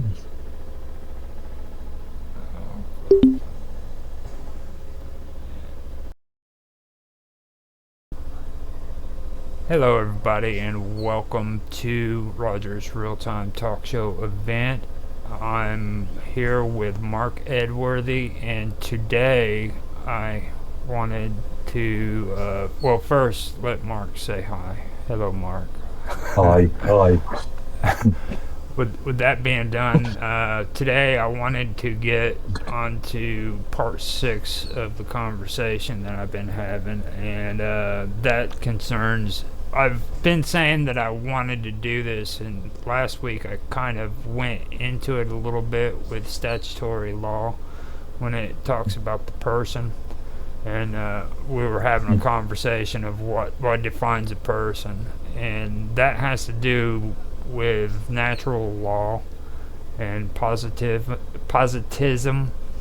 I wanted to go over natural law because, well, first of all, before we get into this, Mark, I want to be kind of casual and laid back on it, okay? Because a lot of this I know is real complicated, and if people aren't into political history, they really aren't going to comprehend what's being said. So I'm not going to be throwing all these historical, terms out there and stuff like that. I'll try to keep it as common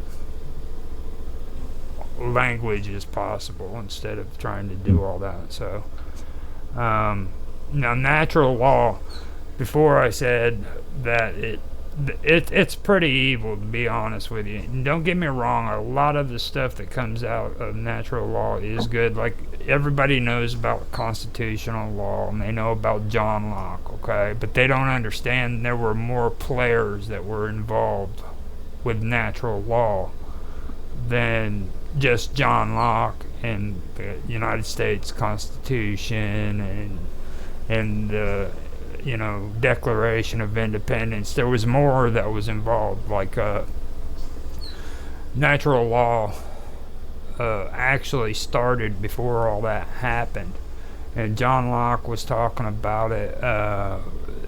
Jean Jacques Rousseau was talking about it, and there were a few other people. Now, from everything that I've found out and what I was doing my research with, Jean Jacques Rousseau was actually the person who started the whole socialist movement.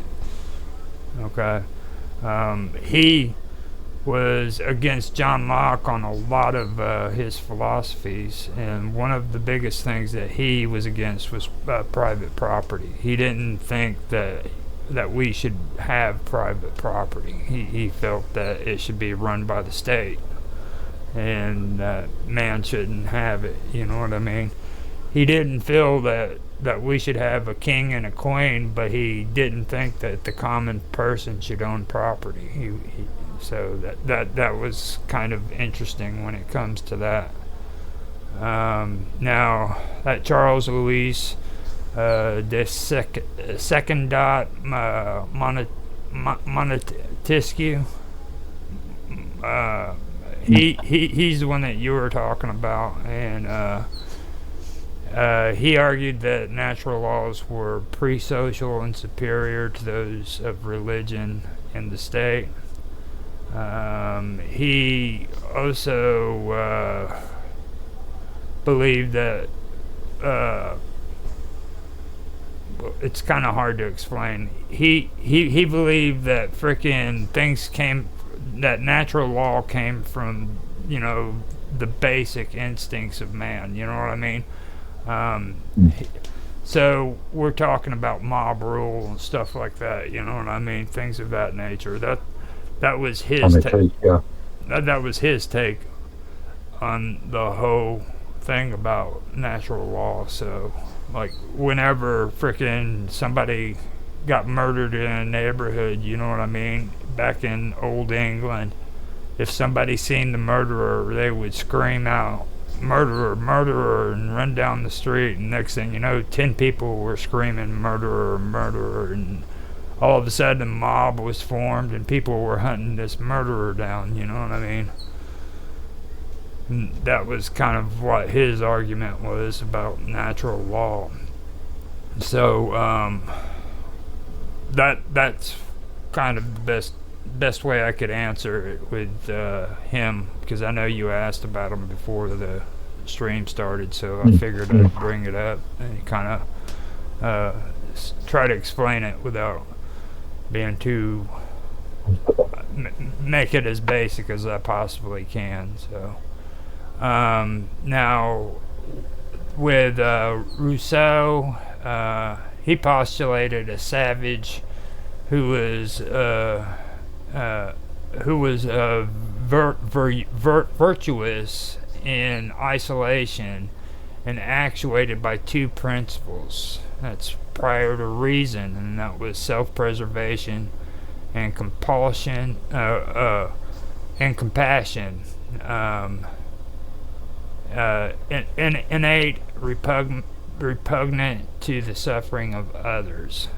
Now, repugnant, that's where they don't feel any feelings towards the suffering of others, isn't it? Basically, being repugnant. A more sort of disgust of feelings, Yeah. disgust of a item, yeah. Suffering. They didn't care about the suffering of others, basically. And,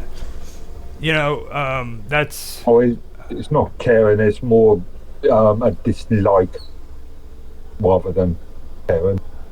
Repugnant. Okay, it was innate repugnant to the suffering of others. So they disliked the suffering of others, basically. There's see, they got those big fancy words. So, with me though, you read that and you think, yeah, that's great and everything, that people have a dislike when it comes to the suffering of others, but what he was really putting together there wasn't that. He was actually trying to freaking make it to where freaking, like, me and you as individuals had to freaking worry more about the suffering of other people than freaking our own rights. You know what I'm saying? And for me, even that would sound okay in writing until it's put into practical use. You know what I'm saying? Like, it's real easy to freaking say that you freaking don't like the suffering of other people around you, but why should I have to freaking live according to a law that dictates I need to be responsible for the suffering of other people? You know what I'm saying? Like, why is it that I have to freaking be freaking indebted to worrying about what other people are going through? You know what I'm saying? Like, all of a sudden I'm becoming a part of this social contract, you know what I mean? And that's what he was trying to put together, was a social contract to where you're indebted and I'm indebted and responsible for the welfare of everybody else, you know. And that's where things started getting shaky, you know. Now, the individual all of a sudden becomes second place to freaking the group conscious. You know what I mean? So you start hearing people talk about according to your own conscience. Okay, that's what freedom is supposed to be. It's supposed to be, you're supposed to have freedom according to your own consciousness, according to Locke. And that's what made it into the Declaration of Independence here in the United States. But then again, there's another flip side to that, you know what I'm saying? Like, all of a sudden, frickin', you got these outside forces that can frickin' hold you and put you in jail because you gave them consent according to your own conscience. You know what I mean? So now you can be jailed because frickin' you've given consent to the government to frickin' do it, you know? So, and that right there is kind of tricky too when it comes to that whole concept, because what's going on with that government? Is that government actually, you know, is it a fair government, or is it a corrupt government that's in charge of your frickin' freedom? You know what I mean? Basically, because they can arrest you at any time for anything because you've given consent to them. You know, so there's also the concept of if you've gone down the sort of group of the consciousness, then there's the idea of group consciousness and who determines that.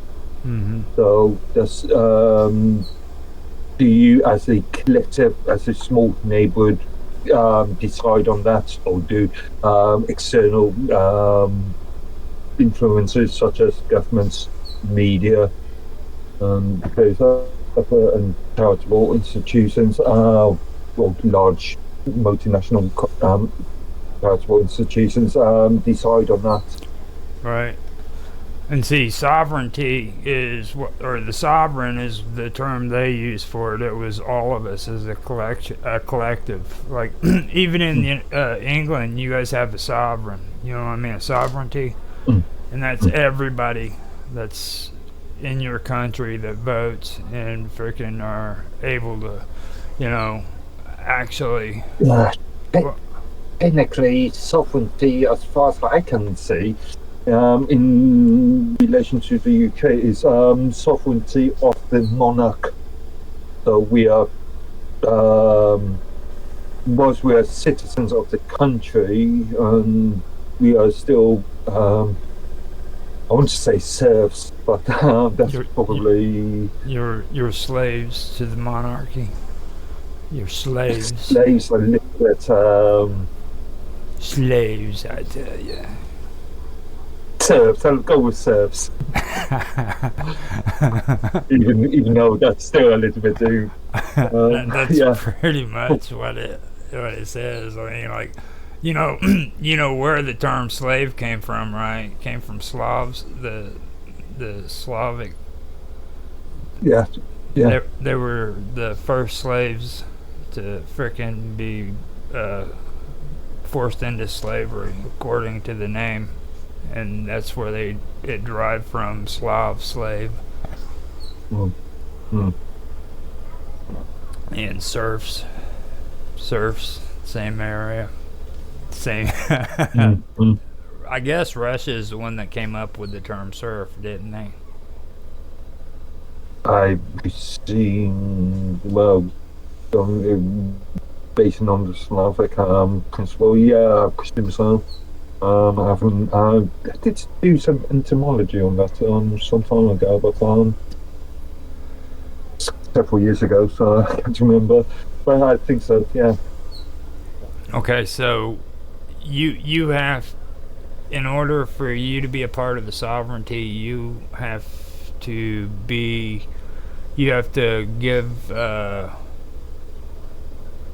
or you have to be under the Queen's rule, basically.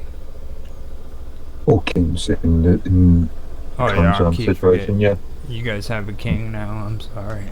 It's so hard to remember that freaking the Queen passed away. You know what I mean? It's It's only what 30 years ago now. Yeah, doesn't even seem like it. Like, can you imagine? I mean, think about it. Charles is freaking king, dude. Who would have ever imagined Charles being king? I could see it. There's been this argument about Charles not being or pillage missing him not being king. This has been an ongoing argument for as long as I can remember, since the 90s or something, and I've always thought that it would be. Yeah. Personally. Robot says he wants to get in on the chat. You want to let him in? Yeah. Click on the link. Access. Yeah. So, but yeah, I told him to go ahead and click on the link. So he might be coming in. So, This isn't like some weird setup to where like you've got 3 different kinds of citizens in like England deal, where freaking ones that don't support the Queen aren't actually a part of the sovereign, and people. No, as far as that issue is concerned, we are just sovereigns. Everybody's all United Kingdom and Commonwealth citizens are sovereigns of the monarch. Yeah. British monarch. And see, that would make sense too, because like after Cromwell, oh, there he is. After Cromwell was freaking lost his power, that's when Hey guys. you guys went back to kings and queens. Hey, robot, can you hear us? I Yeah, I just was listening to you guys. I couldn't not chip in on this whole sovereignty issue. Uh huh. Because a lot of this modern day view on it came from the divine right of kings in British. Let me look it up. Divine right of kings. So, like, they believe that God gave them the right to rule over the people, right? Right. And therefore, the king is the sovereign, or the monarch is the sovereign. And I actually think this whole thing goes way back into the ancient history of this whole concept of, like, you know, these sky gods that give powers to the gods or the pharaohs or the emperors or whatever. And this is, like, you know, a common theme all over the world, right? Yeah, it goes through history. there was a slight difference in this in the UK because of the Reformation. The monarch is the head of the church Right. of England, the Anglican Church. Whereas in the rest of the world, when it comes to things like Catholics,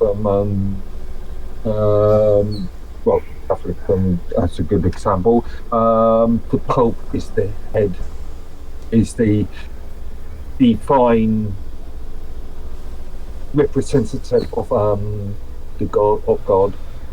The No. king is, or the Now, In under the Anglican Church, the king is of the UK in British monarchy. well, this is the same old concept. There's always been the king and the priesthood, right? Even in ancient Egypt, there was the pharaoh and its priesthood, and it's basically like the ruler that enforces and the priesthood that kind of is meant to be communicating with the gods, right? And advising the king. When Also the in- public thinks the king has all the power, but secretly the priesthood always held the power.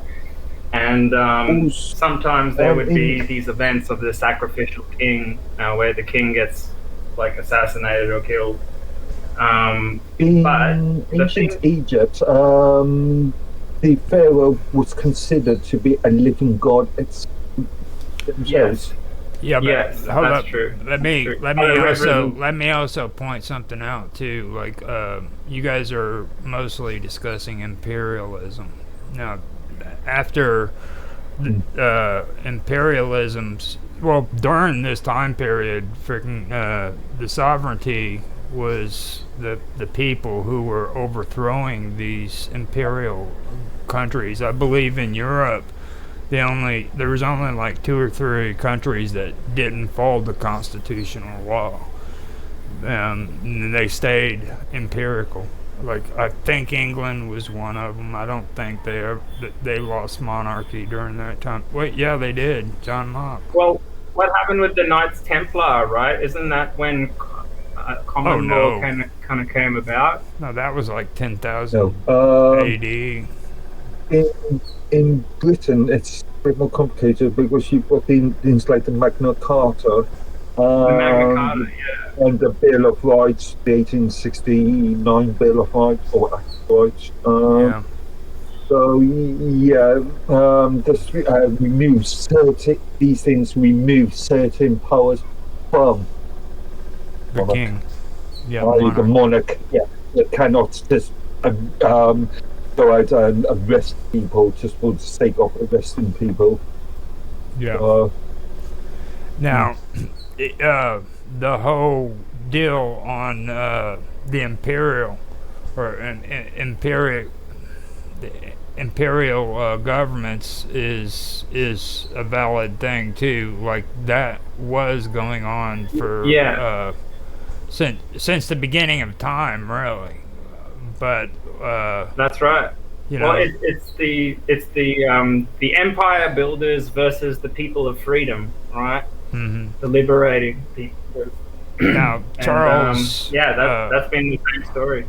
now Charles Montesquieu, he was the one who argued about the because mob order because freaking that was one of the conversations he was having because like society has depended on kings and queens for so long that he felt natural law would result into freaking people resorting to mob rule. You know what I mean? So that was one of his arguments. Didn't these That's rebel good. barons that stood up to King John of England were they from the Templars? Were they like No, we descendants are of talking Templars? about French Magna Carta Yeah, thing. you're like way back in time, man. We're talking about like 12, Yeah, or 1215, sorry, 1215. Um, 1250, yeah, we're talking about like 890 17. ago. We're talking about like 1700s, 1800s, like around the French and American Revolution. But as you're saying, these things like history kind of repeats itself, right? Like it kind of there's like periods of freedom, then there's periods of control, and then there's periods of freedom and periods of control, and this goes all the way back fucking hundreds of thousands of years probably. But Mm. I'm just trying to sort of get a footing on like where this stuff kind of came about, these like freedom type movements, these rebellions, and it seems to coincide with periods of when the average people gain knowledge Well, you know of about how you know things about the work. Republic, right?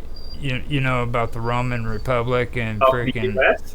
no in Oh, the Roman yeah. Roman Republic. Okay, ideas sprung from there. The Greeks had their ideas about democracy, which, by the way, democracy and the Republic are two separate things. You know what I mean? Everybody runs around talking about democratic governments and stuff, and they don't realize that that's not the same as what's being talked about when it comes to constitutional governments. Okay, constitutional governments Mm. are set up Rome according. was an empire, right? That what'd you say? Rome was an empire. It was Right. like it wasn't a There were republic necessarily, was it? there was periods. There were at least two periods. Republic yeah, in Rome, I think. and a lot of the philosophers freaking promoted a republic. They wanted it to go back to a republic where it wasn't ran by any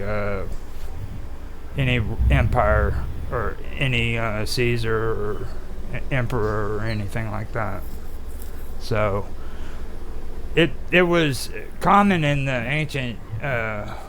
ancient world for Greece and Rome to talk about these things, and that's kind of Well, where Plato wrote a book called The Republic, right? that's what it was about.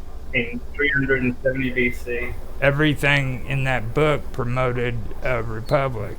I mean, that's what he was referring to, you know, and that's kind of one of. Also, Oh, go ahead. there's another point that you've got to consider.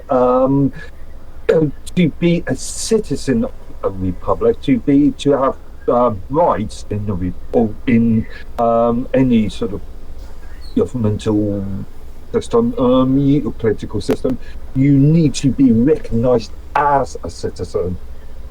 So slaves are not recognised as citizens. Now, that's Who another who is not recognized as citizen? the slaves. If we're talking about ancient Rome, slaves would not be, or ancient Greece, That's right, slaves yeah. would not be recognised as citizens. Now, Yeah. that's another thing that I wanted to bring up too about when you hear about democracies. Greece was a democracy supposedly, okay, but nobody realizes that 3/4 of their freaking population were all consisted of slaves. Okay, and freaking to become a citizen for a person who wasn't freaking, a noble or a rich person or whatever the term was they used, a poor person had to freaking join the military and become a part of the military.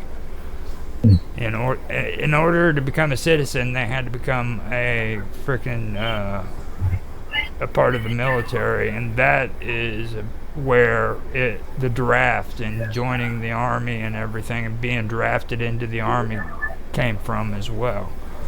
Okay, so As a good example of this, to bring it into more modern culture, sort of, the film and book Starship Troopers Right. reflects on this point quite a lot. yes, that's a perfect example of it. Though this is not a sci-fi movie channel, and we do not support. Well, I kind of watch sci-fi movies, and I think Starship Troopers is cool as shit. So I don't know. Yeah, that's what I was about to say. Is this stuff goes all the way back into the galactic history stuff, and can I quickly mention it? Go for it. I know you want to. You've been on here 5 minutes. I guarantee you want to. I've been biting my tongue. Go ahead. So take it with a pinch of salt, but do your own investigation on this. There are those that believe that this planet, the so-called ancient gods of Rome and Greece and wherever in the world, any of these sky gods were actually extraterrestrials. And these extraterrestrials came here long ago to set up like their own outposts for their empire, which stretches not just on Earth but beyond Earth into the galaxy, right? And these galactic empires, we have sort of just got tiny little reincarnations or little mimics of them, and that's what they refer to as the demigods and so on Earth. And I think that's, it's important for us to realize this type of concept, because we as a species, humans, are now starting to realize that there is such a thing as life out there, and our real place in the universe. And only when we come to grips with this will we start to take responsibility for our own thoughts and actions and become sovereign gods ourselves. Because before that, we've had to rely on others to understand this knowledge for us and interpret it, like shamans and priests and stuff like this. But now we've come into the age of knowledge where we actually all have access to this information, and we are able to take self-responsibility rather than waiting for some kind of savior. And I think now is the time that we could actually break down boundaries between people, have respect for each other, love each other, and create societies, new types of societies that are governed by rules, decentralized rules, rather than centralized power. Anyway, that's my rant. Two points on that. First of all, the outside alien, let's call it, influence is still a theoretical concept. There's no actual physical proof, as far as we know, of any external influences existing. And also, I think the Lutheran movements, the Reformation, the changing of the Bible from Latinized or Latin to English has actually influenced the gaining of the general populace gaining of knowledge. Yeah, makes sense. That is true. And one thing I wanted to mention too is it's like freaking talking points, the first thing I said was natural law and philosophy is a system of right or justice held to be common to all humans, and it derived from nature rather than from the rules of society or positive laws. You know what I mean?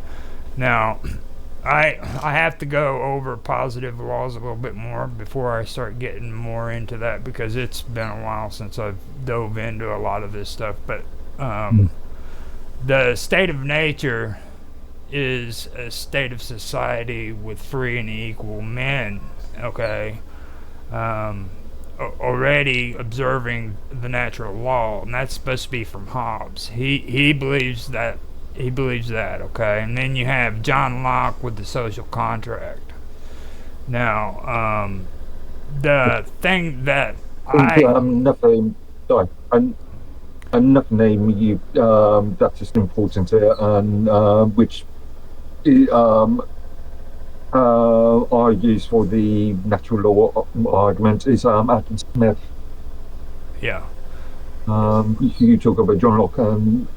John Locke. Adam Smith would be his contemporary sort of opposer. Adam Smith is also one of the people that contributed a lot to the American Constitution too, wasn't he? So, I believe so. Yeah. Well, Yeah. the French Constitution, which is well, I know Rousseau pretty much ran amok on that whole thing. Like, freaking, he was really overpowering when it came to the French Constitution, and like how much influence went into it. You know what I mean? I know Rousseau was a big deal when it came to that. Montesquieu, I kind of understand where he's coming from too, because like freaking the mob rule is probably one of the biggest things that they were worried about when it came to handing all of these rights over to the citizens instead of a monarchy running the show. You know what I mean? I can see that, but the thing that I really oh, he's got the thing that okay. Sorry, keep going. The thing that I didn't have, or I didn't agree with about the whole thing, and don't get me wrong, I think constitutional law is probably the closest we've gotten so far, but the thing that I don't like the most is frickin' having a social contract. I don't like the idea that I'm born into this world, and because I'm born in a certain place, I'm obligated to be a citizen of that frickin' region because a government tells me so.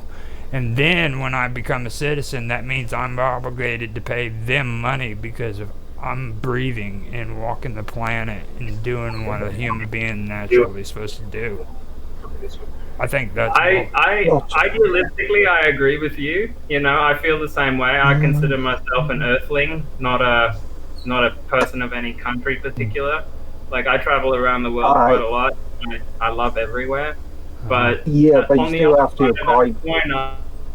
I also see the difficulty in what the US is going through right now. For example, with the border crisis, all these illegal immigrants coming in. But, you know, you could turn a negative into a positive, you know, like maybe this could be a good thing, you know, as long as it leads to more freedom and more like movement, natural movement of people, you know, people will end up where they want to be. I have a problem with this because I believe as a British citizen and a member of a country that's just technically left the European Union, I believe in sovereignty. I believe in borders, and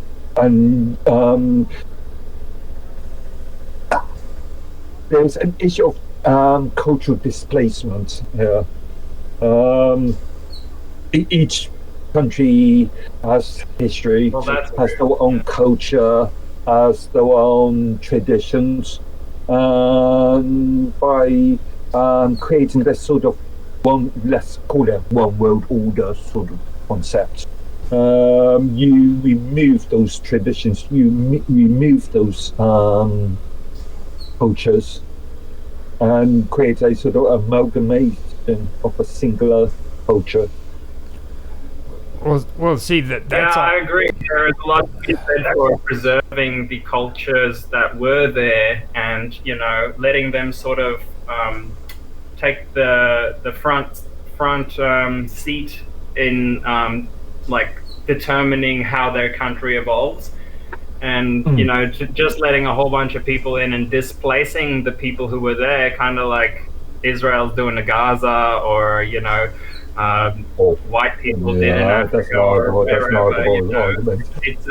It causes a lot of pain and trauma when it happens too quickly, for sure. So yeah, I can see both sides of that coin. And you got to understand what you're talking about there, Mark, is like freaking the culmination of all this garbage that we've been having in this country, in every country, for the last freaking almost 100 years. Okay, since freaking socialism has freaking started taking root. And the thing of it is like, you got to also realize there were borders, there were countries, and there were people taking care of their own citizens before any constitutional law was ever freaking thought of. You know what I mean? Like, borders and freaking taking care of your own citizens and worrying about that freaking would still freaking be around without all of these freaking regulations telling me that I have to freaking become a citizen of that region. Okay, like it's just tribalism on a larger scale, isn't it? Like, it's natural for people to put a fence around to try and contain and control what's happening inside their environment, right? And I just see countries as like an extension of that. But I do see problems when it gets too centralized. The people have so little say that they become unhappy. So the more decentralized it is, the more localized it is, the better it seems to be. Which is like the idea of a republic, right? That the people can make local decisions by getting even together. Even in the monarch, there's still democracy. As an example, in the UK, the monarch can only sign into legislation. So they don't create the legislation. That's still done by governmental officials, ministers, MPs, members of parliament, which are elected by people. Well, so the members of parliament are the direct representatives of the people. But Mark, you know that you guys have all been hoodwinked, right? Like you know what the freaking king really is, right? You know what the king obviously, really is. There is an issue. He's obviously there's an issue with UK with a lot of politics at the moment because of the sort of. I'm just talking about England. 2 states. I'm just talking about England, okay? Now, you know what the King of England really is, right? He's freaking the president who doesn't have terms. That's it. Like he doesn't step down and somebody takes his place. You know what I'm saying? His basic responsibility. The only person with power. Everything you can suggest legislation. The trick is they give us the illusion of power while actually maintaining the true legislative power, right? That's what a sovereign in a monarchy is. It delegates the reign of a country so that they don't have to overtly rule a country. Okay, now this is kind of how the Roman Empire collapsed into the Holy Roman Empire so that they could passively rule the people. And it's a massive hoodwink, and it's back to slavery. through these mechanisms, you know. And I'm not I so think sure that I can agree with that point. it's like Because you can agree again, though that today we live in a world of modern day slavery. Like all the money is debt, and we're debt slaves to our governments, to our monarchies, and it's just these hierarchical power structures that we have very little influence in and under, and decreasingly so because of all the control mechanisms, censorship and imprisonment, and all this stuff that they're trying to do to the average person that's like blatantly happening now, including imprisoning journalists and stuff like this. You know, in certain countries, let me on that one because that's not fair. You don't see imprisonment of journalists in the US or the UK or any. But you also don't see them. Well, any westernized, but Julian Assange is imprisoned in UK right now. Edward Snowden has been kicked out of the US, or he can't go back to the US without getting imprisoned. This stuff happens all the time. Just the other day, another US journalist was killed in Ukraine. The US did nothing, and continues to say the US cannot do anything because if the US enters Ukraine officially, then it's a NATO issue. Yeah, well, you could put political pressure on them, but they don't, because they're saying things that are inconvenient to the power structure. And you can see the power structure isn't designed for the people; it's designed for the political class and the elite class. And everyone's starting to see that come up. I disagree with that point. I completely disagree with the point. Again, monarchs in those westernized countries that do have monarchs, the monarchs generally do not have any sort of direct power over the people. But just because they don't have direct power doesn't mean they don't have power. The governments are elected by the people. So in effect, we create. No, the governments are though. But the monarchs are funded by the people. We take this back. We take this back to what we were talking about before when it comes to freaking statutory laws and civil laws. Okay, you look at all these people who freaking were once of noble standing, but now they're insanely rich. And it also was brought up in our last episode about these trust funds. Okay. Now, you have frickin' people in this world, man, who frickin' went from being dukes, being frickin' earls, being all of these nobles, to being what they call aristocrats now, okay? And they have immense money and immense power. And what they did is they created these trust funds, okay? There's billionaires right now living off the freaking back of freaking the fortune that their freaking grandparents and great grandparents had, and had never had to worry about a thing a day in their lives, okay, ever. And their families have gone back fucking thousands of years because of it. You know what I'm saying? And these people do exist. I don't want to say that there's one overlord trying to take over the world and trying to dominate, you know what I'm saying? But I can tell you that there are freaking people that are rich and powerful and live like this. Yeah, but absolutely, that's clear as day. Why shouldn't somebody receive? Why shouldn't somebody receive an inheritance from their parents or grandparents? I think what's the alternative? Give the entire inheritance to the state?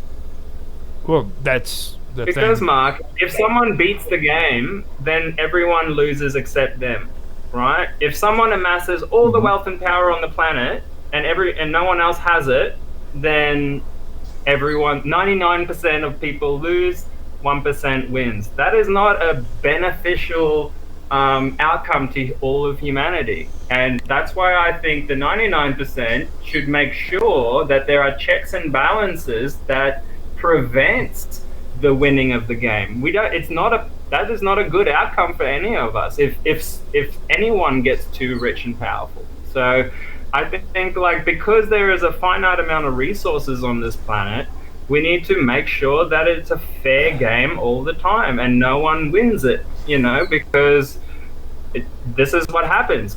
Empires and power structures just get too out of control, too power hungry, and everyone ends up losing their freedom. And who decides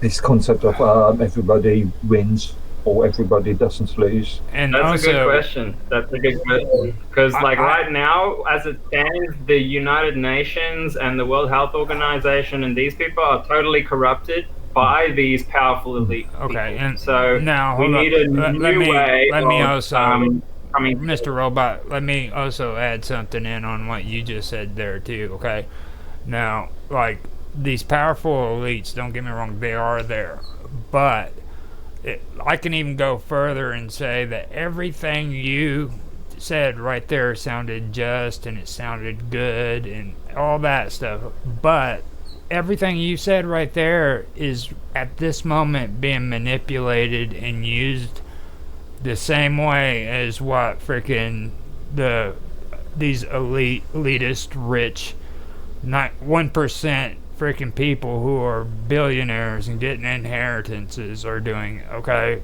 you have one side who's trying to do, you know what I mean? So any way you look at it, it's coming from both directions. You know what I'm saying? Like even the stuff. Absolutely. And I mean, look at Davos right now. They claim it's like, oh, it's the world government coming together, but who actually elected any of those bastards? No one. Exactly. It's just really rich people coming together. You know what I mean? So we have to get MPs. You still get members of parliament. You still get politicians entering Davos, which ended. I don't trust any electoral process unless there is a good way for the people to audit that system, which none of us have right now. So what I think the US election has shown to the world is how corrupt these electoral processes have been and likely have been for a long time. And will continue to get increasingly more corrupt as AI is able to influence people as they pass these new internet censorship laws. But they always frame it like they want to protect us from the internet, when really stuff like the Twitter papers shows us like, no, the intelligence agencies censor true information because it's inconvenient to power structure, right? So there is a problem with your arguments there. You're looking at this from mainly a US perspective. No, we've got the other countries in the UK and in Australia right now. Like what do they call them? Oh yeah. Well, It's like is it like bullying laws? I can't remember, but it's like it basically amounts to internet censorship, right? Yeah, and so, the like, internet. I'm saying this is a global phenomenon because I'm saying there already is a global government. We're just not aware of it. Okay, and it happens in these places like the Bilderbergs, the World Economic Forum, these types of. Well, do you think think UNICEF is a good organization? I don't know enough about it to make a comment. I know they've had some scandals in the past, but I don't know enough about their power. I'm saying we need to decentralize rather than centralize. Whenever there's centralization, it doesn't matter if it starts out good, it will end up corrupt because powerful psychopaths will work their way in there to control as many people with as little effort as possible, right? So when you say decentralization, what sort of scale are you talking about? Are you talking about on a national level? Are you talking on a I'm talking about every single level council? You can conceive of. Even on the corporate level, even on the spiritual level, even on the country level, every level there are hierarchical systems, right? And whenever a hierarchical Yeah. system influences enough people, powerful people will try and come in and manipulate it. That's what I'm saying. It's just in their interest. I would do it too, probably, if I was in that position, you know? So what I'm saying is there's alternatives to that. Through technology, we can now create things that interconnects everyone, allows us to verify voting systems through blockchain technology. There's ways that we can get rid of the banking system Well, without I mean- CBDCs. We can use See, completely open source cryptocurrencies, for example. And we can create new ways to become less reliant on the systems of control they have imposed on us. See, with And me, I totally agree with with you, me, Roger. with me, like there's a lot of things that are inconsistent with the way things are going today, and like you're talking about, like all these people arguing and bitching on TV about politics and all that, right? Which I agree, that's some horrible stuff. But the thing is Again, that's like just entertainment at the end of the day. the Yeah, I think process. so too. The process of constitutional government is not freaking a fast and speedy process, okay? And it was never meant to be that way. Now, I think the problem with a lot of these issues is the fact that everybody wants what they want when they want it, okay? Now, whenever freaking something that is supposed to be passed into law goes into Congress, it's supposed to be reviewed by Congress and the House of Representatives, and then it's supposed to freaking go into the Senate. Yeah. Okay, and in England that would be the lower house of Parliament, right? And then the higher Yeah, house. the House of Commons and House of Lords. Yeah. Now these processes take a long time. These are procedures. Sometimes frickin' it would take years for it to get done. Sometimes it doesn't pass and it's held over to the side and reviewed later. Now, there's a good reason for that, and the forefather or founding fathers here in the United States frickin' set it up because they frickin' wanted these laws to frickin' be frickin' reviewed, and they didn't want them to just get passed. You know what I'm saying? Now, that's something In that some cases, laws are passed extremely quickly, and as we've seen with the various sort of internet censorship legislation, they are extremely poorly worded or vaguely worded. Mm-hmm. So, as an example, the definition of hate speech. Can anybody actually physically define what is hate speech? Right, exactly. Well, that's why I think it's important, like I've got up on the screen here, it's important to have platforms on which we can have coherent debates internationally, so that we can come to agreements and easily view these topics and see the pros and cons and rate them ourselves, contribute to them ourselves. And only through discussion, I believe, and free speech can we come to conclusions on these things, rather than censorship, rather than shadow banning and all this.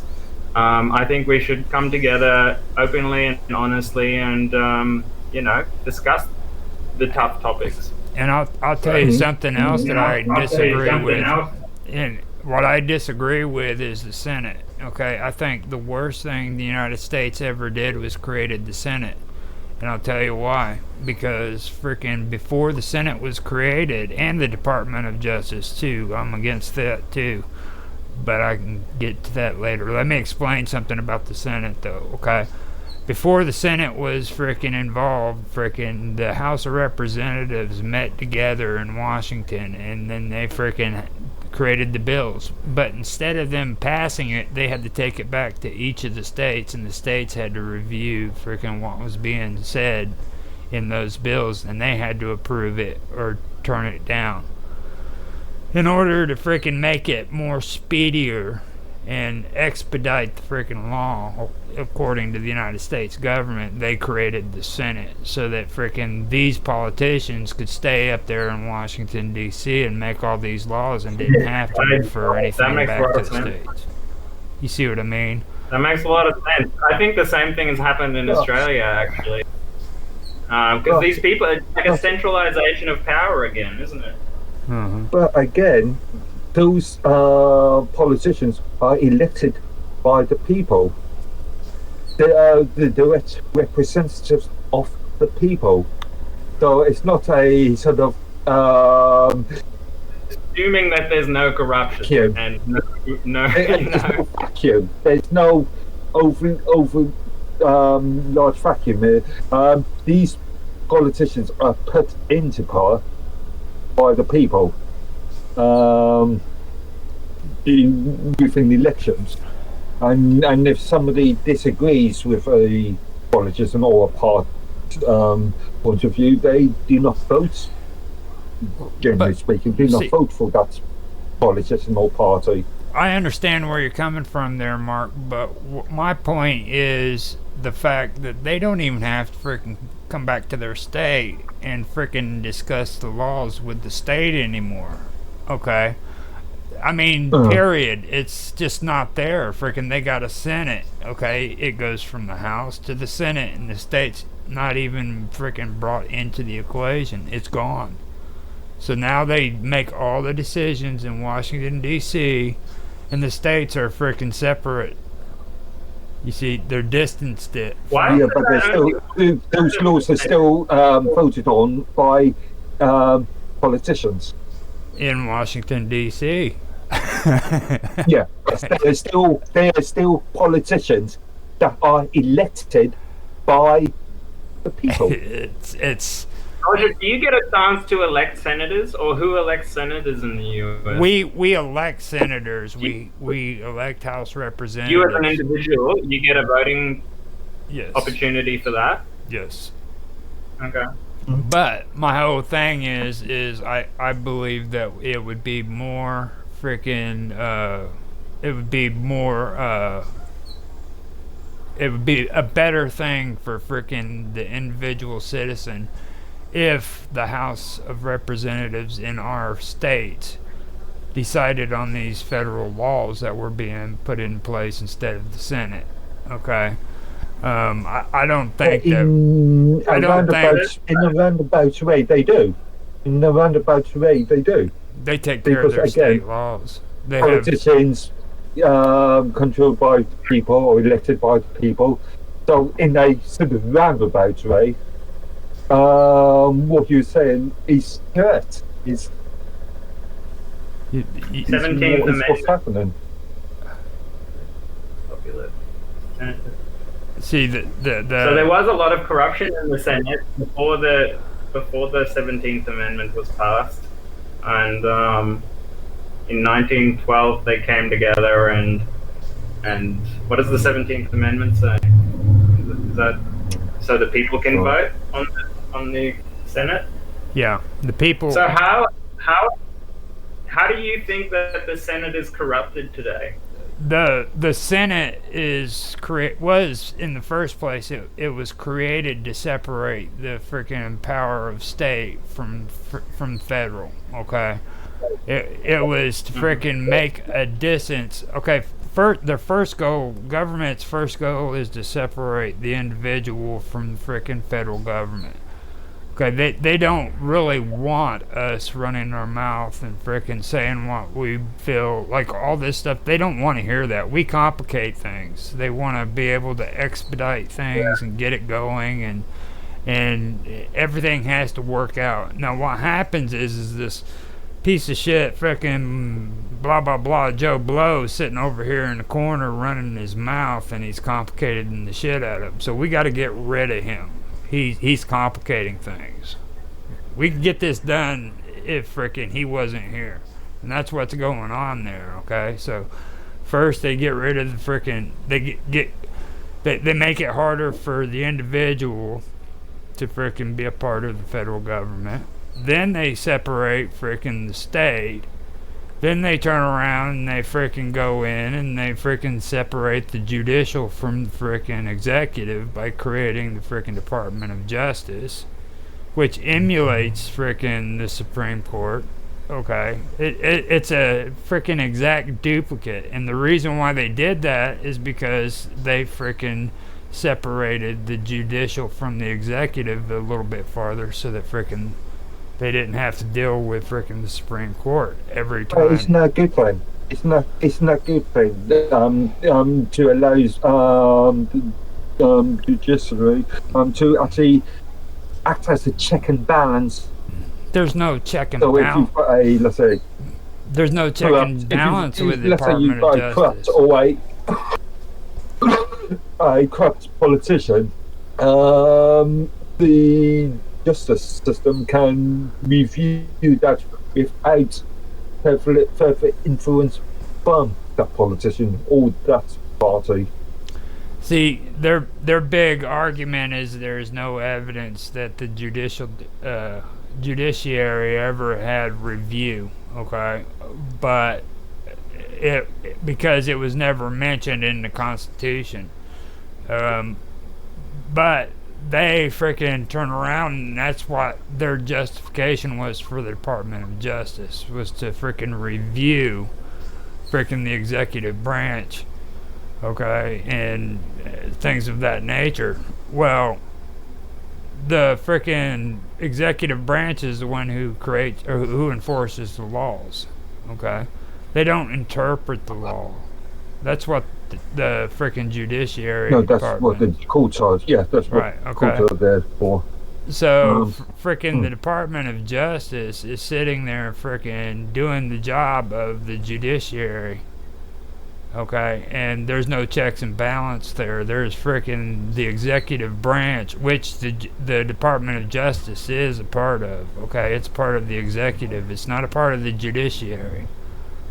They emulate the judiciary so that freaking they can take the place of the Supreme Court without having to freaking have the Supreme Court freaking go through and say this is unconstitutional. This is unconstitutional. You can't do this. You see what I mean? Because that's the executive. That's what the executive branch doesn't want. They don't want the Supreme Court coming in and saying that's unconstitutional. You can't do it. You see? That's. But there is another issue here. I'm looking at this from a European point of view, where you've got things like an outside body such as the European Court of Human Rights, overruling sovereign laws. Yeah. See, when people start overruling sovereignty, that's when you really need to stop and think about that. That's not good. Okay. I mean, that right there that's some crazy shit. Because, like I said, I mean, Absolutely. And there is another thing that you've got to consider.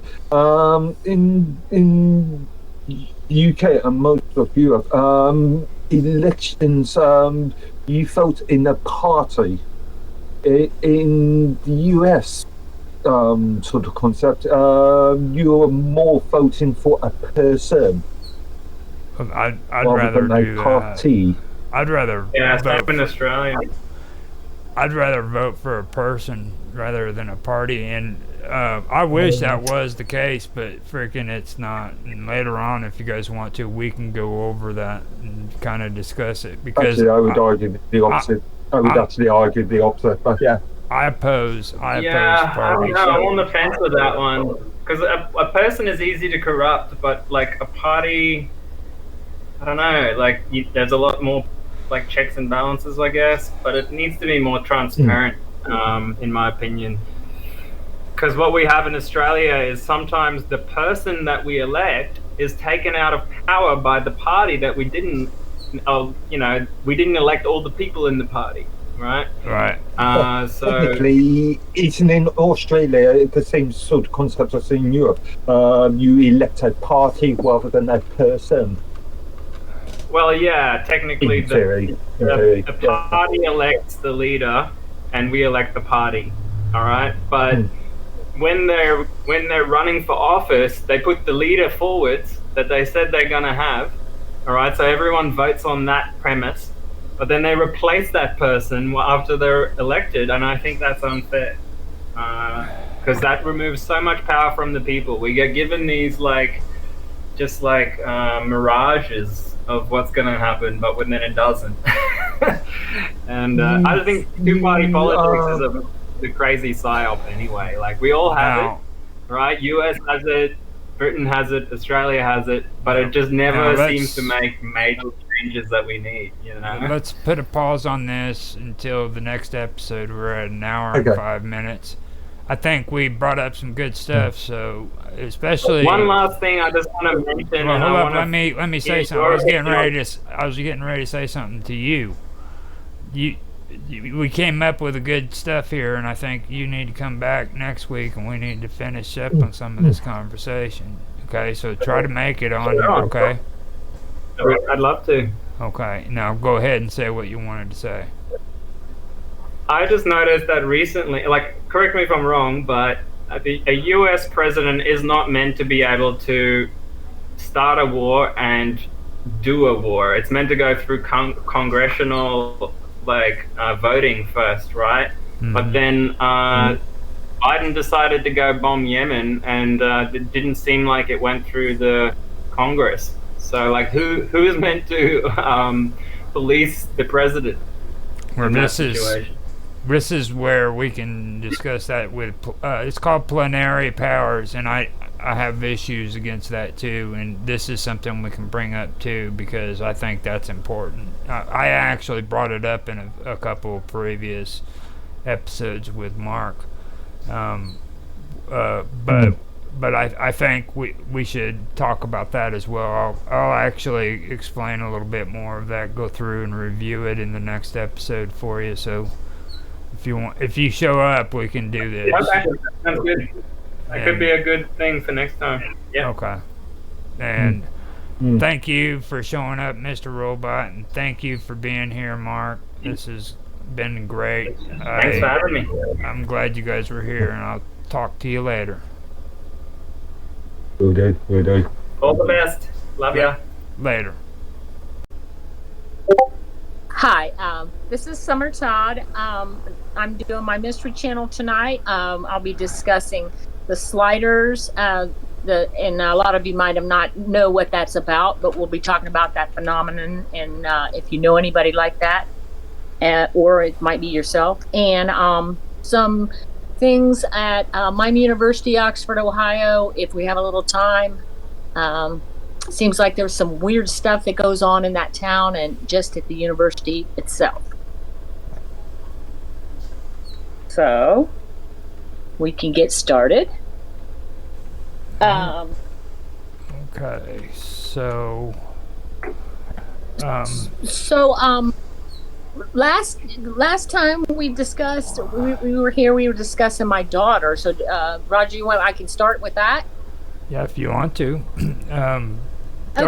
Darker Things is in chat too, so he says he's got some, or he's good with questions, and he's here to lend support. He says he can't speak, but because he's in a public space, but he can use the chat, so I left it open, so we got chat on the side too. I won't be able to see what he says, will I? Well, you can open chat too if you want to. It's right up on the. Oh, okay. It's the show chat right up on the top right-hand corner of your video. You'll see that little bubble. Oh. That little bubble yeah, I see right it there. Now. Here I see his stuff right now. Okay, great. I'm ready. All right. What to start?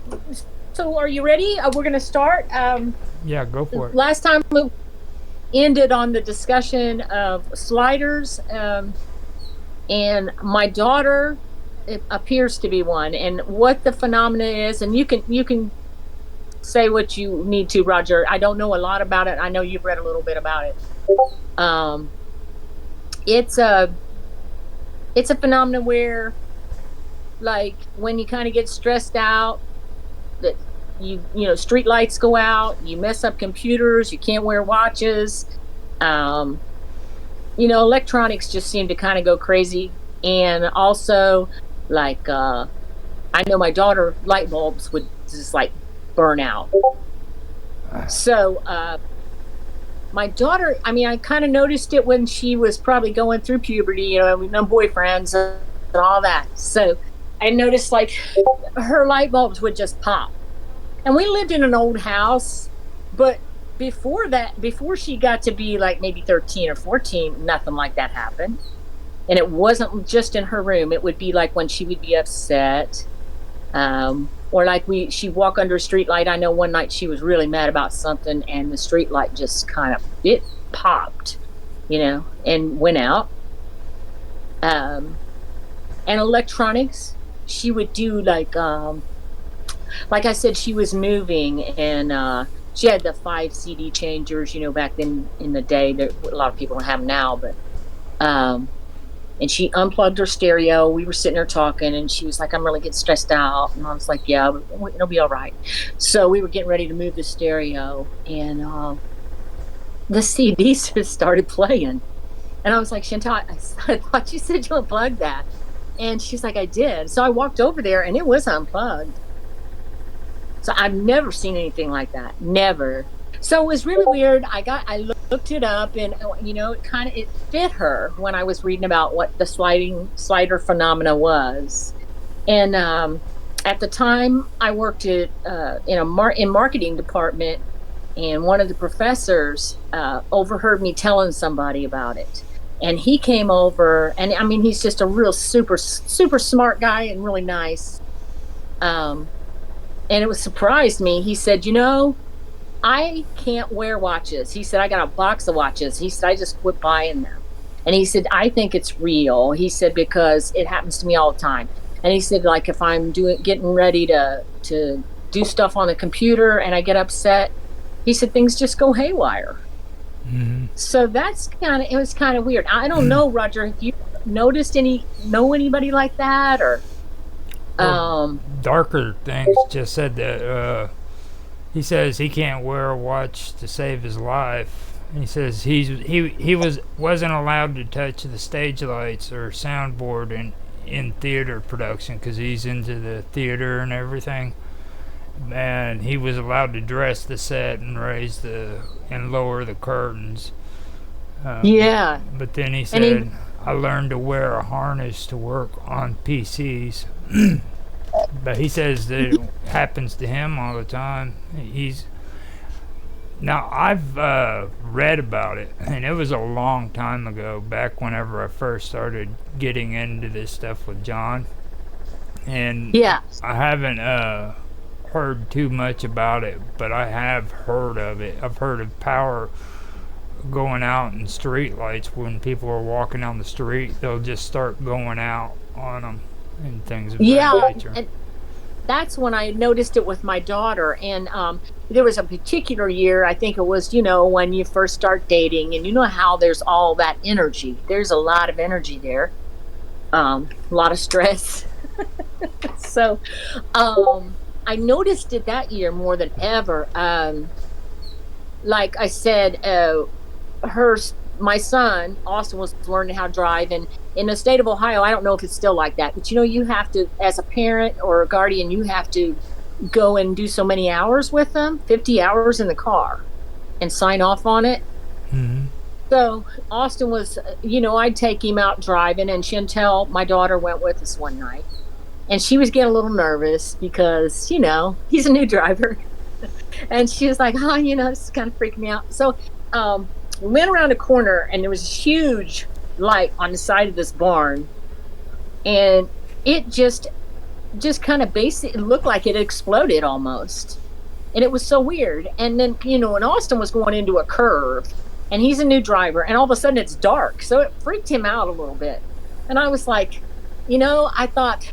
I told Chantel, I said, I think it's because you're stressed out. I said, that light just did that. So we noticed it with her a lot, in high emotional times. But I also noticed it when I worked in office sometimes. This was really strange. I never felt like I was one.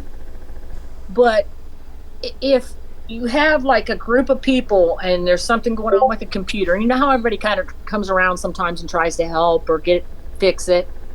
The more energy that was there, like negative energy or stress, it just seemed like all kinds of weird stuff was happening. We just couldn't figure things out. It would be like we just need to all go to lunch or go away and do something else and then come back after we calm down and things maybe would be better. So I think there's a good bit of that with groups of people too. Or maybe there's one in the group you don't know about. I don't know, but I've seen that too, where like at the office, it's like everything just goes awry, and the more upset everybody gets, the worse it is. I think you're giving like darker things the heebie-jeebies, because I think you hit it right on the nose when it comes to him. He's just typing up a storm. He said that. Okay. I can see it now. He went on to say more on there. My son has the opposite trait. We call him the tech whisperer. If I short it out, he talks them back into working. Oh, wow. I didn't know you could do that. When I was young and my grandma died and I started sobbing, my mom believes I shattered every light bulb in our apartment without touching. Wow. Yeah. Yeah, that's amazing. That's something else. Right. See, I barely ever heard of this. Like, well, I had never. I said I never looked at. I think when I was on a paranormal website where they had true ghost stories, and I think that might have been the first time I saw it. But then I linked it to Chantel, and but she's kind of different that way. And it's funny. She was born on January 13th, Friday the 13th. Yeah. Mm-hmm.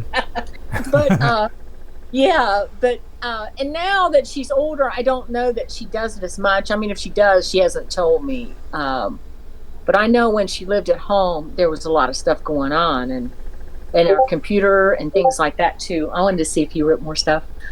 Yeah, Yep. Okay, I can see darker things. Yeah, I can see that. Yeah, because Chantel my daughter did freak some people out a little bit. I think Austin more than anybody.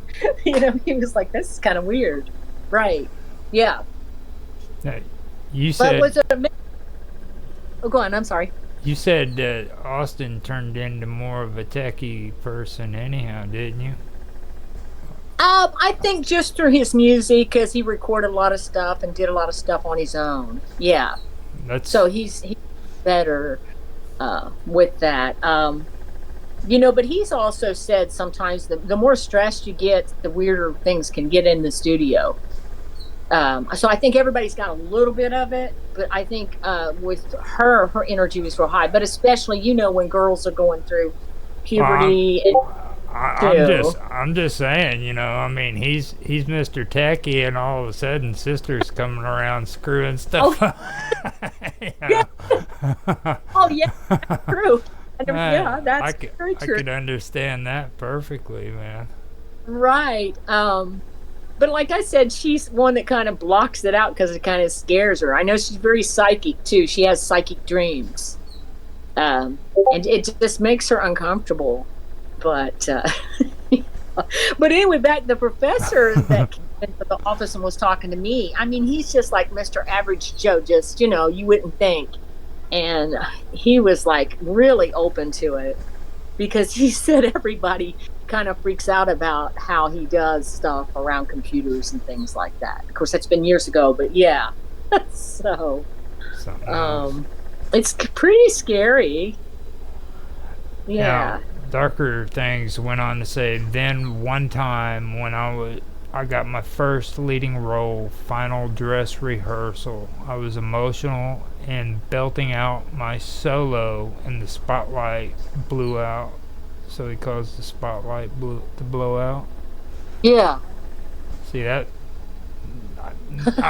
that makes me kind of wonder how many people actually have this happen to them, because I had no idea that Darker Things had this going on. Well, but they say some people have it in vehicles, especially now that they're more electronic. And what is really funny to me is, like I said, I didn't think I had it, but when was it? It was probably back in maybe the end of October. My boyfriend was in the hospital because he's a little older than me, and my car was doing weird stuff. Like, I thought the battery on the key fob was messed up, but I had just replaced it, and it was just doing strange things. And it was all the weekend that he was in the hospital, and I didn't really feel like I was real upset about it, because I don't think we knew it wasn't nothing serious, or we didn't think it was. But my car was doing this stupid stuff. So finally I took it out in the driveway and messed with the key fob a little, and it didn't do it after that anymore. But it was like, it would act like I was trying to start it, and it would say goodbye. And you know how it does when you shut it off. Yeah. My God, not only is he in the hospital now, my car is screwing up. What is happening with my car? And it was doing that. I don't know. It was weird. And it's it's not old. It's about 5 years old. It's a newer car. So that was strange. Another thing that happened that weekend, but I don't know that I have anything to do with that. But, shooting stars. Uh-huh. Well, I was getting ready to go to bed. I was pretty freaked out that night because he had just went in the hospital. I come home, and I was turning off the lights, and I saw this big green flash, and I was like, oh my gosh, what was that? So I looked up. I thought, well, it looked like a shooting star, so I looked it up, and there actually is it's like a meteorite star. It's green. Uh-huh. And that happened that night. It was really strange. It was like all this stuff was going on. So I don't know, maybe there was something going on in the atmosphere that weekend. Could have been. I don't know. Maybe I have it too in certain situations. I'm not sure. Well, it makes sense because she is your daughter. You know what I mean? They say it runs in families. Oh, and I don't know if you got the article I sent to you, but that was one in the very beginning of it. It said that it usually does run in families. So, yeah. You got to think about stuff like that. And like even with darker things, he said that his son does the complete opposite, which, that's his son, and you and your daughter, it makes perfect sense to me when you think about it. Yeah. Oh, he's saying here his mom would actually start the car before having me get in sometimes. Yeah. Oh, I would swear down that I caused problems with the starter. And my mom switched to automatic transmission because my cousin and her both felt I was messing up the stick shift. And if what you say is true, most of us have other traits. I have psychic dreams and can astral travel. Well, that's interesting that he has psychic dreams. Yes, because my daughter does too. Yeah, she definitely does. Now, that's another thing too. Just so it's clear to you, darker things. We did an interview before, and there's a lot more that's going on concerning Summer's daughter. Like, it's not just the sliders issue, and like your sister too. I know there's some things going on there with your sister as well. So right. Yeah, with my daughter, and she's very psychic, and like I said too, sometimes I would be trying to call her after she was in college. I would try to call her and I couldn't get it. It's like her phone was busy, and then she'd eventually get a hold of me and she said, how come your phone was busy? And I'd be like, because I was trying to call you. So we got this psychic thing going on anyway. But I think that kind of maybe just could be mothers and their kids, or fathers and their kids. You know how that goes. But yeah. So that's interesting. Yeah, no, my son's like that too, though. I think about some stuff. He's not, I don't see him affecting electronics because he usually stays pretty cool and calm. he's got more of a, he's not as emotional as she was, but psychically, he's done some stuff too. Like my husband and I went out to a Mexican restaurant and we were eating in Austin. And before we left, and Austin had been saying this for a couple weeks. We lived out in the country and people were always dropping off stray dogs. But he was very specific. He was like, well, there's going to be a black dog show up here and he's going to be hurt and we're probably going to keep him. And I was like, well, first off, we already had 2 dogs. I was like, well, no, we don't want any more dogs. And I don't know where you're getting at. He said, I don't know. I just got a feeling. So my husband and I went out to eat. And then I remember Austin texting me and saying, hey, there's this dog here. And our other dog's been barking at him. He said, so I'm afraid to let him out. He said, so when you guys get home, watch when you open the door and watch when you get out of the car. He said, because I can't see what kind of dog he is because it was dark. He said, so he might be mean. I don't know. So we got home and we get out of the car. And this dog was exactly like Austin was said it was. It was a dark. It was the one I just lost, Leo. He was a tripod. His back leg was busted. We didn't even know if we were going to keep him because the vet was like, you can always put this dog down. He was only about 9 months old. But we decided just I don't know how his back leg got hurt, but we amputated it, and he was just like a 4-legged dog until he lived to be almost 16. So, but he was so very specific about that. It was so weird. We did end up keeping him because, when I took this dog to the vet, he's a young dog. And, our other dog was getting so old. And I was like, well, I'm going to be sad when he leaves. So we want to keep him. So we kept him. But it was so strange that he knew that. And I, this dog wasn't out there hanging around for 2 weeks because we would have seen him. So it wasn't like Austin knew. I just don't know how he does that sometimes. Another time, we stopped. I think he was smaller then.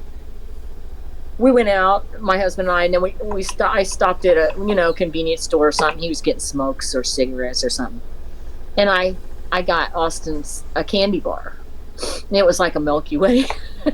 You know how moms do. So anyway, I came home and we were sitting in the living room. It had been a couple hours we been home, and he came in to the living room and he's like, hey Mom, why don't you give me that candy bar you got? I said, what are you talking about? He said, I know you got me something, and I didn't do this all the time.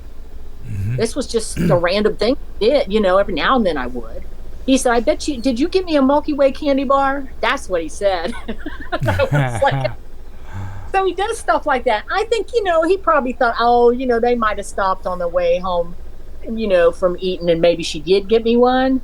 But he was right on exactly what kind of candy bar it was. So, there must be something going on with our family, yeah. Now, I would say. Now, Darker says that he sees auras. Do you have anybody in your family that sees auras? The orbs? Auras.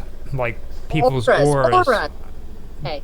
That auras. Are around your body, like you can Austin kind of says that he can see them sometimes.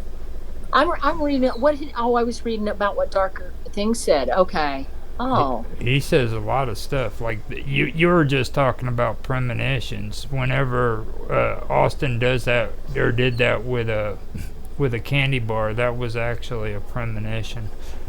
Like he was able to see it. So you got that covered. He says that I get premonitions of death.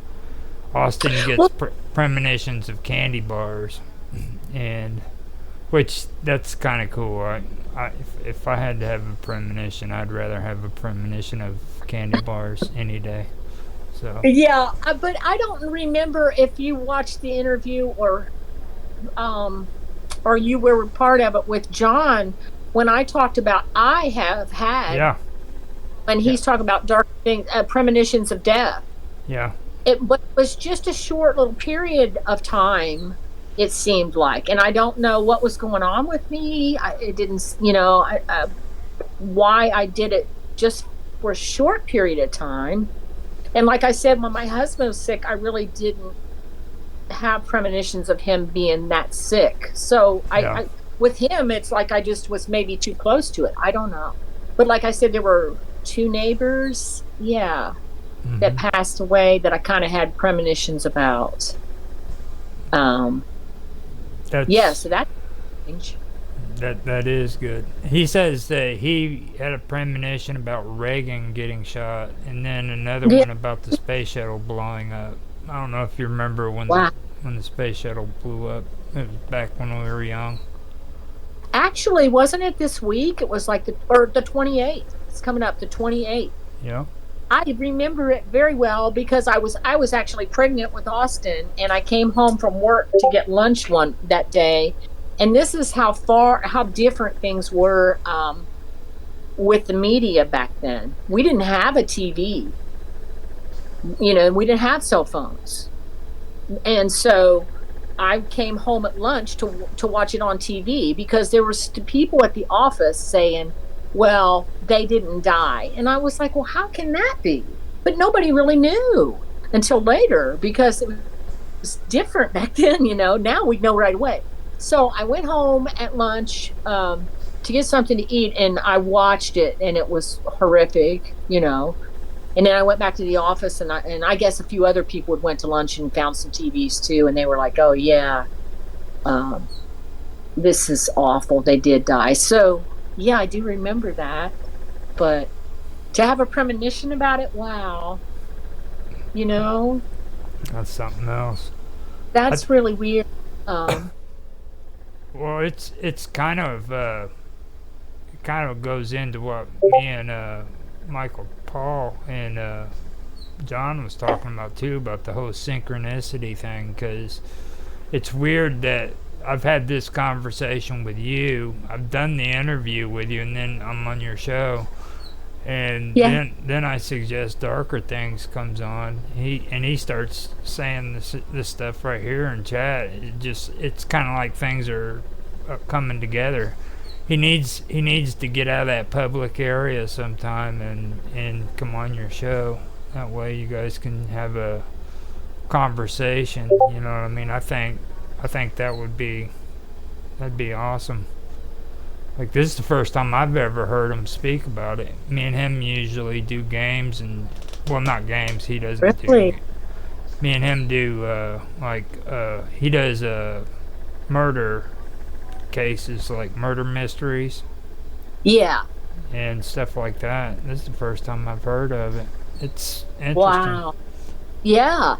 My daughter, I don't know when my husband was sick though. She did go home and tell her then husband, they're divorced now.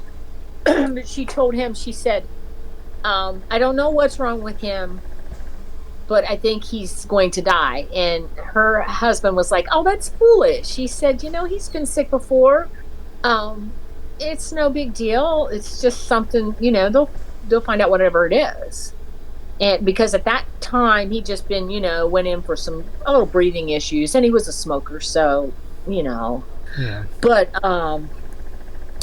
so I think she kind of saw that, but she was kind of blocking it. So, yeah. That's interesting. I guess sliders then probably are maybe have a little more psychic energy too, right? From what Darker Things is talking about here. Well, yeah. What you both have to understand though too is technology is really connected to paranormal. Like the first time somebody claimed in the United States that they were talking to ghosts and they were spiritualists, it was the tapping sound. They swore they heard tapping, and then the telegraph was coming out during that time period, and like to this day people connect televisions and radios and stuff like that to paranormal events other than what you're talking about, like actual spirits and stuff like that. So they kind of go hand in hand, is my point. You know what I mean? Yeah. Yeah. So there could be more going on there. Right. Right. But you know, when you look at like darker things, is talking about some of these events, and when you look at like the Titanic, I mean, how many people said that they didn't want to get on that ship, and how many, and some didn't, and others did, but they, you know, passed, they died. A lot of people just don't listen to those things, but they should sometimes. There was even Captain Smith that was on the Titanic. He had written a letter, I think, to his sister, and he told her, he said, you know, I'm getting ready to retire and I can't wait. And he said, but I don't feel good about the Titanic. He said, there's just something off about the ship, but, you know, I can't, and that's what he said, I can't wait to retire. So that was kind of odd. Yeah. So I think we ignore it. But in the darkest things, he hates to share. Well, I can see that. Yeah. Yeah, I was just really surprised to hear it. I mean, it's cool that he brought it up, and it's, if he wants to come on anytime with me, or he wants to come on with you, freaking, he's more. I mean, I didn't know that. Yeah. I understand him not wanting to share things though, because there's a lot of people I don't share some of the stuff that has happened with me with, you know, because they just don't get it. They just don't. Exactly. So, he's saying playing with the Ouija board. Oh yeah. My daughter and son and I played it, and it seemed like when Chantel was playing it, all kinds of weird stuff was happening. So we just quit playing it because, you know, at first I was one of these moms that thought it was kind of just a game, but then we didn't want to play it anymore. It just seems like the one week we played it, all kinds of stuff happened. We got robbed that week. Our Christmas tree fell over, which we've always had cats. This was like for 10 years, and all of a sudden, like, we decorate the tree and the cat tears the tree down. There was just all kinds of stuff going on. And I was like, we're not playing this anymore. So yeah. Actually, when I moved out of the old house we lived in, the old farmhouse, I left the board out there because they always say you can't get rid of them. And I was like, I'm not going to try to put it in a trash can or burn it and have something bad happen. So I'm just going to leave it here. I left it in this cupboard. So those people, when they moved in, they were probably like, oh my goodness, what's this? But, you know, just in case, I didn't want anything to do with it. So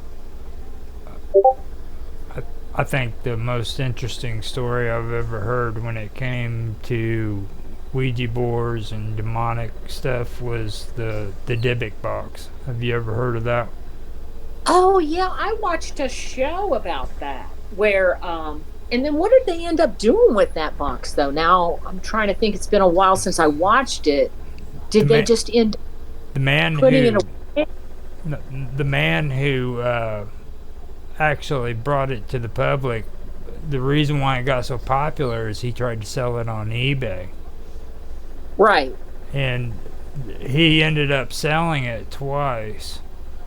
And the first one was to a college student who later on frickin' brought it back and dumped it off on his front porch. Oh my God. I think I do remember that. So, but in the end, didn't he bury it or something? He took it to his back storage shed in his yard, and he put it in there, locked it up, and he said that it kept causing crap loads of noises and stuff and keeping him up all night, and oh my God.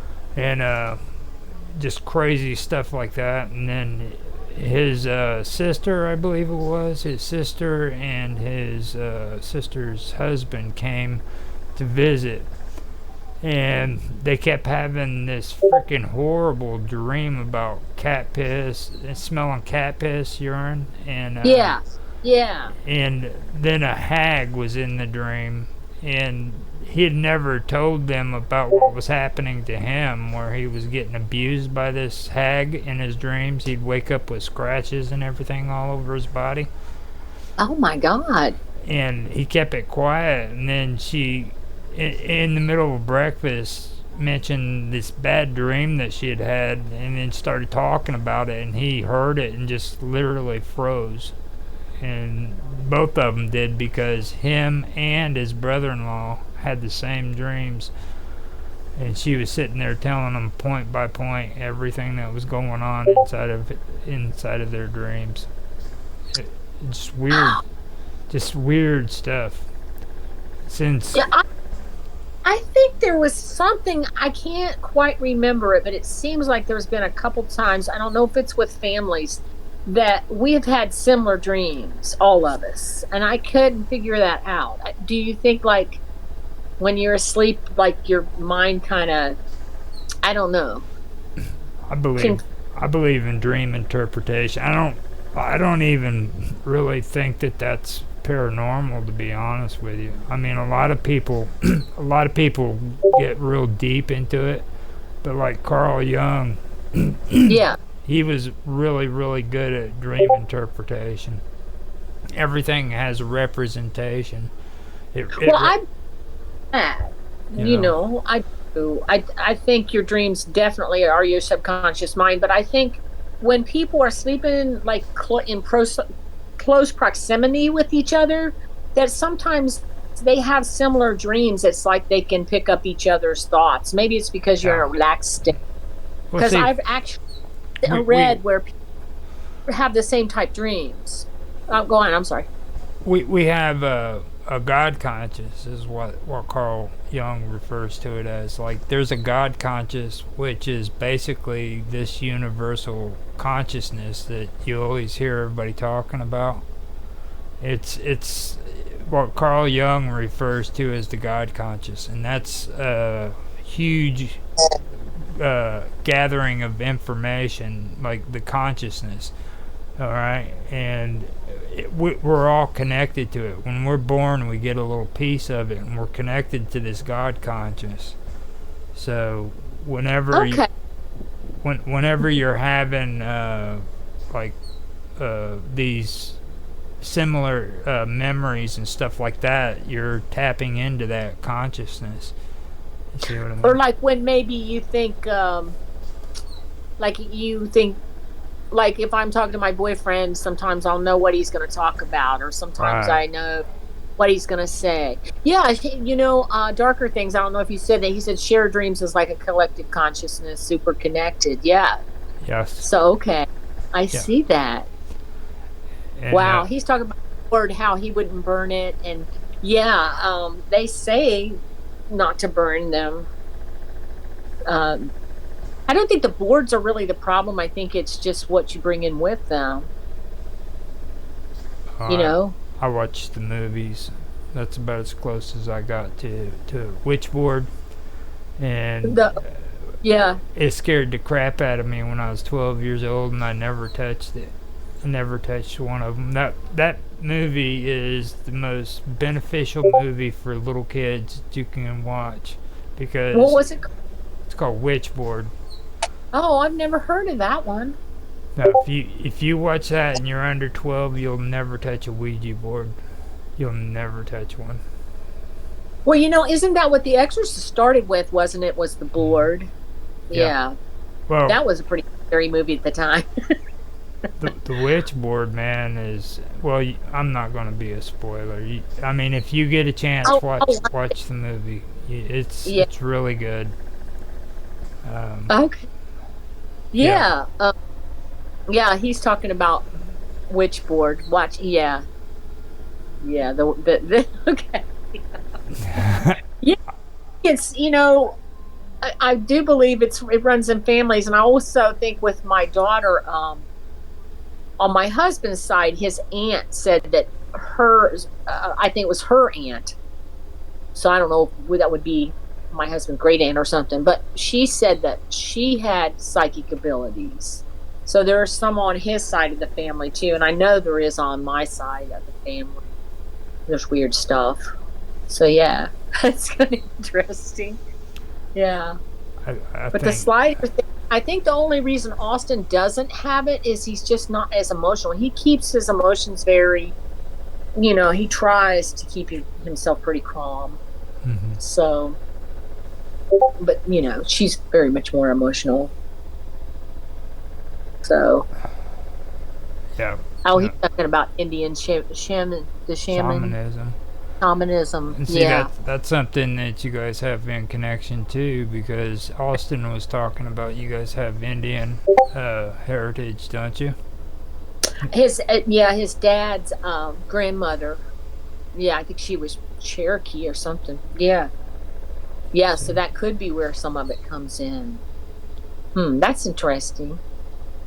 So, really back to the slider thing. So, there seems to be some, seems like you're got the psychic and the dreams that come true with it too. I didn't know that part of it. Yeah. Huh. That's interesting. It is interesting how, like, sorry, because we were talking in your interview with me about how there could be more involved with your family because of what you said about your sister, and then about you. Then you said Right. you said we were going to discuss this because of what I'd mentioned, and it could be more involved there too. And I really believe that maybe there's a lineage of it, because we were talking about your mom and what she had seen at Oxford, and then it comes down to what's going on with you guys, and then to your daughter and your son. Yeah, it's interesting. She just had a little boy, so I wonder if he'll have it. His name's Denver, but yeah, it'll be interesting to see with her kids what they're going to be like. Yeah. So, yeah, but I don't know. I was looking at what else he wrote. He's got a lot of stuff there. He said he said on his Ouija board that the Ouija board spelled Satan backwards. And he was confounded. He asked him what the name of the spirit was, or who was the one that was who controlled the board, and it spelled Satan backwards.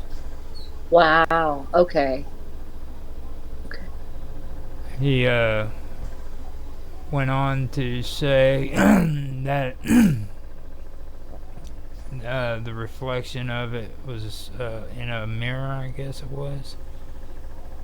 Yeah, I saw that. I'm seeing it. Yeah. Back to where you can see death and stuff and auras. There was a lady I was working with, and I think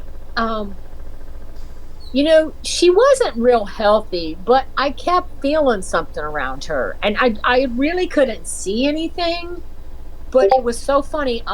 Another lady that worked with her said that she thought that this lady something was going to happen to her, that she just felt something, and I didn't tell her that I had felt the same way. So this lady was actually was a younger girl, and she got really sick one day, and she had to go to the hospital. She was pretty heavy, and she was almost in a diabetic coma. She was having trouble seeing. I mean, it was bad, and she almost died. And I think that both me and this other lady that I worked with, I guess maybe we felt it, but we just didn't see it. The aura around her was bad, or we felt it maybe more than saw it. So I do feel that sometimes with people, maybe if you study it a little, you can hone in on that and learn how to do it. I'm not sure, but have you ever been around a person that you just kind of knew was sick, but they didn't know it and you didn't know it? I have, Oh, for me, I usually I can tell like symptoms, and that's about it.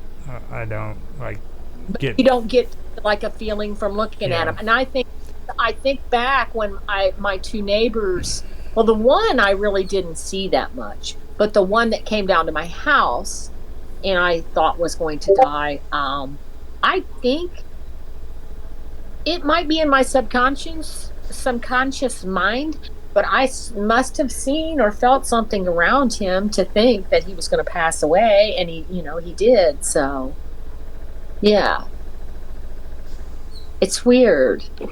It's like you can see it and you know it's there, but you can't. And there was a psychic. I don't know if you've ever heard of him. His name's Phil Jordan.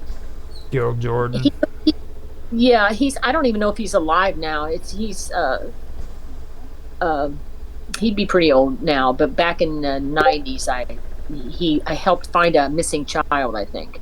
But I was reading a book by him, and he said that your subconscious mind knows before you know.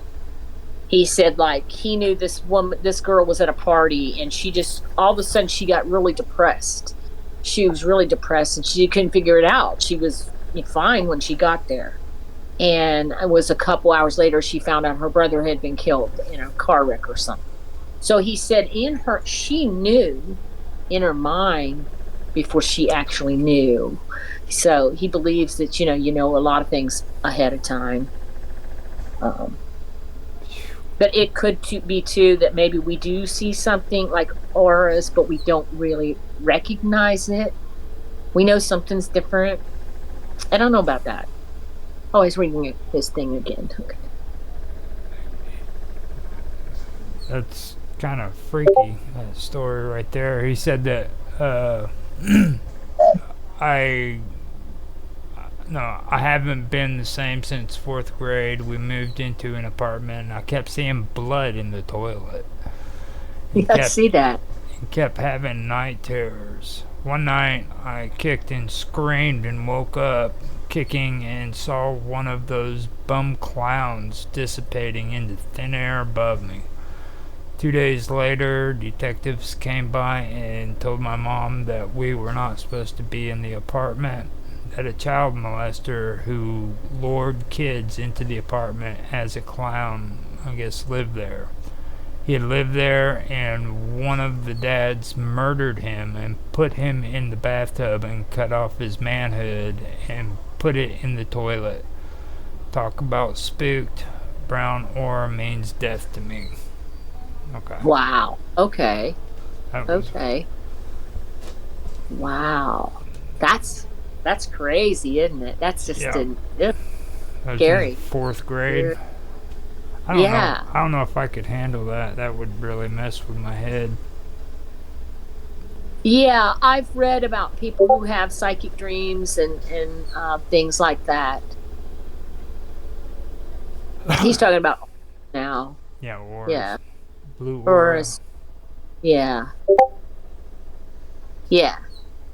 Now see, we now need, see how he says like green auras are usually health.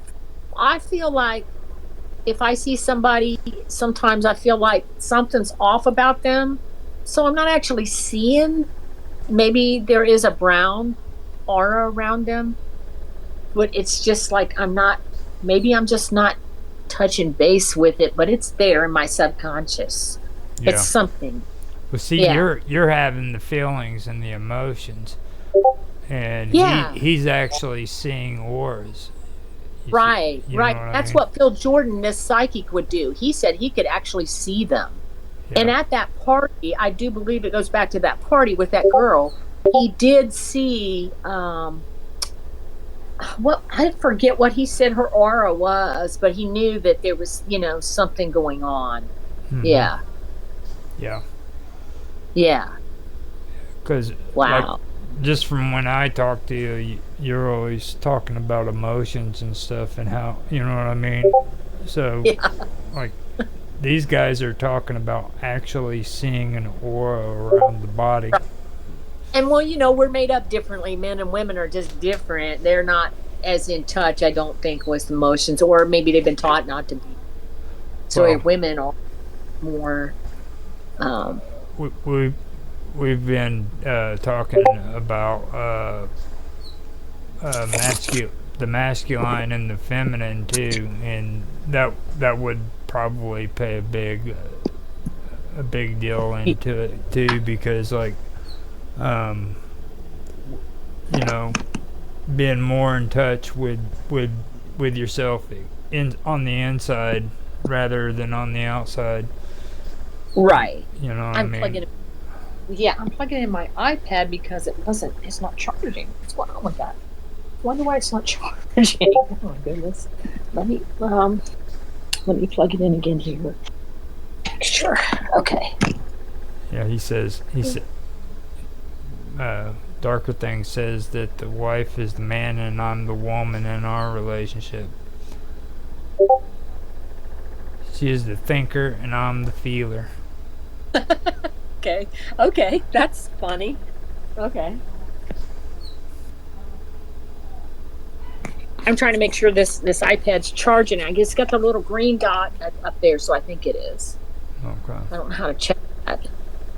I think it is. Hopefully, oops. Okay. Now, I think Darker Things has had an emotion. He needs to come on to one of your episodes so that we can set something up and have a conversation with him. What do you think, Summer? Yeah, that would be wonderful. We can get something organized between the two of you to where you can sit and talk about this stuff. Because I mean, and I'm serious. I didn't expect any of that. It's like this is the first time I've heard him even talk openly about it. This is good stuff. Yeah.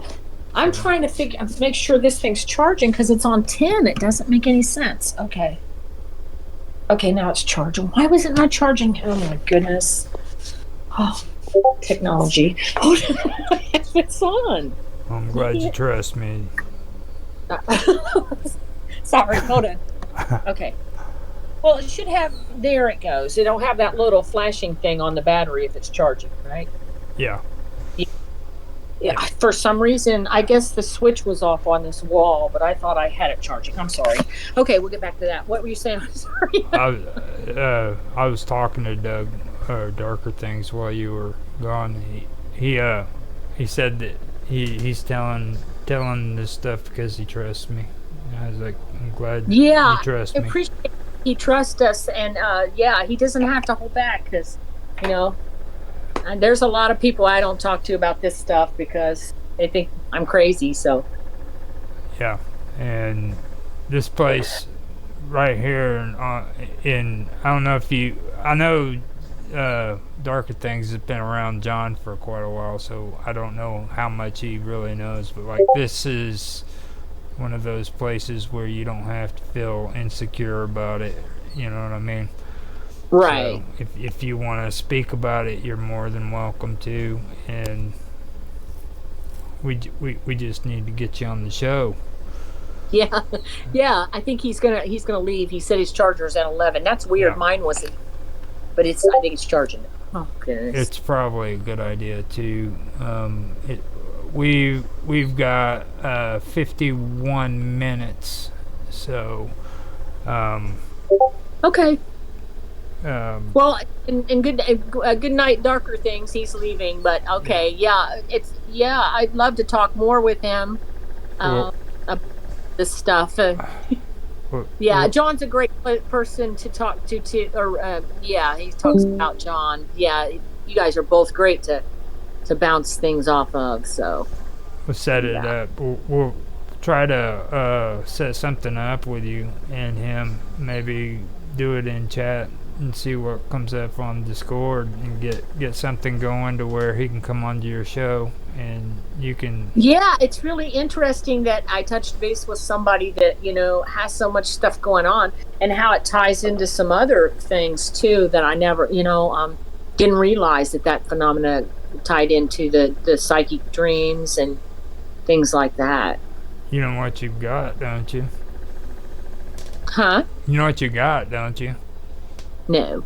You got your first guest. Yeah. Right. Isn't that awesome? Yeah.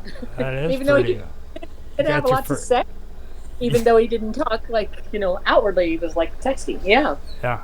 It got him excited when you started talking about the slider stuff. He just, damn, he went bam. I'm like, wow. Right. But and I learned a lot about it though, because I mean, all those things kind of tie into the psychic dreams and premonitions. I just didn't realize that, you Mhm. know? But So, even in the conversation that we were having, you're like, hold on, she does do this, and she does do. yeah, You know what I mean? It's like things were starting to click. Like right. it's Oh, pretty okay. interesting. Yeah, it is. Well, gee, do you want to talk a little bit? I mean, we're almost, gosh, it's been an hour almost. That's crazy. Yeah. So, do you want to talk a little bit about Miami University and that too, or? I think we can hold off on that one because Okay. I would really like to get Darker Things in Austin in here and kind of because he's got some really good stuff that I think would be cool. He was talking about it possibly being cursed, and he's done some research. He says he didn't do a lot, but he's got some of it, and I'd love to hear what he came up with. Yeah, and he's got I don't know, his memory's just super. He remembers things that I forget totally. He's just one of those people. He Yeah. just retains things. So, yeah, he remembers a lot of things from the history of that town and things like that. So, yeah. Yeah. We can get that going on. I still want to do it, but it's like, Yeah, man, that's yeah, fine. I still want to do it. It's just like set up a good time to do it because I want to hear about that's probably the most interesting story I've heard in a while, to be honest with you. And I've gone over this paranormal stuff left and right, and that's a really interesting town. That really is. I used to think it was just because I worked there that I always heard that a lot of things happened and it was a college town. But it's such a tiny town, So now that I look back on what you said, there's just a lot of it's really bad. And even when there wasn't as many students as there is today, there was a lot of things going on up there. Now, don't now like just so you know, I live maybe 20 miles away from SIU. Okay. Yeah. So, I mean, when it comes to college towns, I know generally what's going on in Carbondale, okay? Yeah. And the thing is like freaking the stuff going on there is just weird. I mean, like what in Oxford? Yeah, that is just weird. I mean, yeah. And then the way the police handled the situation on top of it, it makes it even. I think that's really the nail on the coffin for me. You know what I mean? Like Yeah. Like why do they do that? Why do they try to make it? Well, this is a small town and we're not used to this kind of behavior. But isn't that the same way? Kind of what was it called? Is it Moscow, Idaho, where the students were killed? The police, they tore down the house that happened in already, and they're not even done with the trial. And I think that was a mistake. Yeah. And the families were mad about that. You know about that case, don't you? I think it happened around last year or the year before, around Thanksgiving. There was 4 people actually killed. Mm-hmm. Yeah, murdered. Yeah. They're going over it on the news now. I think it's that college town thing because they said they didn't want the students to feel uncomfortable with this house still standing, but the parents of these victims are like, well, what if there's some evidence there when there could be? Mm-hmm. Well, the thing of it is too is not just that, but like it's the resistance. Like the two females I was telling you that did their podcast. Okay, and they were journalists doing an investigative report on this girl's murder, and the police department refused to freaking help them in any way. They finally had. Oh, go on. I'm sorry.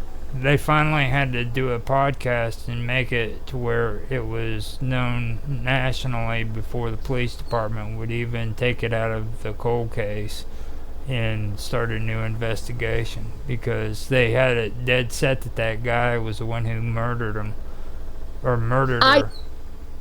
I still feel like, I mean, I thought it was the maintenance man, but now seeing, like, talking to you about how the police and stuff have acted with that, I'm thinking maybe it was the one guy's friend that was her boss over at the Red Ox. Pat Bear was the police officer. He was best friends with her boss.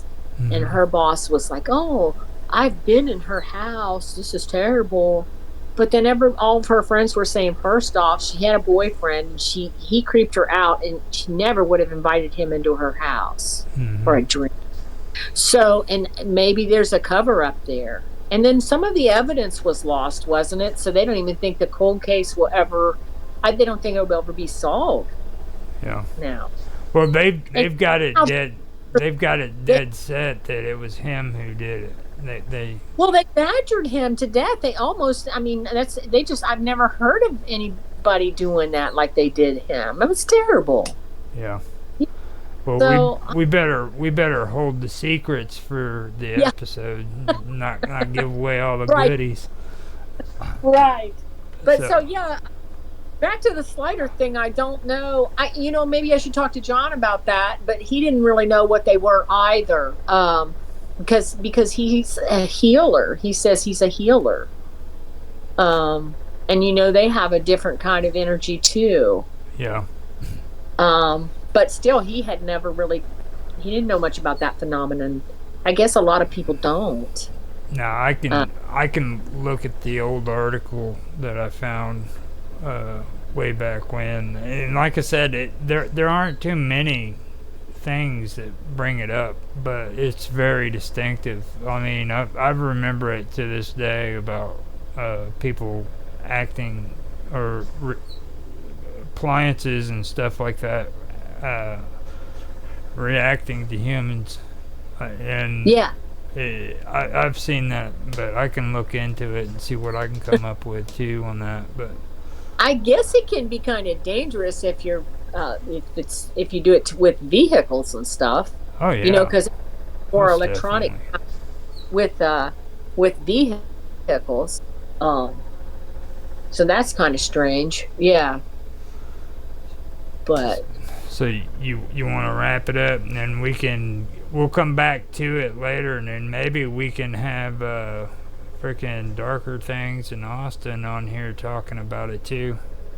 Yeah, that'd be real interesting. In Austin, I can look up some more of the history about the fires. The funny thing I thought about the fires was the one that happened in the 70s. I couldn't hardly find any news stories about it. Actually, I couldn't. The only thing I came across was some guy that's a firefighter on Facebook had it on there. So, that comes back to what I was talking about. It's just something fishy there. It's just really weird. That's the only way I can say it. I mean, I wish I could come up with a cool word that isn't the word weird, but it's weird. You know what I mean? Yeah, and when you talk about fires of that caliber, I know in the 70s we didn't have the internet and all that stuff, but I remember I was about 11 years old. I remember my dad watching it on the news. It's a big deal. It's a small town. This firefighter getting killed and a couple of them getting hurt. And then I go out to look for it, and I can't find any stories. But, there's been a fire, like there was that big supper club fire in Kentucky. That was in the 70s where there's books out and everything about that. So why is it like all of a sudden it's hush hush up there? It's a strange town. Really, I mean, in Kentucky, do you remember that was Beverly Hills Supper Club fire? That's one of the second or maybe one of the biggest supper club fires there has ever been, or is up there with one. No. So, fires like that, I mean, anything like that where somebody's killed, especially, well, this was a fire chief that was killed. So I think they just like to, act like nothing ever goes on up there. No. I don't know.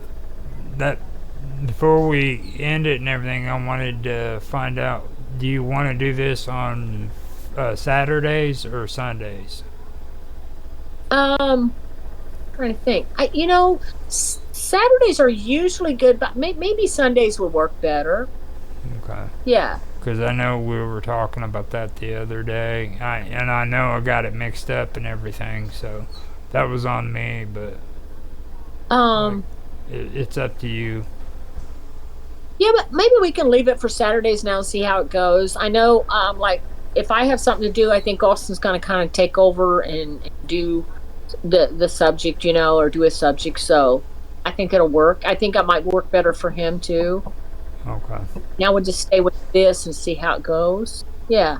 Okay. Either way, too, we could do it interchangeable. If you guys aren't available on Saturday, we could do it on Sunday. Yeah. Sunday, Saturday. I'm gonna do a show with John. I think this coming week. I got to tell him. But yeah, and it's about kind of synchronicities and things like that. But I could do that on here as well. Yeah. You're gonna love that. They're fired up on the synchronicity thing, man. You're gonna love well, it. I can't believe some of the stuff that's happened to me surrounding dates and things. So yeah, it's an interesting topic. Yeah. Okay. And again, to my daughter, I just remembered some stuff with her. So yeah. You better end this before you start giving out more information. So, anyway, okay. Well, right. Okay. Let's. This is it, and so we'll just get together later and talk about what. We'll probably talk about Miami University and the stranger things that go on up there. Right. Sounds good. Sounds good. Okay. Well, have a good night. You too. Thanks. Bye. Bye.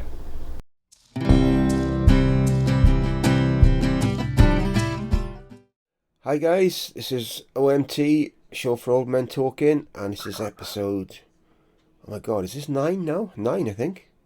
And today we're without Bob Dub because she's gone to see her parents in South Africa and she's celebrating her 60th birthday. We did ask her because she postponed her 60th birthday for a few weeks to the end of the show, but she was selfish and she won, so I'm joking. No, we do wish her all the best and to enjoy her holiday, and she is missed with us, of course. She started being as a guest host and she's just part of the family now. We wouldn't have it any other way, not being here, but unfortunately she can't be. I think she's actually travelling today. She's en route. I think it's quite a long journey for her as well. Mm-hmm. Anyway, so we decided we're not going to have topics anymore. We're sort of on the vibe of just going with the flow. Roger mentioned just now maybe we could sort of talk about like the fact of you keep getting this sort of like people saying older generation, younger generation. We were just like talking loosely about it. We just before the show started. So we may talk about that, but we may just drift off to other things. I think we're just going to do that from now on, just see where it goes. Because as a general rule, everyone says the old people, the young people this, you should be guiding them this. And as we all know, when we were young, we didn't want to listen to anybody telling us what to do. That's the last thing we wanted to do. We knew it all. We had to get out there and we knew how to do this, knew how to do that. And to be honest, probably most of the time to get to where we are now, it's just been through our own stubbornness and, sometimes making costly mistakes. But we got to where we are just by learning. And okay, people have tried to guide us here and there, our parents and maybe other people. But to be honest, probably 90% of the time we just never listened anyway. So I think we've just got to let the youngsters just learn themselves, teach them themselves. They're just going to learn themselves because they don't listen to us. And so that's my take on it. So I I agree with you on it. To be honest with you, you know, like most of the younger ones that I freaking have had issues, or I've had situations where um, I wanted to help out and stuff. They were that way. It was always all about them. You know what I mean? It was never uh, actually and you see it like in the media and everything about all these younger people freaking looking up to their elders and taking advice from them, but that's not how it really works. You know, the majority of young people don't even freaking listen to freaking older people. They really they think they're freaking smarter than you and that you don't know anything, and you know, and a lot of them freaking have that attitude. You know, yeah, I've I found more experiences with the younger generations as just basically watching them do the same stuff that I did over and over again until I figure out not to do it anymore. You know, like yeah, we were talking about hitting ourselves in the head with a hammer. You know, and that's what it was. It was for years and years. I kept hitting myself in the head with a hammer until I decided to stop doing that. And I, I agree with that 100%. yeah. So, I say my eldest son, they had a tiny falling out over something trivial, and he's decided then he wants to. He's a hard man, you know. He doesn't need his dad anymore and all that. And the first year or so, it did upset me a bit, being honest. You know, birthdays come and go, Christmas stuff like that. And I used to carry on first of all, I give him the money for his birthday or Christmas presents stuff like that. And I just suddenly thought to myself, hang on, he doesn't want me in his life. He doesn't want me in his life. Then I don't. I won't be in his life. I just say I don't want to be. I just accept he doesn't want me, and that's the end of it. So I stopped sending him presents and stuff like that for his birthday and money or whatever. And then I was the bad one then for doing that. But to be honest, I don't care. He's made it obvious he wants to have his own life and doesn't want me part of it. So that's where you want it. That's where you want it. I've made many attempts over the years to try and bridge the gap. Doesn't want to know. So now I just really, I don't say I don't care. Probably deep down a little part of me still does. But I just to the point, well, it is what it is. If he called me tomorrow, I would be there for him. Of course I would be. Totally 100%. But I'm not going to waste my energy not getting anywhere with him because he's so bullheaded that he doesn't think he needs me. Which maybe he doesn't. I don't know. But I used to think that about my... well, I didn't really get a chance for my mother because my mother died quite young. But my father lived till I was about 40. It was my 40th. Found out on my 40th birthday that he was terminally ill, which is a great time to find out. And I didn't think I needed him because we weren't that close. We didn't speak that often. Spoke about once a month. He lived quite far away from me. It was only after he went and I realised, you think, wow, I really missed that once a month phone call now. You know what I mean? And it's just I never thought that I did, but I really do now. Give anything to be able to ring him now, but I can't. So it's just there's me as a youngster thinking, oh, in a way, I don't really need my parents. I'll be fine. But when they're gone, my God, you miss them. And it's just well, but you can't tell a youngster that. They know different no. until it's too late. And then there we go. And that's it then, isn't it? You can't think to do about it then. So The thing about telling them about it is it's worse than freaking not telling them at all. Like yeah, freaking they go freaking from one polar opposite to another, I guess is the best way of saying it. You exactly. know, but I gotta. Yeah, so yeah, he's turned his mother's side of the family against me in a lot of ways and stuff like that. And I just think, well, if that's what you want to do, carry on, you know. I just don't, It, it, I got better things to worry about, to be honest. No. Um, it's not like he's a teenager or he's a youngster. He's like, oh, would he be now? He's like 27 now or something like that. Oh, he's 27 this year. So he's not like a youngster anymore. So he's a young man. So let him do what he wants to do. So that's it. But I'm not I stubborn enough still, to say if he came to me and wanted to speak to me, I would be here tomorrow for him. I'm one of these people thinking, oh no, you're not talking to me, I'm not going to talk to you. I'm not like that. I'm open enough to know I'm still his dad, I'm still his parent, I'm still a parent, that if he wanted or needed me for anything, I would be there. And actually, in the time that we weren't even speaking properly, he did need me because he moved somewhere and he was struggling for, he didn't have different like utensils, or he didn't have something, stuff like that for his flat he was in. And I helped him, only to find them when he moved out of there because he couldn't cope with living on his own. I suddenly became surplus to his requirements again, and that's the way it was. So there we go. that right there gets pretty annoying too, as Yeah, well, though. it Like, is, yeah, you know, when I ended up having issues because freaking of the way my son moved out. You know, like, first of all, they have very little respect for freaking their grandparents and stuff like that. Like, whenever he moved out, he got in a big argument with my dad over freaking a muffler. You know what I'm saying? Because my niece didn't like freaking the guy that did my dad's muffler. My dad recommended this guy to him, and he just threw a freaking tantrum over the shit, you know.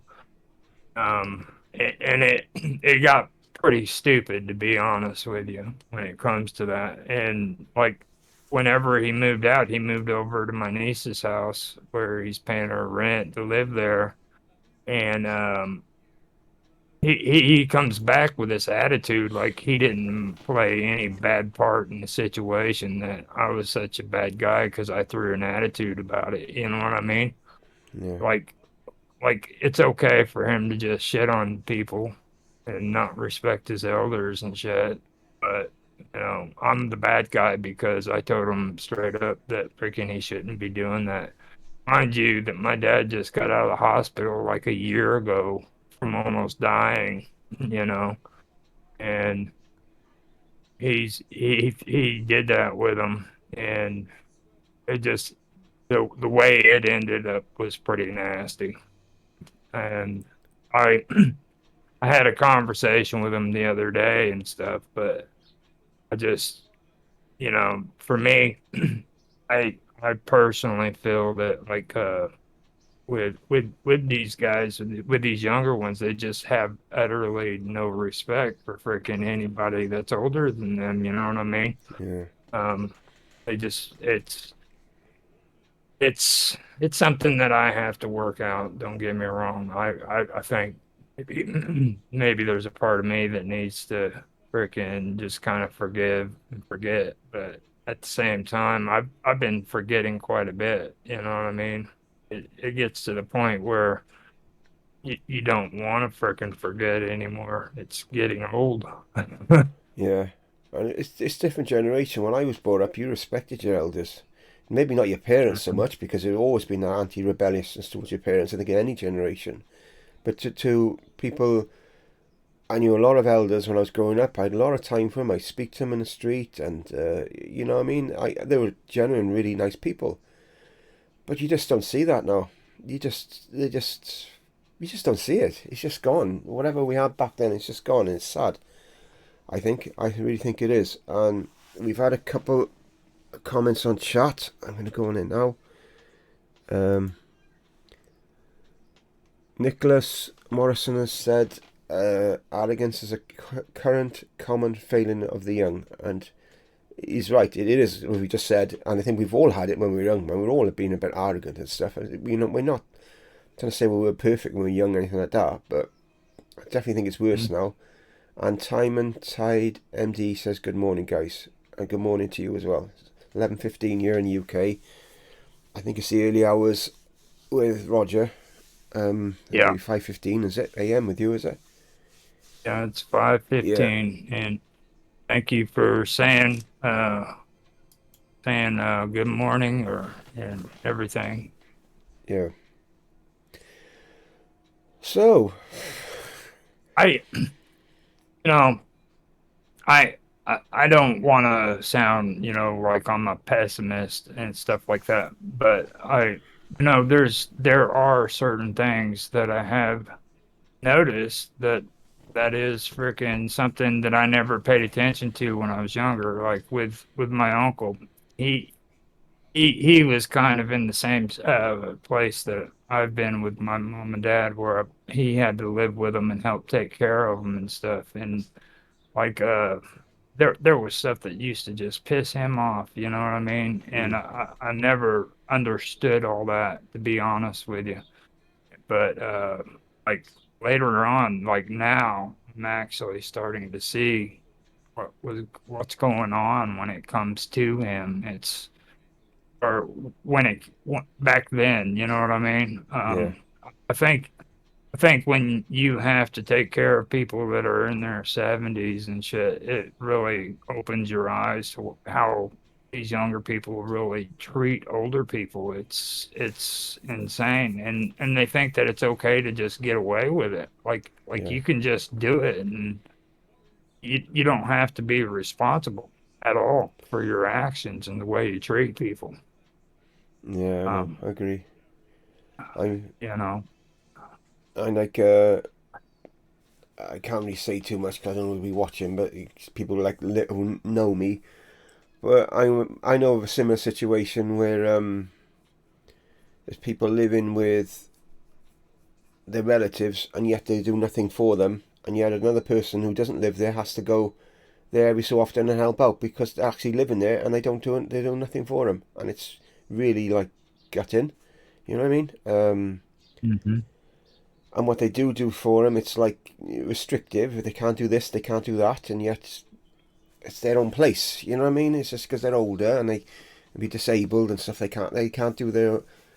I'm not saying they're cruel to them anyway like that. Don't get me wrong, but they just don't give them much like options that they should do. And yet the person that'll go up and see them obviously makes their day because it gives them more scope. I'm sorry, I'm talking a bit in riddles. I have to really because it's to do with people like close to me, like local to me. So I got to watch what I say, so to speak. But it makes perfect sense to me yeah, because I'm in the situation, and it's also flip side because like I got my sisters and my oldest sister, she's just, I mean, plain and simple, she's just a straight out bitch. She makes it out like freaking she does all this stuff for him, and all she ever does is stop by every once in a while to freaking get like go to the grocery store for him, you know what I mean? And then she mm, comes along and she freaking wants to criticize because she thinks that I'm not freaking stepping up and everything. And yeah, you well, know, I get my goat up.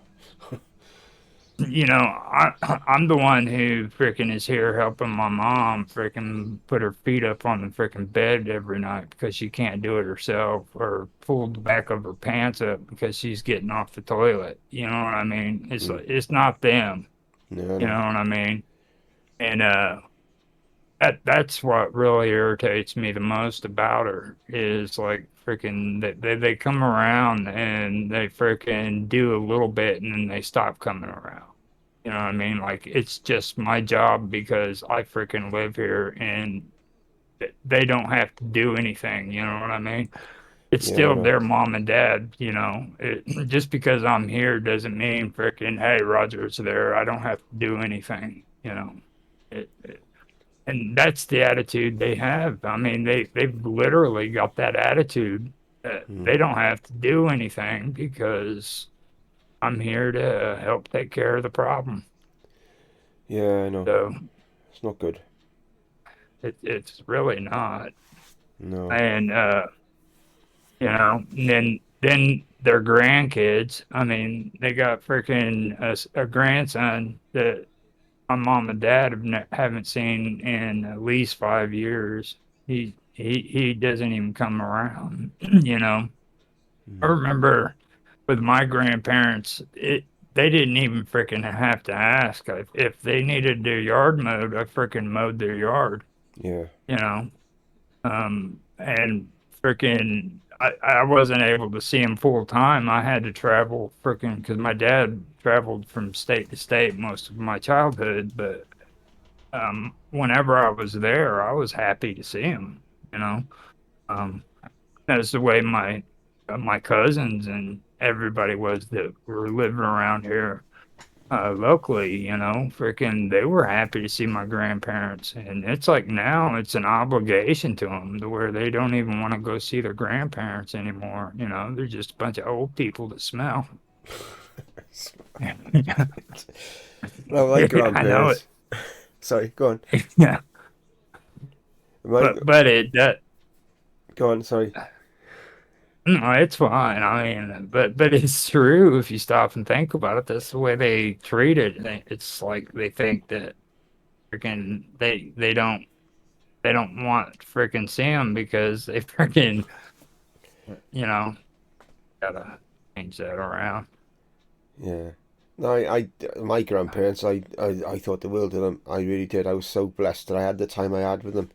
They were lovely. On my dad's side, on my mum's side, they both were dead. My grandmother died when she was 37 in childbirth. So, I never knew her. And my granddad on my mum's side died when I was a year old, apparently. Something like that. I don't remember, obviously, anything about him. But on my dad's side, yeah, they actually brought me up from the age of 3 to 5, and the best years of my young childhood, I'd say. So my mum and dad broke Hmm. up when I was 3, and I lived with my gran because my dad was working. And my gran was amazing with me. She put the times tables, wrote them down on a big card, all the numbers, alphabet. I learned everything before I even went to school. Every day she was there, sit me down and show me this stuff. And I still good with numbers now, and I put it down to her. And she was just amazing. Anyway, she was a lovely gran, lovely food, and I really miss her. She was quite a character. She was. Um, Hmm. I remember one of my boy was in my one of my older children was in hospital about a mile from where they lived, and he had to stay a few nights there because he had a double hernia operation. He's only a year old, and I remember going to see my gran, and I don't know if you can hear my son singing in the other room. I went to see my gran, and she's had a tot of whiskey. And there she was, she could hardly stand. She probably had more than a tot of whiskey, saying how much she loved me. And there was my dad then trying to get her up the stairs because she was quite a big lady. I was just in stitches. And that's one of the Yeah. best memories I got of her, later memories of her, but she was such a character, and I wouldn't change her for the world. But youngsters today, they're missing all this. Um, she she wasn't one that had loads of stories and anything like that. She was just funny. She was a great cook. Some of the recipes she had, I still wish I knew today because I don't know how to do some of the stuff she did back then. Hmm. And my grandfather was like repaired watches, the old style watches, not the modern day ones or with chips and everything in. The old style. He used to do all that, and I used to watch him. He had this little eyeglass thing, and he'd be repairing them, and I was in wonder of this. I go, oh my god, this is amazing, when I was a youngster. You know what I mean? And just happy memories, and now everybody's just like the youngsters all into YouTube, and they just playing gaming. They just got no time to go and visit their relatives. It's just sad. And anyway, we've had another comment on chat Oh, cool. uh, from Nicholas. What's going on here? I've got a thing on the screen. Has it gone off, is it? It says more and more people have no responsibility. If it gets beyond a certain amount, everything falls apart. Getting people truly responsible rather than doing the bare minimum is the crisis of now, which is very true. Yeah, Gone off I agree with that. very Like true. Yeah, I agree with we're that. we're very minimalist. It's like we will do the minimal requirements for anything, and it seems that's the way freaking everybody's turned out. Yeah, Like you were talking about your grandparents, and like my grandpa, he was a character. No, he wasn't the greatest person on the face of the earth, but freaking he would do the weirdest stuff. Like he wanted to make remember those apples, what was it? Candy apple Toffee things apples, where they yeah. put Yeah. caramel apples. Oh yeah, I know. Yeah. Like he would come up with his little scheme where he wanted to make caramel apples, and then he wanted us to go out and get the wagon and put it in there, and then go around the block and sell it to the neighbors. You know what I'm saying? Yeah. And my grandma and everybody would literally throw a fit. They're like, "You're not gonna have those kids out there trying to sell caramel apples and stuff." Mm. And then he even went over the top. He went and got one of those carnival tents that, how you go to the carnival and they got just the tops on them with the Yeah. strings going down and the poles. He wanted to sit it up in his front yard, and he wanted us to frickin' sell snow cones to the neighbors. So now his plan was we were going to frickin' make snow cones and frickin' walk around with a wagon and sell caramel apples. You know what I mean? Caramel candy apples. And like it never happened, don't get me wrong, but Mm. it was good stuff, you know what I mean? That's the memories that I have Yeah. of my grandpa, and those were good memories. And then my grandma, she wanted us to go around with those little pamphlets. They were Christian pamphlets called the Grit, and we'd have to go and deliver them to freaking houses for her and stuff like that. Things like that uh, is things that I remember when it comes to them and just being around them, and you never have that again because they're going to pass away. Yeah. And they. And I think that's really what gets me the worst about it when it comes to grandparents is because like these younger ones don't realize you're not going to have them forever. I mean, they're going to be gone, and what are you going to have to look back on? You Yeah. know, empty memories. Well, I think I've said it on one of these shows before. My dad told me this. I wasn't there. My gran and grandpa always used to like bicker, not argue, just bicker. They were together like 50 odd years before my grandfather passed away. And they were arguing one day, bickering about something. And my grandpa said, "Right, that's it. I'm going." And then my gran said, "Yeah, and I'm coming too." She said, and they burst out laughing. And it's just like crazy. I wish I was there and actually saw it. It was just like, it's mad, but that's how they were, you know what I mean? They just always little bickering about some not serious arguments, never proper arguments, I think, in their life that I ever saw. I know if they did, I never saw them. But it was just so funny the way they did it, and it was just crazy. It was great times, and it was really happy. I got a lot of happy memories of being there with them, and I'm just glad that I did because, like, even my youngest son now, he goes up to where the grandparents live, and usually the other grandchildren are sometimes up there, and he'll play with the grandchildren. He doesn't bother with the grandparents. He doesn't bother them at all. He doesn't speak to them. He'll just say hello, maybe go in and play with the others, and then he'll leave. He doesn't spend no time with them at all. And I try to get him to do it, but he just doesn't want to know. He just doesn't want to, and I can't force him. But it's just like sad because, like as you said, one day they're not going to be there, and Yeah. and there's nothing I can do about it. He just doesn't want to know. He doesn't want to have I hugs with his mean, grand no more. Nothing. He doesn't want to do it. So well, even cousins. I mean, like cousins were a big deal. yeah, Even when we were younger, like spending time with your cousins and getting to hang out with them and do stuff like you always had your favorite cousin too. yeah, You know what I that as mean? well. And and you got to see your cousins when you went to grandma and grandpa's. You Mm, know, all those things were important. But now it's like it's not even important to these kids. They don't even freaking want to see their own freaking cousins and yeah. hang out with them. I mean, it's really sad to be honest with you. Mm. Well, he'll play with his cousins. He's all right with that at the moment. At his age at the moment, he does. Yeah, but in the future, who knows?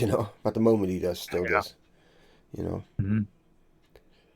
I was gonna say Well, something. like Yeah, go on. Olivia, Olivia, she's all right now because she's like in her she's about 9 years old right now, and that for me, what I've been noticing is like towards the end of it, like after, well, you might as well just give it up. If you're an aunt and uncle, you're not gonna see those kids after 12.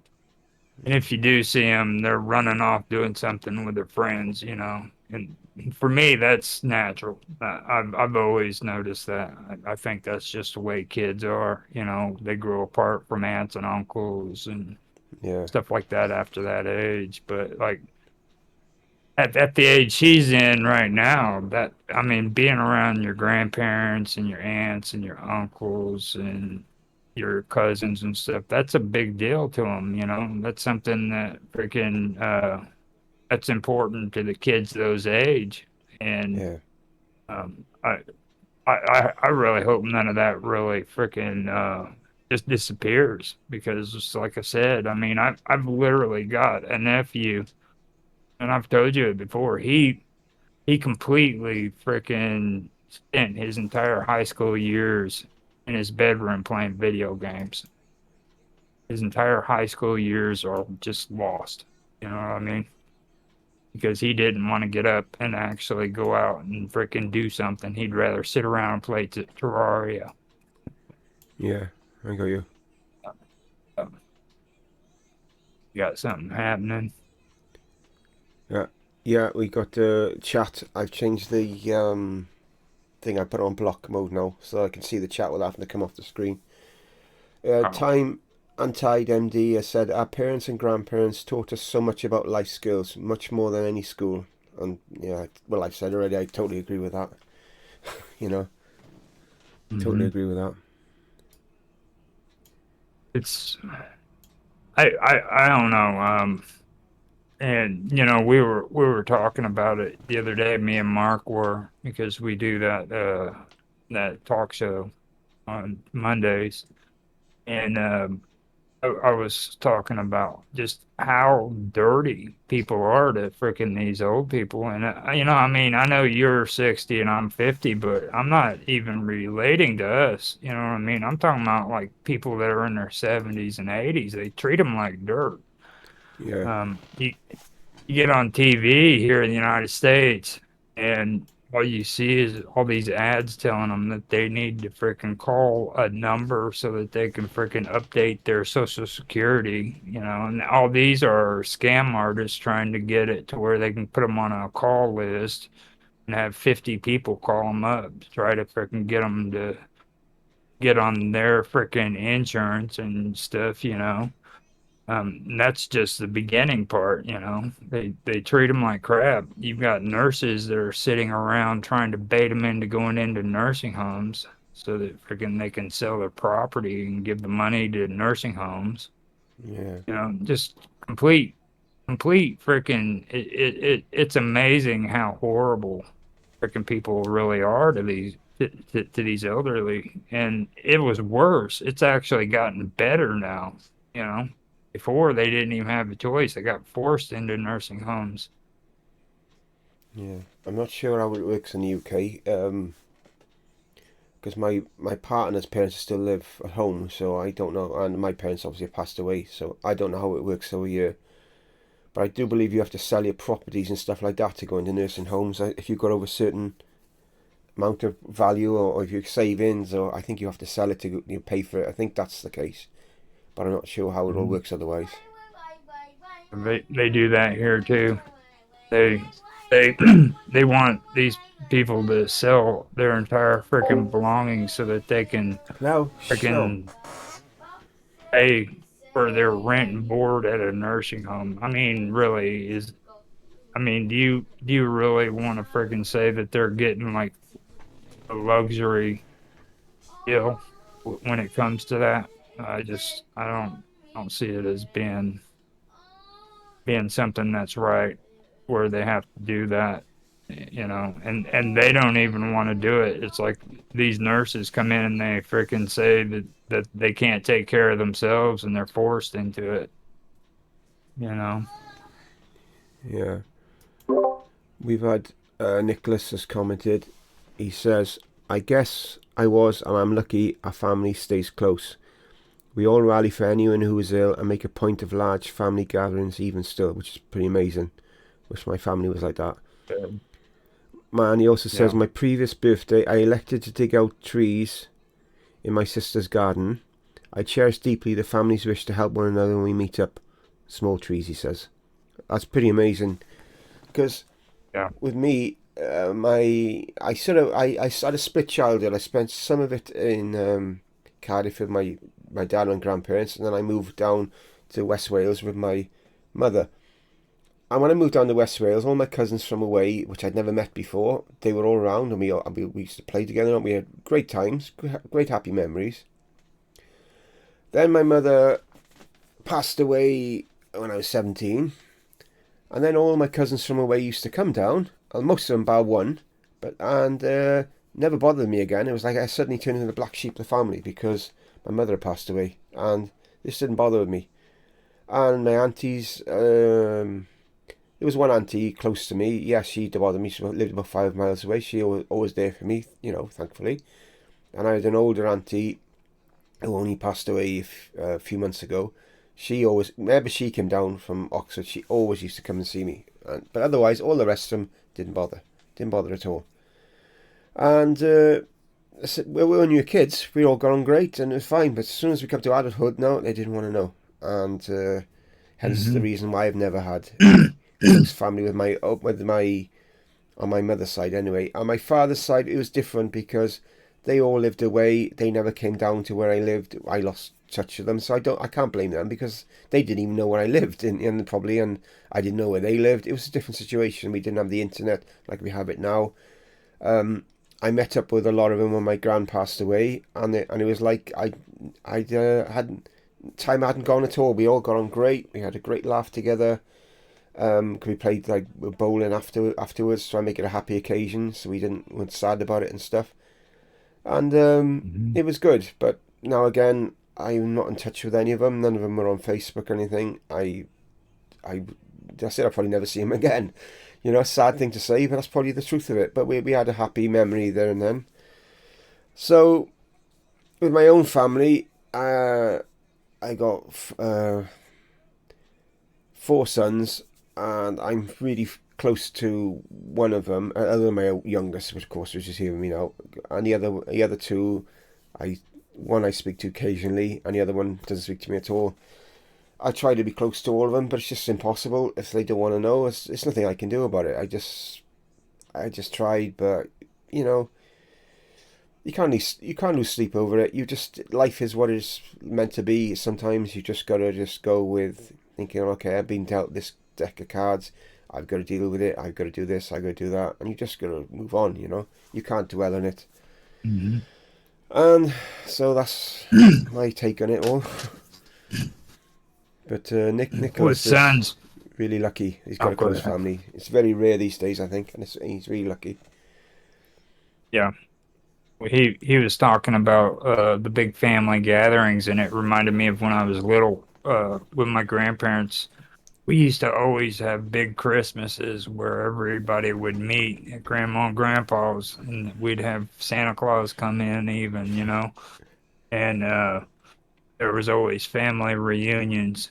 And today they're nowhere. It's like Yeah. most of the younger generation doesn't even realize that freaking West Frankfort, where I'm living at, is their hometown. They moved off, and freaking some of them are in St. Louis and other freaking parts of the country and down in Florida. And they didn't even know that freaking this was their hometown. You know what I mean? It's like, and this is within a matter of 30 years, 30, 40 years. You know, um, it's it's really weird how that happened. And but yeah, I remember the Christmases, and those are gone now too. I think that's the worst part with me is about Christmas. Everybody wants me to put that damn Christmas tree up, and it's miserable. It's horrible. Yeah, Because you put a I know. Christmas tree up, and nobody even wants to come over and frickin' say Merry Christmas to the grandma and grandpa. Yeah. You know. I remember Um, even when I was growing up, in New Year, it's tradition. Used to go around knocking all the neighbours' doors, wish them Happy New Year and what have you. And nowadays, it's just gone, completely gone. It's just sad, mhm. you know. It was nice. You just sometimes you go in and have a drink with them or something if you were older. Not like I was young. I was a youngster then, but it was a tradition. Everyone expected it and enjoyed it and looked forward to it.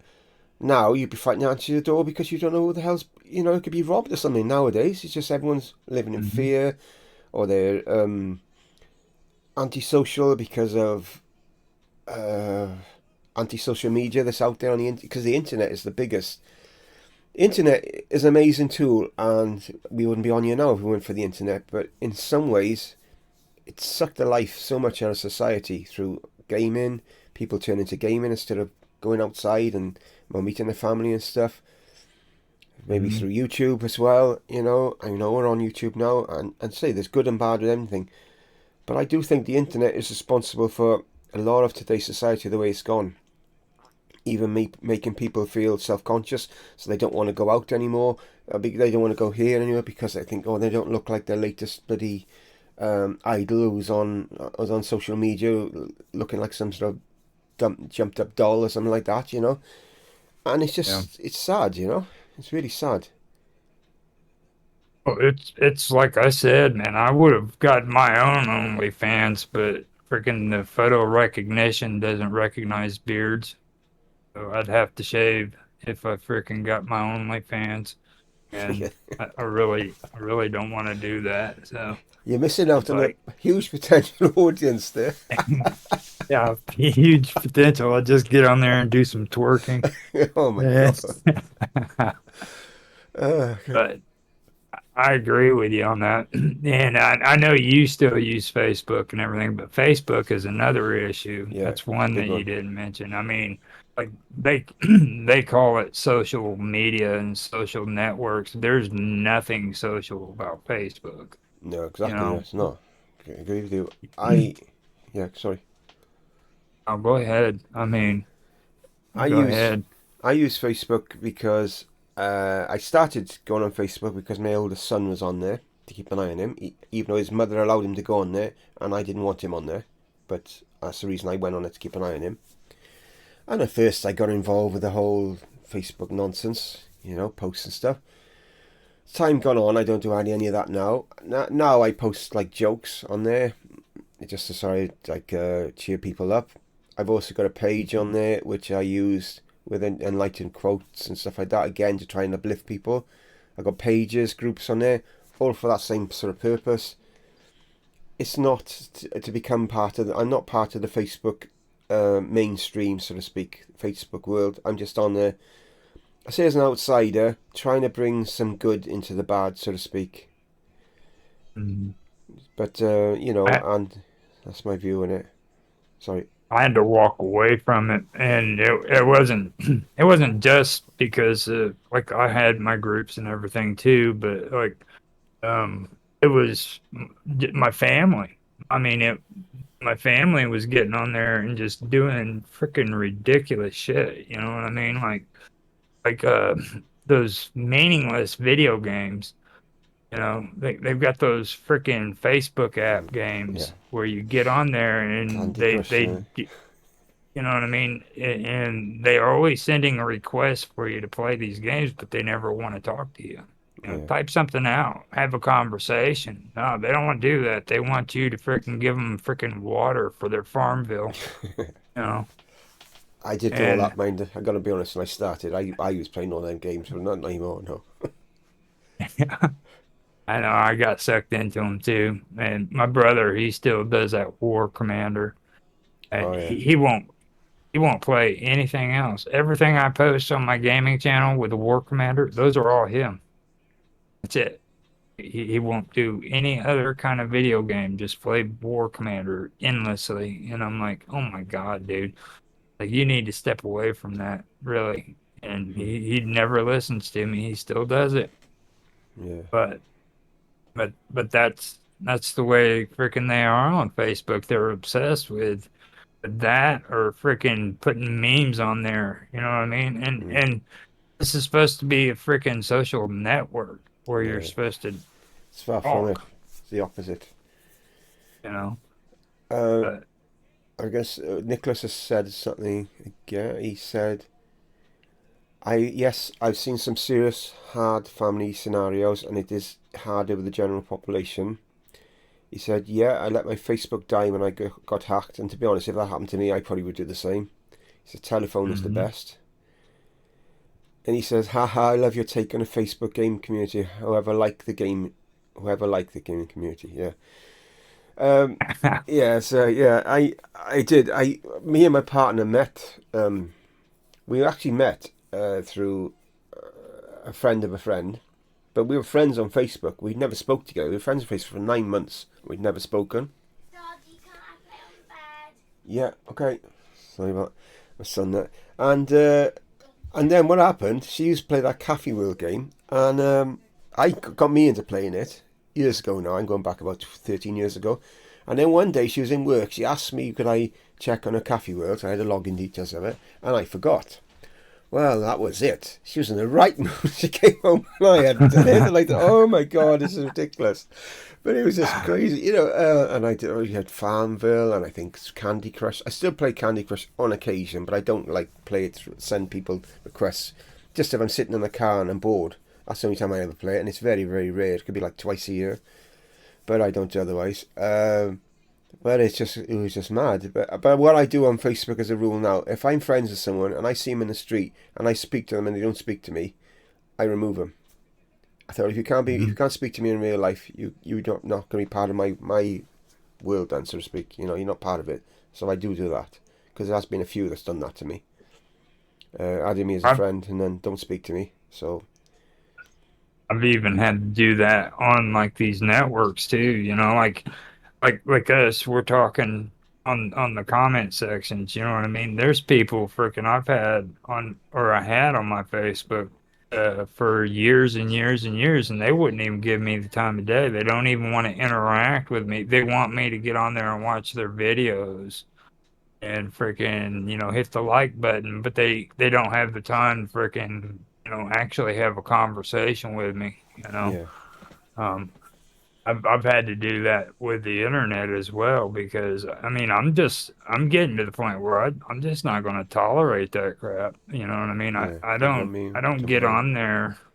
I don't get on there because it's a popularity contest. I want to freaking actually have conversations with people, and talk about real stuff. I don't want to freaking make the best video or freaking uh, play the greatest freaking game on the face of the earth. You know what I mean? I want to freaking meet people and actually freaking have friendships like me and you've got. Me and you've never met each other one time in our life, and I think No, you're one of my greatest friends. I've always loved talking to you and hanging out with you. yeah. Until And today, open the door. Outside. You imagine it. yeah. But No, you yeah, know what I mean? It's like I'm not gonna play all that crazy stuff. And it's like a lot of the people that I hang out with and talk to on mines, I've met some pretty amazing stuff people like Bob Dub and Vince yeah, and and now we got Michael Paul too. I think that's gonna be cool as hell. yeah. He's You just know. an amazing Uh guy. He is amazing. Oh, to people who with the don't comp know, sorry, I'm gonna just to Go say that. ahead. Say Go tomorrow I'm ahead. starting believe it's going to be 17 parts, but not to be. It's going to be every week. Podcast. It's a chap who's a moderator with us called Michael Paul. He's been on some of our videos. He's an amazing chap, and he has made a podcast called Water into Wine. And as from tomorrow at this time, 11 o'clock, same time as today, this started.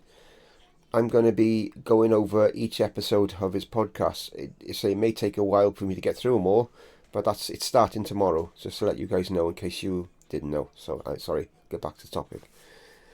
That was a good thing to bring up Yeah, because like yesterday when we were having the questions and the answers, you know, um we had a really good conversation. yeah, being honest, that was a really good conversation. We didn't have very many questions, so that even made it more of an opportunity to kind of pick Michael's brain and let him talk some, because he's got a lot of good stuff. And like that Cauldron Bible he was talking about, I want to check out that a little bit more because I've heard of it, but I've um, never really read it, you know. Yeah. No, I haven't either. So I want to see what that's all about. And, that's the kind of stuff I'm talking about too. That's what I want to do on the internet. I don't want to freaking get caught up with, people who freaking just they're not serious about it, I guess is the best way to say it. You know what I Yeah. mean? I mean, don't get me wrong. I love doing the gaming stuff too. I still make my gaming videos, but it's not my top priority. You know what I mean? It's not. Yeah, well, with me, through the WLC, which is people who don't know, it's a gaming thing. It's like watch, like, comment sort of thing. That's what it's about. Where you sort of watch other people's videos and they watch yours and stuff. And I stopped doing it a long time ago for different reasons I've said before. But that's one of the things that used to get my goat up is people who would watch your videos. They say they watch your videos, and yet their comment would be like, I'd be thinking they haven't actually watched it. They just had it on in the background. They haven't watched this. They're not coming up with anything, um, saying anything proper about what's actually the video contained. And that really used to get to me. I thought, this is not. I didn't like this. That's one of the reasons again why I stopped doing it. Anyway, Nicholas has commented again. He says, me and my mum and dad were asked for a group photo on top of Seabode, I don't know if I've said that right, by a healthy young lady. She took our photo then left New Age social interaction. It clearly spits the population clearly. Plenty of people still enjoying connecting, whereas many are addicted to their profile. That's a good point, yeah. Especially that aspect. It is, because people are. They're selfies and they're all, telling us what they had for dinner, and, I don't really care, The one I hate the most on Facebook are the ones that says, in hospital. I had to go at this hospital and leave, and they don't say nothing else. And everyone's just thinking, "Are you all right? Are you all right?" Just for the attention. That's what they're doing it for. And then they'll post it after, "Oh yeah, I was visiting so and so," but they didn't say that in the main post. They just said they're at the hospital, so everyone thinks there's something wrong with them. They're just doing it to the attention. There's actually an addiction. I've actually seen it. It's come on the internet a lot. People mentioned it recently, but people are actually addicted to social media interaction and attention. There's an actual addiction of it now, which is a new thing which has probably come out this century, what have you. It's just pretty mad, isn't it? Yeah. So. Oh, Snapchat. I never even thought about that. I'm glad you guys mentioned that because like freaking that's a whole new freaking area of insanity. I mean, really it is. Like my niece, Samantha, used to freaking do that shit. Like she had to freaking take a picture of herself, a selfie, you know what I mean? And Yeah. she was obsessed with mirrors. And I'm like, dude, are you freaking crazy? And it's like earlier when we were talking before the thing about the little circular light, you know what I mean? Yeah. Freaking, that's a teenage thing. That they all freaking, and it's got to be the circular ones. You know what I mean? It can't freaking just be a regular light that freaking you put somewhere and freaking light up the area, which is just as good. It's got to be one of those cool circular ones that you see on TV. You know, it's turned into a freaking fad. I mean, they're nuts. These kids, when it comes to that stuff, I mean, the selfie stuff, believe it or not, that's a part of it. Like these little dance routines they do. Like they'll get together and they'll do like a freaking 2 minute dance routine. You know what I Yeah. mean? Guess my news, that sort of And stuff. they've been putting them on TikTok lately. So like you'll see them like sitting around doing like a really really weird freaking alien. See that me to me a lot of them are aliens. I really have a hard time believing that they're human children. So I've finally come up with the conclusion that these are freaking alien hybrids that have been freaking put into the human society so that they could take memes of themselves and post on TikTok and freaking Snapchat. Oh God. I think the Snapchat, if I'm right, is that the one that it deletes your photo after you send a message or video and it deletes it in a certain time or something? I think that's Yeah, Snapchat. I can't be sure now. yeah, and freaking Twitch does it too. Yeah, yeah, So videos. Yeah, that's why I don't bother with Twitch no more. I did some videos and it's just soul destroying. Like a few weeks later, they're all gone. It's just like, well, come on, you know what I mean? I worked hard to do them. Why have you got to keep deleting them all the time? You know what I mean? It's rubbish. yeah, I don't understand it. I think they do that to make it harder for monetization because Yeah, you know they know that freaking if those videos are up, for one thing, they're gonna have to have the storage space, and second of all, freaking it's gonna be longer for people to see their footage. So the longer they have it out there, the more chances is they hit their requirements. yeah, Like when you look at Twitch and their monetization, it looks so much easier than what it is on on YouTube. But the truth of the matter is man, you only get to keep your videos up for 1 week and then they delete it. yeah. I know. So It's hard. I think you only if you get partner, you can keep them on there or longer. Is it something like that? Is that right? I Something. haven't even gotten that far. Yeah, I know. Like I haven't either. I do the interviews for Home Away from YouTube on there, and that's the only thing I do on Twitch because I mean it's worthless. Yeah. The only platform that's more worthless than Twitch is Twitter or X. I should Mm, say. Anybody who thinks they're going to freaking get anything out of freaking X, formerly Twitter, they're idiots. I mean, yeah, I that's know. me calling them an idiot, and it's like I told Mark, I'm not making a disclaimer, you know, Yeah, because I mean, the on X, they say that in order for people to see your freaking content, you have to post at least 10 posts a day. yeah. I don't like the way it's changed now. Anyway, with the new Elon Musk or whoever owning it and the way he's done it, and I just don't like it at all. I never really done much with it anyway. I never have. I put some posts on there, but I don't really do much. It's just an occasional thing I'll go on with me. It's not something I'm really bothered about, myself.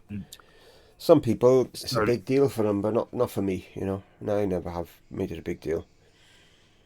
started sharing the podcasts that I've been putting on Anchor or now Spotify Spotify, yeah. for podcasters. But other than that, I don't mess with it. How's You that going know, with you so I'm far now?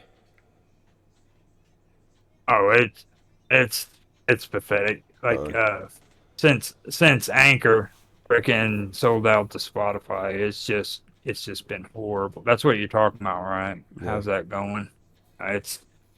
It's horrible. It's like a podcast version of Twitch.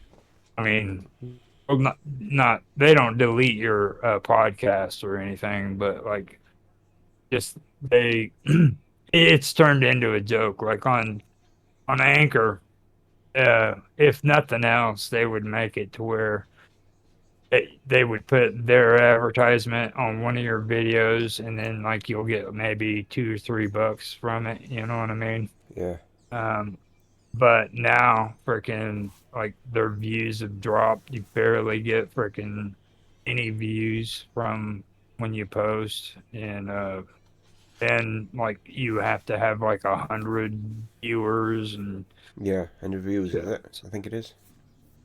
yeah. I think I'm on. I got two podcasts on. I'm a solo podcast. I think I'm on 24, 28 views. And I think that's Mhm. down to maybe one of my friends is actually watching the videos more than anybody else. I don't think it's down to the general public at all, mostly. Yeah, Um, it's it, but the it's last it's six really I put on there, I've had no views at all. Videos on there. I and I I like podcasts. Don't get me wrong, but I liked it back when it was Anchor, Yeah, and I didn't know it I then. Mm. Anchor Anchor was like far better, and you know I was debating if I even wanted to put anything on there this year because of last year how bad it was.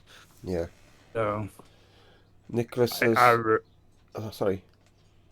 I'll go ahead. I say Nicholas has said conversations are good, but trying to copy the latest craze seems insane. Which, well, yeah, we agree with that. If we try to do the latest craze, we definitely would be insane at our age, you know. Yeah. And by the way, I'm not 60 yet. Roger said I was 60 earlier. I'm not 60 yet. I'm 58 actually, so I'm not 60 yet. So Oh, I'm sorry about that, John. yeah, I'm so sorry. don't make me older than I am. It's hard enough. I I'm trying to forgot. be younger than I am, not older.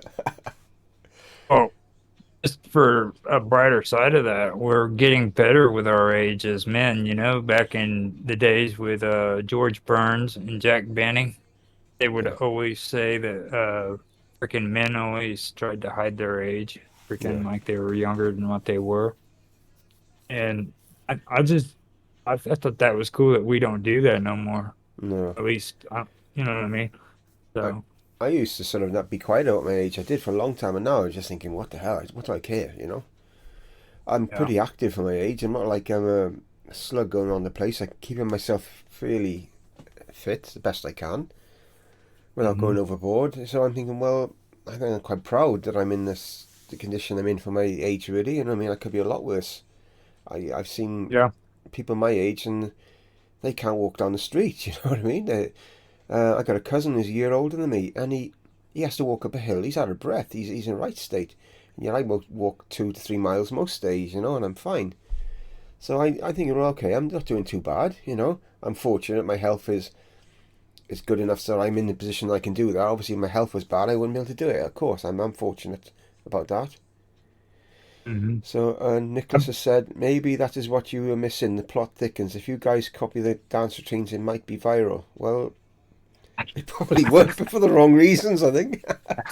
Fucking laughing at us. I'll do it. I'll Yeah, do it. you do it, Roger. Yeah, I'll watch it if you do it. Yeah, I'll have a laugh. Yeah. I'll put freaking leopard skin freaking thong Oh my on god.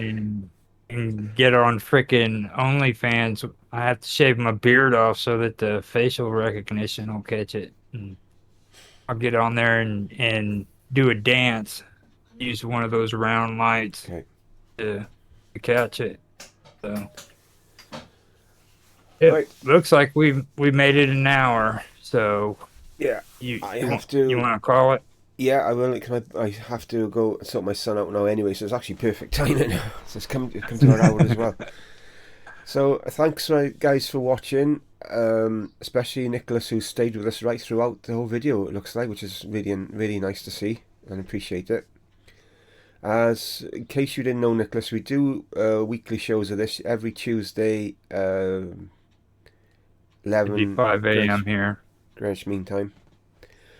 If So I've got the hours down. I can share it for you. It's 5 a.m. Central Standard Time, 6 a.m. Eastern Standard Time, and 11 a.m. GMT, which is what's that stand for, John? It's your area. yeah, go. Yeah. General. Okay. I'm gonna have to shoot. Okay. So thanks Okay, all for that's joining the us. times. I said the time that it's available. Yeah. And, Okay. Cheers, Roger. I'll catch you after. all right, and you too. I Bye. will talk to you guys later. Bye now. Bye.